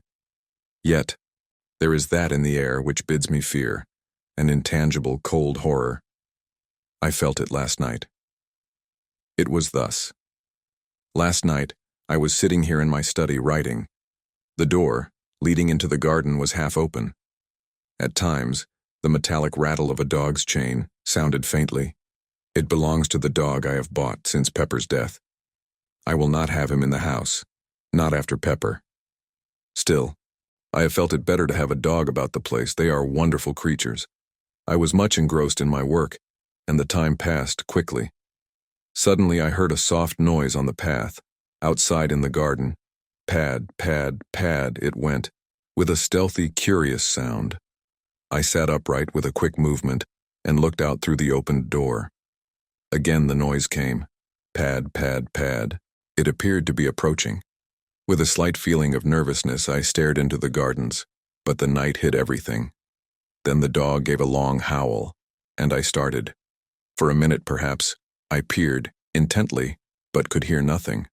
After a little, I picked up the pen which I had laid down and recommenced my work. The nervous feeling had gone, for I imagined that the sound I had heard was nothing more than the dog walking round his kennel at the length of his chain. A quarter of an hour may have passed. Then, all at once, the dog howled again, and with such a plaintively sorrowful note that I jumped to my feet, dropping my pen and inking the page on which I was at work. "Curse that dog," I muttered, noting what I had done. Then, even as I said the words, there sounded again that queer pad, pad, pad. It was horribly close, almost by the door, I thought. I knew now that it could not be the dog. His chain would not allow him to come so near. The dog's growl came again, and I noted, subconsciously, the taint of fear in it. Outside on the windowsill I could see Tip, my sister's pet cat. As I looked, it sprang to its feet, its tail swelling visibly. For an instant it stood thus, seeming to stare, fixedly, at something, in the direction of the door. Then, quickly, it began to back along the sill, until, reaching the wall at the end, it could go no further. There it stood, rigid, as though frozen in an attitude of extraordinary terror. Frightened and puzzled, I seized a stick from the corner and went toward the door silently, taking one of the candles with me. I had come to within a few paces of it when suddenly a peculiar sense of fear thrilled through me, a fear, palpitant and real, whence I knew not, nor why. So great was the feeling of terror that I wasted no time, but retreated straightway, walking backward and keeping my gaze fearfully on the door. I would have given much to rush at it, fling it to, and shoot the bolts, for I have had it repaired and strengthened so that now it is far stronger than ever it has been. Like Tip, I continued my almost unconscious progress backward until the wall brought me up. At that I started nervously and glanced round apprehensively. As I did so, my eyes dwelt momentarily on the rack of firearms, and I took a step toward them, but stopped, with a curious feeling that they would be needless. Outside, in the gardens, the dog moaned strangely. Suddenly, from the cat there came a fierce, long screech. I glanced jerkily in its direction. Something, luminous and ghostly, encircled it and grew upon my vision. It resolved into a glowing hand, transparent, with a lambent greenish flame flickering over it. The cat gave a last, awful caterwaul, and I saw it smoke and blaze. My breath came with a gasp, and I leant against the wall. Over that part of the window there spread a smudge, green and fantastic. It hid the thing from me, though the glare of fire shone through, dully. A stench of burning stole into the room. Pad, pad, pad. Something passed down the garden path, and a faint, moldy odor seemed to come in through the open door and mingle with the burnt smell. The dog had been silent for a few moments. Now I heard him yowl sharply, as though in pain. Then he was quiet, save for an occasional, subdued whimper of fear. A minute went by. Then the gate on the west side of the gardens slammed, distantly. After that, nothing. Not even the dog's whine. I must have stood there some minutes. Then a fragment of courage stole into my heart, and I made a frightened rush at the door, dashed it to, and bolted it. After that, for a full half hour, I sat, helpless, staring before me, rigidly. Slowly, my life came back into me, and I made my way, shakily, upstairs to bed. That is all. Chapter 25. The thing from the arena this morning. Early I went through the gardens but found everything as usual. Near the door I examined the path for footprints, yet here again, there was nothing to tell me whether or not I dreamed last night. It was only when I came to speak to the dog that I discovered tangible proof that something did happen. When I went to his kennel, he kept inside, crouching up in one corner, and I had to coax him to get him out. When finally he consented to come, it was in a strangely cowed and subdued manner. As I patted him, my attention was attracted to a greenish patch on his left flank. On examining it, I found that the fur and skin had been apparently burnt off, for the flesh showed raw and scorched. The shape of the mark was curious, reminding me of the imprint of a large talon or hand. I stood up, thoughtful.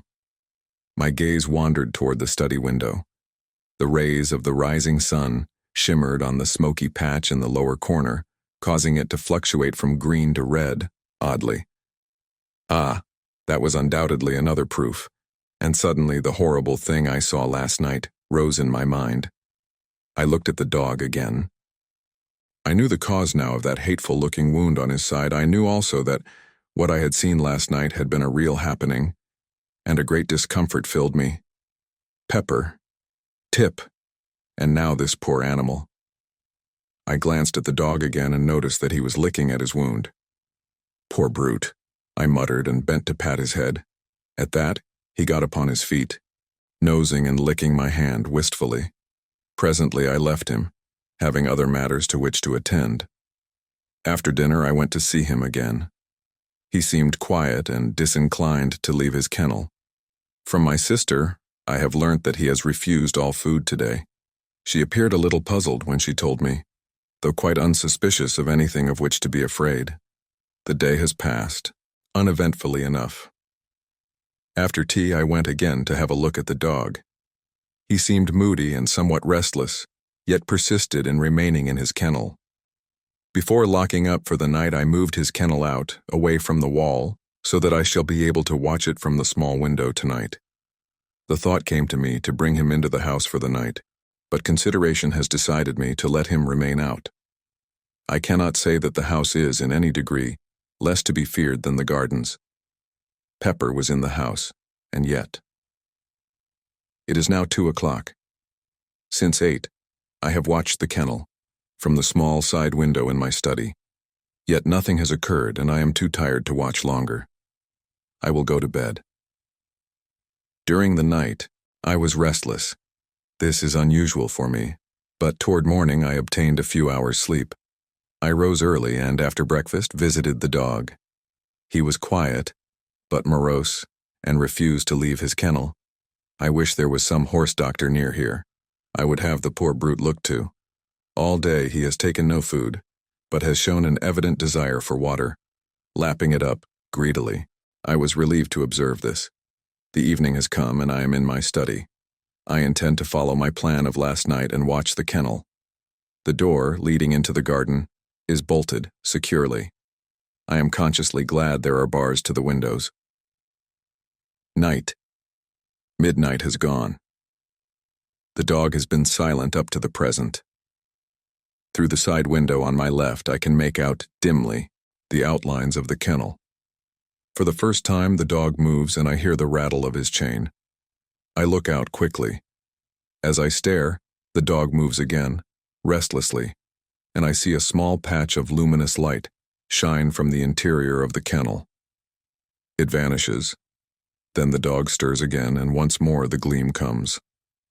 I am puzzled. The dog is quiet, and I can see the luminous thing plainly. It shows distinctly. There is something familiar about the shape of it. For a moment I wonder. Then it comes to me that it is not unlike the 4 fingers and thumb of a hand. Like a hand. And I remember the contour of that fearsome wound on the dog's side. It must be the wound I see. It is luminous at night. Why? The minutes pass. My mind is filled with this fresh thing. Suddenly, I hear a sound out in the gardens. How it thrills through me. It is approaching. Pad, pad, pad. A prickly sensation traverses my spine and seems to creep across my scalp. The dog moves in his kennel and whimpers, frightenedly. He must have turned round, for now I can no longer see the outline of his shining wound. Outside, the gardens are silent once more, and I listen, fearfully. A minute passes and another. Then I hear the padding sound again. It is quite close and appears to be coming down the graveled path. The noise is curiously measured and deliberate. It ceases outside the door, and I rise to my feet and stand motionless. From the door comes a slight sound. The latch is being slowly raised. A singing noise is in my ears, and I have a sense of pressure about the head. The latch drops with a sharp click into the catch. The noise startles me afresh, jarring horribly on my tense nerves. After that, I stand for a long while, amid an ever-growing quietness. All at once my knees begin to tremble and I have to sit quickly. An uncertain period of time passes and gradually, I begin to shake off the feeling of terror that has possessed me. Yet still I sit. I seem to have lost the power of movement. I am strangely tired and inclined to doze. My eyes open and close, and presently I find myself falling asleep and waking in fits and starts. It is some time later that I am sleepily aware that one of the candles is guttering. When I wake again, it has gone out, and the room is very dim, under the light of the one remaining flame. The semi-darkness troubles me little. I have lost that awful sense of dread, and my only desire seems to be to sleep. Sleep. Suddenly, although there is no noise, I am awake, wide awake. I am acutely conscious of the nearness of some mystery, of some overwhelming presence. The very air seems pregnant with terror. I sit huddled and just listen intently. Still, there is no sound. Nature herself seems dead. Then, the oppressive stillness is broken by a little eldritch scream of wind that sweeps round the house and dies away remotely. I let my gaze wander across the half-lighted room. By the great clock in the far corner is a dark, tall shadow. For a short instant, I stare, frightenedly. Then, I see that it is nothing, and am momentarily relieved. In the time that follows, the thought flashes through my brain. Why not leave this house of mystery and terror? Then, as though in answer, there sweeps up, across my sight, a vision of the wondrous sea of sleep. The sea of sleep where she and I have been allowed to meet, after the years of separation and sorrow, and I know that I shall stay on here whatever happens. Through the side window I note the somber blackness of the night. My glance wanders away and round the room, resting on one shadowy object and another. Suddenly I turn and look at the window on my right. As I do so, I breathe quickly and bend forward with a frightened gaze at something outside the window but close to the bars. I am looking at a vast, misty swine face over which fluctuates a flamboyant flame of a greenish hue. It is the thing from the arena. The quivering mouth seems to drip with a continual phosphorescent slaver. The eyes are staring straight into the room, with an inscrutable expression. Thus I sit rigidly, frozen. The thing has begun to move. It is turning, slowly, in my direction. Its face is coming round toward me. It sees me. Two huge, inhumanly human eyes are looking through the dimness at me. I am cold with fear, yet, even now, I am keenly conscious, and note, in an irrelevant way, that the distant stars are blotted out by the mass of the giant face. A fresh horror has come to me. I am rising from my chair without the least intention. I am on my feet, and something is impelling me toward the door that leads out into the gardens. I wish to stop but cannot. Some immutable power is opposed to my will, and I go slowly forward, unwilling and resistant. My glance flies round the room, helplessly, and stops at the window. The great swine face has disappeared, and I hear again that stealthy pad, pad, pad. It stops outside the door toward which I'm being compelled. There succeeds a short, intense silence. Then there comes a sound. It is the rattle of the latch, being slowly lifted. At that, I am filled with desperation. I will not go forward another step. I make a vast effort to return, but it is as though I press back upon an invisible wall. I groan out loud, in the agony of my fear, and the sound of my voice is frightening. Again comes that rattle, and I shiver clammily. I fight and struggle to hold back, but it is no use.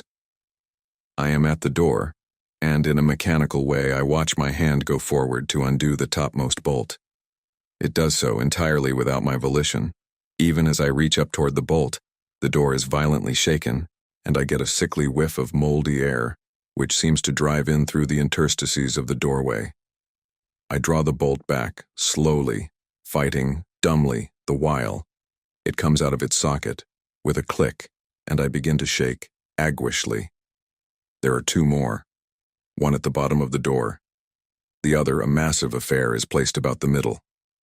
For perhaps a minute, I stand, with my arms hanging slackly by my sides. The influence to meddle with the fastenings of the door seems to have gone. All at once, there comes the sudden rattle of iron at my feet. I glance down quickly and realize, with an unspeakable terror, that my foot is pushing back the lower bolt. An awful sense of helplessness assails me. The bolt comes out of its hold with a slight, ringing sound, and I stagger on my feet, grasping at the great central bolt for support. A minute passes, an eternity, then another. My God, help me. I am being forced to work upon the last fastening. I will not. Better to die than open to the terror that is on the other side of the door. Is there no escape? God help me, I have jerked the bolt half out of its socket. My lips emit a hoarse scream of terror. The bolt is 3 parts drawn now, and still my unconscious hands work toward my doom. Only a fraction of steel between my soul and that. Twice I scream out in the supreme agony of my fear. Then, with a mad effort, I tear my hands away. My eyes seem blinded. A great blackness is falling upon me. Nature has come to my rescue. I feel my knees giving. There is a loud, quick thudding upon the door, and I am falling. I must have lain there at least a couple of hours. As I recover, I am aware that the other candle has burnt out, and the room is in an almost total darkness. I cannot rise to my feet, for I am cold and filled with a terrible cramp. Yet my brain is clear, and there is no longer the strain of that unholy influence. Cautiously, I get upon my knees and feel for the central bolt. I find it and push it securely back into its socket, then the one at the bottom of the door. By this time, I am able to rise to my feet, and so manage to secure the fastening at the top. After that, I go down upon my knees again and creep away among the furniture in the direction of the stairs. By doing this, I am safe from observation from the window. I reach the opposite door, and as I leave the study, cast one nervous glance over my shoulder toward the window. Out in the night, I seem to catch a glimpse of something impalpable, but it may be only a fancy. Then I am in the passage and on the stairs. Reaching my bedroom, I clamber into bed, all clothed as I am, and pull the bedclothes over me. There, after a while, I begin to regain a little confidence. It is impossible to sleep, but I am grateful for the added warmth of the bedclothes. Presently, I try to think over the happenings of the past night, but though I cannot sleep, I find that it is useless to attempt consecutive thought. My brain seems curiously blank. Toward morning, I begin to toss, uneasily. I cannot rest, and, after a while, I get out of bed and pace the floor. The wintry dawn is beginning to creep through the windows and shows the bare discomfort of the old room. Strange that, through all these years, it has never occurred to me how dismal the place really is. And so a time passes. From somewhere downstairs, a sound comes up to me. I go to the bedroom door and listen. It is Mary, bustling about the great old kitchen, getting the breakfast ready. I feel little interest. I am not hungry. My thoughts, however, continue to dwell upon her. How little the weird happenings in this house seem to trouble her. Except in the incident of the pit creatures, she has seemed unconscious of anything unusual occurring. She is old, like myself, yet how little we have to do with one another. Is it because we have nothing in common, or only that, being old, we care less for society than quietness?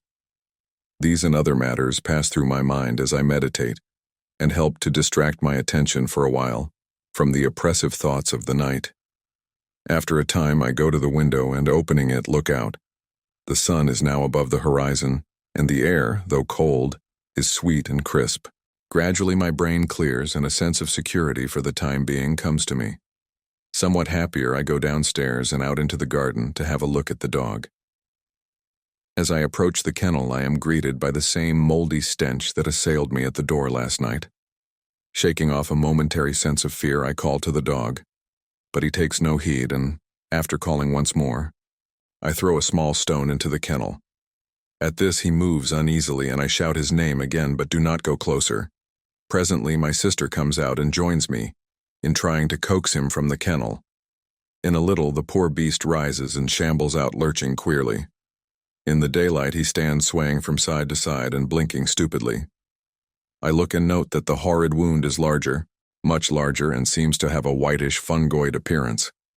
My sister moves to fondle him, but I detain her and explain that I think it will be better not to go too near him for a few days, as it is impossible to tell what may be the matter with him, and it is well to be cautious. A minute later, she leaves me, coming back with a basin of odd scraps of food. This she places on the ground, near the dog, and I push it into his reach with the aid of a branch broken from one of the shrubs. Yet though the meat should be tempting, he takes no notice of it, but retires to his kennel. There is still water in his drinking vessel, so after a few moments' talk, we go back to the house. I can see that my sister is much puzzled as to what is the matter with the animal, yet it would be madness even to hint the truth to her. The day slips away uneventfully and night comes on. I have determined to repeat my experiment of last night. I cannot say that it is wisdom, yet my mind is made up. Still, however, I have taken precautions, for I have driven stout nails in at the back of each of the 3 bolts that secure the door opening from the study into the gardens. This will at least prevent a recurrence of the danger I ran last night. From 10 to about 2:30 I watch, but nothing occurs, and finally I stumble off to bed, where I am soon asleep. Chapter 26. The Luminous Speck. I awake suddenly. It is still dark. I turn over once or twice in my endeavors to sleep again, but I cannot sleep. My head is aching slightly, and, by turns, I am hot and cold. In a little, I give up the attempt and stretch out my hand for the matches. I will light my candle and read a while. Perhaps I shall be able to sleep after a time. For a few moments I grope. Then my hand touches the box, but as I open it I am startled to see a phosphorescent speck of fire shining amid the darkness. I put out my other hand and touch it. It is on my wrist. With a feeling of vague alarm, I strike a light hurriedly and look, but can see nothing save a tiny scratch. Fancy, I mutter with a half-sigh of relief. Then the match burns my finger and I drop it quickly. As I fumble for another, the thing shines out again. I know now that it is no fancy. This time I light the candle and examine the place more closely. There is a slight greenish discoloration round the scratch. I am puzzled and worried. Then a thought comes to me. I remember the morning after the thing appeared. I remember that the dog licked my hand. It was this one, with the scratch on it, though I have not been even conscious of the abasement until now. A horrible fear has come to me. It creeps into my brain. The dog's wound shines at night. With a dazed feeling, I sit down on the side of the bed and try to think, but cannot. My brain seems numbed with the sheer horror of this new fear. Time moves on, unheeded. Once I rouse up and try to persuade myself that I am mistaken, but it is no use. In my heart I have no doubt. Hour after hour I sit in the darkness and silence and shiver, hopelessly. The day has come and gone, and it is night again. This morning, early, I shot the dog and buried it away among the bushes. My sister is startled and frightened, but I am desperate. Besides, it is better so. The foul growth had almost hidden its left side, and the place on my wrist has enlarged perceptibly. Several times I have caught myself muttering prayers, little things learnt as a child. God, Almighty God, help me. I shall go mad. 6 days, and I have eaten nothing. It is night. I am sitting in my chair. Ah, God, I wonder, have any ever felt the horror of life that I have come to know? I am swathed in terror. I feel ever the burning of this dread growth. It has covered all my right arm and side and is beginning to creep up my neck. Tomorrow it will eat into my face. I shall become a terrible mass of living corruption. There is no escape. Yet a thought has come to me, born of a sight of the gun rack on the other side of the room. I have looked again, with the strangest of feelings. The thought grows upon me. God, thou knowest, thou must know that death is better, aye, better 1,000 times than this. This. Jesus, forgive me, but I cannot live. Cannot, I dare not. I am beyond all help. There is nothing else left. It will at least spare me that final horror. I think I must have been dozing.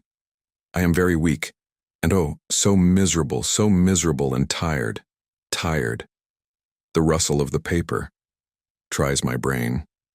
My hearing seems preternaturally sharp. I will sit a while and think. Hush, I hear something, down in the cellars. It is a creaking sound. My God, it is the opening of the great oak trap. What can be doing that? The scratching of my pen deafens me. I must listen. There are steps on the stairs, strange padding steps that come up and nearer. Jesus, be merciful to me, an old man. There is something fumbling at the door handle. Oh God, help me now. Jesus, the door is opening, slowly. That is all. Chapter 27, Conclusion. I put down the manuscript and glanced across at Tennyson. He was sitting, staring out into the dark. I waited a minute. Then I spoke. Well? I said. He turned, slowly, and looked at me. His thoughts seemed to have gone out of him into a great distance. Was he mad? I asked, and indicated the MS. With a half nod. Tennyson stared at me unseeingly a moment. Then his wits came back to him, and suddenly he comprehended my question. No, he said. I opened my lips to offer a contradictory opinion, for my sense of the saneness of things would not allow me to take the story literally. Then I shut them again without saying anything. Somehow the certainty in Tennyson's voice affected my doubts. I felt, all at once, less assured, though I was by no means convinced as yet. After a few moments' silence, Tennyson rose stiffly and began to undress.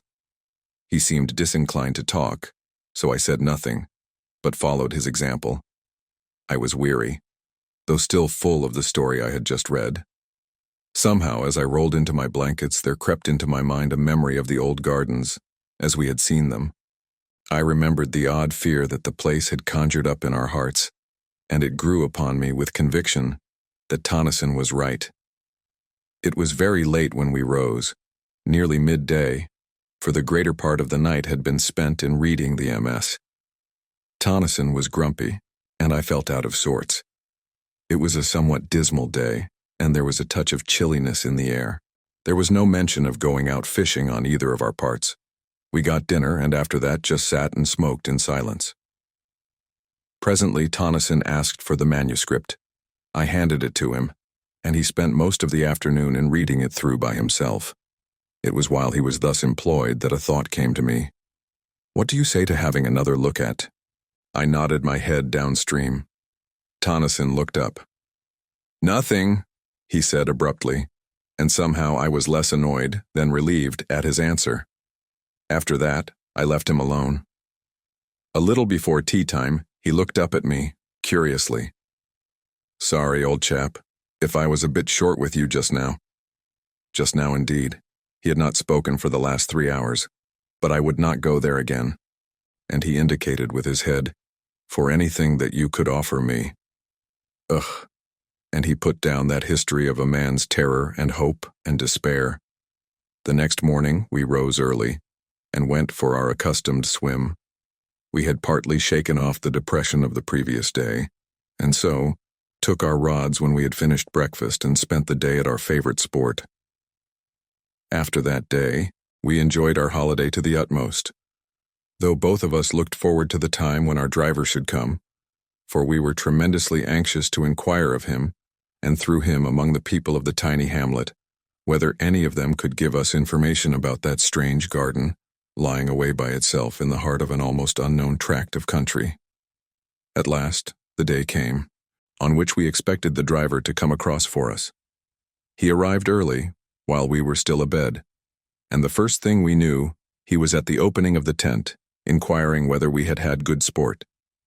We replied in the affirmative, and then, both together, almost in the same breath, we asked the question that was uppermost in our minds.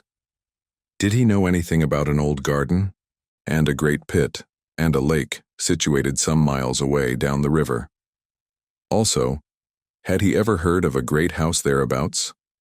No, he did not and had not. Yet stay, he had heard a rumor, once upon a time, of a great old house standing alone out in the wilderness. But, if he remembered rightly, it was a place given over to the fairies, or, if that had not been so, he was certain that there had been something queer about it. And anyway, he had heard nothing of it for a very long while, not since he was quite a gossoon. No, he could not remember anything particular about it. Indeed, he did not know he remembered anything at all until we questioned him. "Look here," said Tonneson, finding that this was about all that he could tell us. "Just take a walk round the village while we dress and find out something if you can." With a nondescript salute, the man departed on his errand, while we made haste to get into our clothes, after which we began to prepare breakfast. We were just sitting down to it when he returned. "It's all in bed the lazy divils is sore," he said with a repetition of the salute, and an appreciative eye to the good things spread out on our provision chest, which we utilized as a table. "Oh, well, sit down," replied my friend, "and have something to eat with us," which the man did without delay. After breakfast, Tonneson sent him off again on the same errand while we sat and smoked. He was away some 3/4 of an hour, and when he returned, it was evident that he had found out something. It appeared that he had got into conversation with an ancient man of the village, who probably knew more, though it was little enough, of the strange house than any other person living. The substance of this knowledge was that, in the ancient man's youth, and goodness knows how long back that was, there had stood a great house in the center of the gardens, where now was left only that fragment of ruin. This house had been empty for a great while, years before the ancient man's birth. It was a place shunned by the people of the village as it had been shunned by their fathers before them. There were many things said about it, and all were of evil. No one ever went near it either by day or night. In the village it was a synonym of all that is unholy and dreadful. And then, one day, a man, a stranger, had ridden through the village, and turned off down the river in the direction of the house as it was always termed by the villagers. Some hours afterward, he had ridden back, taking the track by which he had come toward Ardrahan. Then, for 3 months or so, nothing was heard. At the end of that time, he reappeared, but now, he was accompanied by an elderly woman and a large number of donkeys, laden with various articles. They had passed through the village without stopping and gone straight down the bank of the river, in the direction of the house. Since that time, no one save the man whom they had chartered to bring over monthly supplies of necessaries from Ardrahan had ever seen either of them, and him none had ever induced to talk. Evidently he had been well paid for his trouble. The years had moved onward uneventfully enough in that little hamlet, the man making his monthly journeys regularly. One day, he had appeared as usual on his customary errand. He had passed through the village without exchanging more than a surly nod with the inhabitants and gone on toward the house. Usually, it was evening before he made the return journey. On this occasion, however, he had reappeared in the village a few hours later in an extraordinary state of excitement and with the astounding information that the house had disappeared bodily and that a stupendous pit now yawned in the place where it had stood. This news, it appears, so excited the curiosity of the villagers that they overcame their fears and marched en masse to the place. There, they found everything, just as described by the carrier. This was all that we could learn of the author of the MS. Who he was, and whence he came, we shall never know. His identity is, as he seems to have desired, buried forever. That same day we left the lonely village of Crichton. We have never been there since. Sometimes in my dreams I see that enormous pit, surrounded, as it is, on all sides by wild trees and bushes, and the noise of the water rises upward and blends, in my sleep, with other and lower noises, while over all hangs the eternal shroud of spray. Grief. Fierce hunger reigns within my breast.